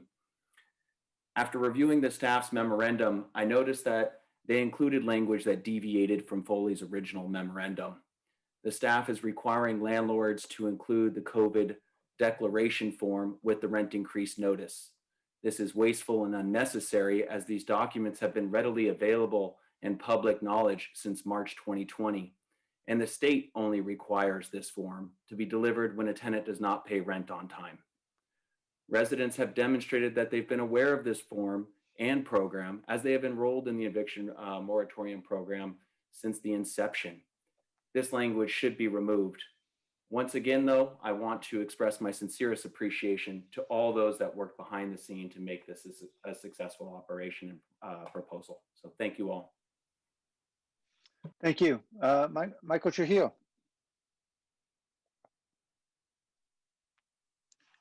Good evening. This is Michael Trujillo from the Law Foundation of Silicon Valley. We strongly support the city's moratorium on rent increases for tenants of rent-controlled apartments and mobile home residents who've been financially impacted by COVID-19. We know from having advised tenants in the 2020 moratorium that this measure has already made an important difference for many families in our community. We're grateful for Councilmember Esparza's leadership on this issue and also appreciate Councilmember Foley's support of mobile home residents and owners in crafting a policy that will ensure these protections apply to mobile homes in a workable manner. Local, state, and federal eviction protections have helped keep tenants who have been impacted by COVID-19 housed, but these protections do not excuse their obligation to pay rent, which means many tenants are facing growing rent debt as the crisis continues. And in fact, tenants in our county owe more on average than other low-income tenants in the state. This rent debt and the housing instability it creates does not fall equally on all tenants. Black, Latinx, and Asian American tenants are all 3 times more likely than white tenants to be behind on rent in California. That's why it's critical as a matter of equity that the city of San Jose continue to do everything within its power to stabilize the most vulnerable low-income tenants in our community and protect residents of ARO covered apartments and mobile homes here in San Jose. Thank you. Thank you. Oscar Castro. Welcome, Oscar. Good evening, Mayor, Vice Mayor, and members of council. Oscar Castro, Working Partnerships USA. We'd like to speak in support of the adoption of a moratorium on rent increases for tenants of ARO units and mobile home residents. Adding a rent increase to already impacted tenants and mobile home residents only adds to the many challenges facing tenants and mobile home residents during this time. The economic volatility in multiple sectors, such as the service and retail industry, has put many workers in especially vulnerable situations. They are already facing job insecurity and struggling to cover essential expenses, such as food, gas, and rent. Implementation of a rent increase during these times could be a lethal blow to families doing everything to currently stay afloat and are already stretching their incomes as thin as possible to keep up with the cost of living. We need to continue to fight for vulnerable residents, especially those that have been affected by this pandemic. Now is not the time to increase rent. Many tenants and mobile home residents have been financially impacted by this pandemic and are struggling to even able to afford their current rents. Increasing rents during these times could lead to families being forced out of San Jose due to dramatic increase in costs. We urge council to adopt the moratorium on rent increase along with an urgency ordinance so we can immediately prohibit any increases of rent towards tenants and mobile home residents. Thank you very much for the opportunity to provide comment. Thank you. Tim Bobian. Tim Bobian, representing the Santa Clara County Association of Realtors. SCORE supports the staff memorandum to re-implement the moratorium on rent increases. With the passage of the state eviction moratorium bill last week, this will limit confusion and competing legislation as the rent increase freeze can now run parallel with the new state eviction law. We thank Councilmember Foley last week for addressing the concerns regarding mobile home parks and including apartment owners in that discussion. Thank you to city staff for holding the study sessions with all parties and addressing those concerns in the memorandum. This ordinance takes an important step to protect vulnerable tenants without overburdening our crucial, naturally affordable small property housing providers. We hope the state, county, and city of San Jose can quickly work to begin implementing their allocated direct rental assistance resources. These funds are desperately needed to help alleviate the stressful burden of ballooned back rent payments for tenants and providing the desperately needed cash flow for struggling housing providers. We look forward to helping in any way possible to quickly and successfully create the best program to distribute these rental assistance funds. Thank you for your time. Thank you. Vivian, welcome. Hi, Vivian here. I'm a longtime resident of San Jose and a member of Silicon Valley DSA. I'm here to voice my support for the eviction moratorium and the moratorium on rent increases the moratorium on rent increases for mobile home residents. I think, this is a very good first step in a COVID-19 response, but I think it's even more important for the city to make sure that no one is displaced during a global health crisis. We have seen the city continue multiple abatements in homeless encampments, displacing those people and forcing them to basically crowdfund to put themselves in hotel rooms, especially with the recent storm and flash flooding. I think this is extremely irresponsible for the city to do during a pandemic. So, I appreciate everyone for their work on making sure that we can continue to house as many people as possible. And I hope that the city can do better in the future. Thank you. Thank you. Blair Bacon.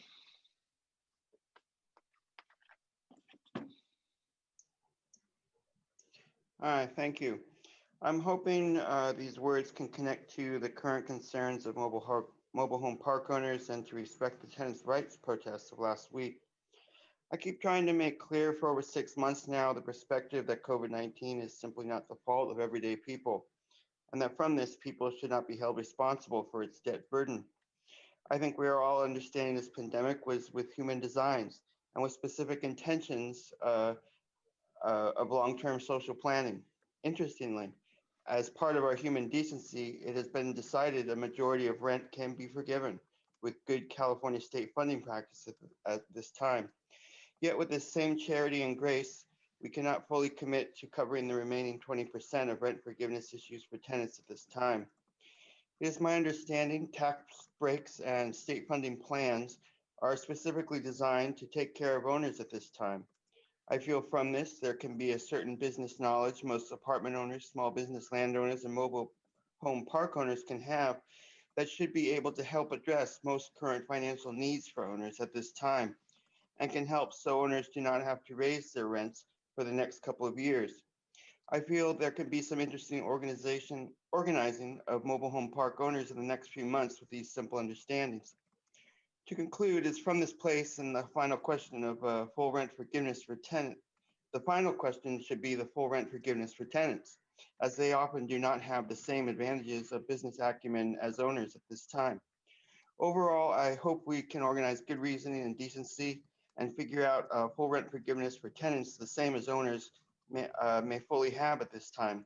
These are the ways we can all address COVID-19 together as a community and to prepare together as a community for the next decade of possible natural disasters in the SF Bay Area as well. Thank you. Thank you. All right, returning to council. Councilmember Esparza. Thank you, Mayor. I wanted to point out that 33 days ago, we had a rent increase freeze still in place that had been in place after a unanimous vote for 7 months. And the reason I issued that memo is one of the speakers had talked about the fact that, you would hope that people would do the right thing in a COVID pandemic. But no, I have a lot of residents that have gotten eviction notices, and for a couple of months, I had a lot of residents get rent increase notices in a pandemic. And what we know is that those rent increases are happening not at the sort of expensive apartments. They're happening on the apartments for the lower income folks desperately rely on. And so that's how we got here. And so with that, I wanted to thank some folks. I wanted to thank the housing department for their really fast turnaround time in bringing this back to us. And I know that there was a lot of outreach done in a very short amount of time. And so I wanted to thank the team for doing that, for Jackie and Rachel. I know it was a lot of work, but it was important work. And thank you for that.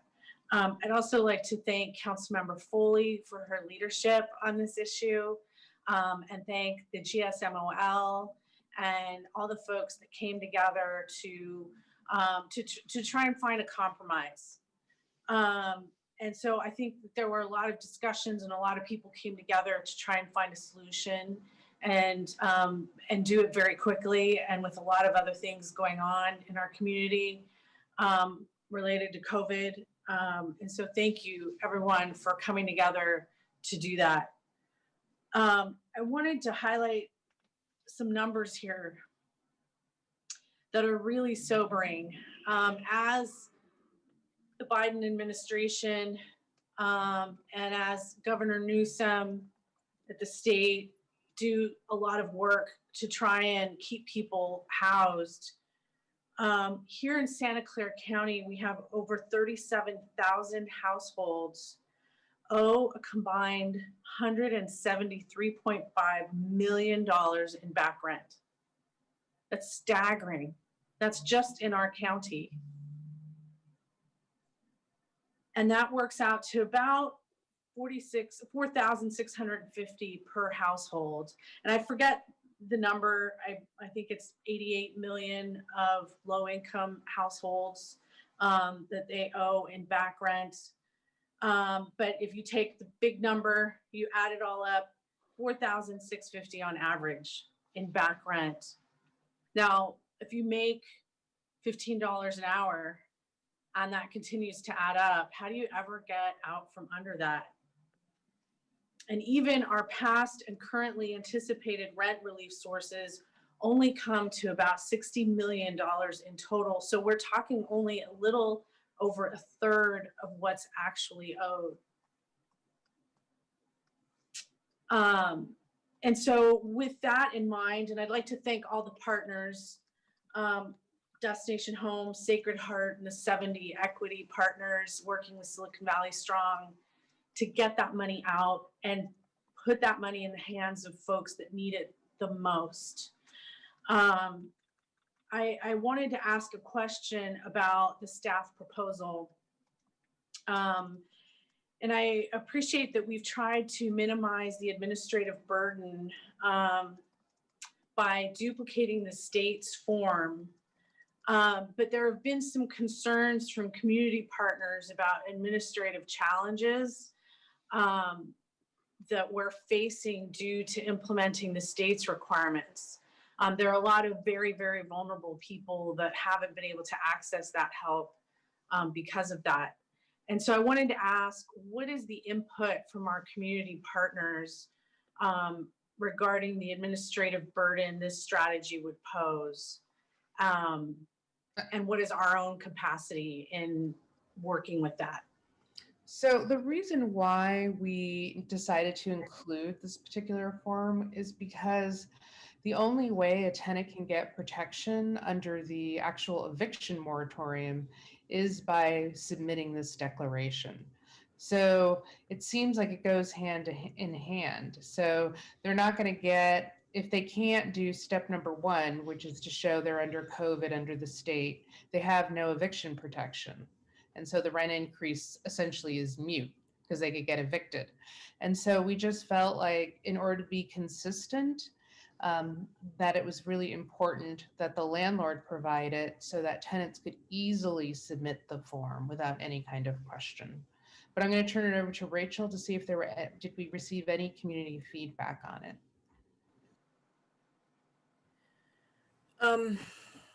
I'm not aware of any specific community feedback related to the form and its use under the eviction moratorium, but I think in a way, if this same form can be used for both purposes, it may actually even broaden a tenant's rights by providing the form. They will also receive eviction protections, and so I think what's important is to try and keep things simple as possible in a very complicated time, and require the one document which will actually provide rights under multiple pieces of legislation. So I think that, again, in a difficult time, which we understand, this will actually keep things as streamlined as we can, and we can have everyone out there, we can have all of our messaging and our public outreach be consistent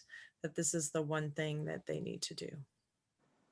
Great, thank you. And I appreciate that. I understand it's the same form, and I hope that since we're using that sort of streamlined process, that it might give us some more leeway in some of the other sort of requirements that I believe some of the partners will be able to give us, the nonprofit partners will be able to give us some feedback on.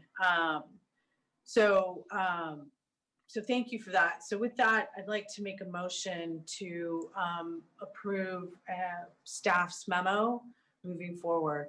Thank you. Okay, there's a motion to move the staff motion memorandum. Councilmember Foley. Thank you. And thank you, Councilmember Esparza, for bringing this forward, and for housing for creating an ordinance that really codified all of the discussion we had last week about the freeze and its impact on mobile home owners and mobile home parks as well. We said it last year in April 28th when we passed the first freeze, and the mobile home park owners and the mobile home owners came together in an unprecedented way to build a coalition and agree to terms of the freeze, and they did again today. So I just want to thank everyone involved, Martha from GSMOL and Ryan representing the park owners and housing, and Councilmember Esparza for keeping this in the front lines. This is good policy. This is a good ordinance. I encourage all of the council members to vote yes and support this urgency ordinance today. Thank you. All right, thank you. All right, are there any other comments before we vote? All right, let's vote on the motion. Jimenez, Yes. Morales, Aye. Owen, Aye. Roscoe, Aye. Davis, Aye. Esparza, Yes.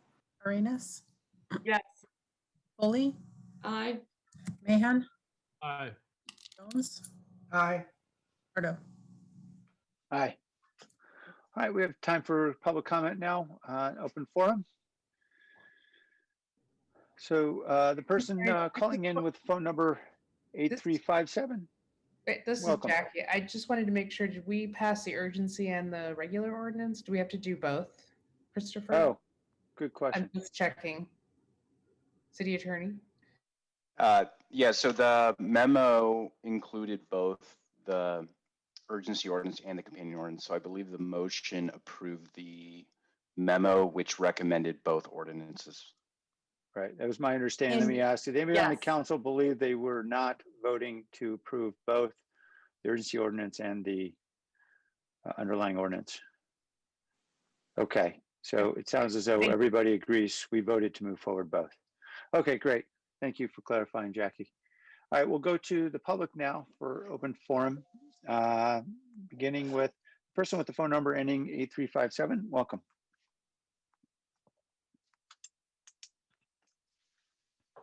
And Paul Soto from the Horseshoe. I want to thank Councilwoman Carrasco for your acknowledgement earlier this evening with regard to the reasons why I do what it is that I do. The city loaded planes in Hillview Airport with poison, and they sprayed them on my ancestors. They beat my mother and humiliated her and degraded her in San Jose in Spanish. I don't speak Spanish today at all, because of the abuses that they visited upon her. And then they profited from that. And then they redlined us out of Willow Glen and Rose Garden and profited from it. And now the gentrification is coming here, all the suffering that's going on in the city and profiting from it. You need to really think about the decisions that you're making and the impacts. And if you think that people are just going to just sit down and just continue to just take that, you really need to think about the decisions that you're making. Thank you. Mr. Beekman?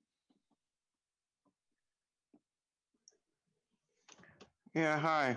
Thank you for the words of Paul Soto today.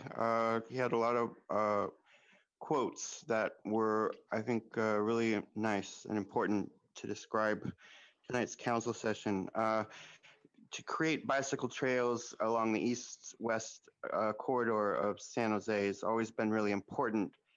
How you address the larger transportation issues, you know, is going to take a lot of patience, and good luck to ourselves in those efforts.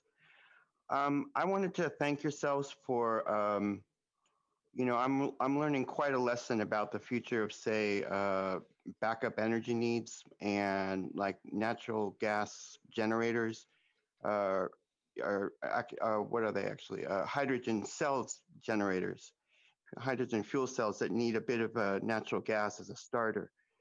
You know, that was an item a few months ago now that it's been teaching me a lot about the concepts of, you know, however we prepare ourselves for our future, we have to consider natural disaster as part of that preparation process.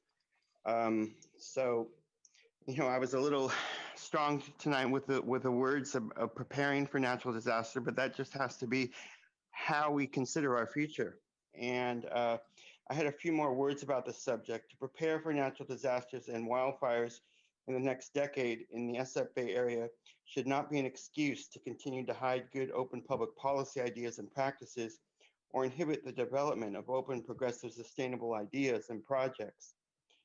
So, you know, this is kind of it's my feeling. It's the same with the hydrogen cell issue. We can't skimp on our quality and our good, sustainable ideas at this time. Thank you. All right, thank you. Roland? Thank you, Mayor. I appreciate the generous 2 minutes at this late hour. First of all, I'd like to correct something I said earlier. I quoted the Recology bankruptcy under the item earlier. I actually meant Replanet, who were responsible for redeeming our CRVs.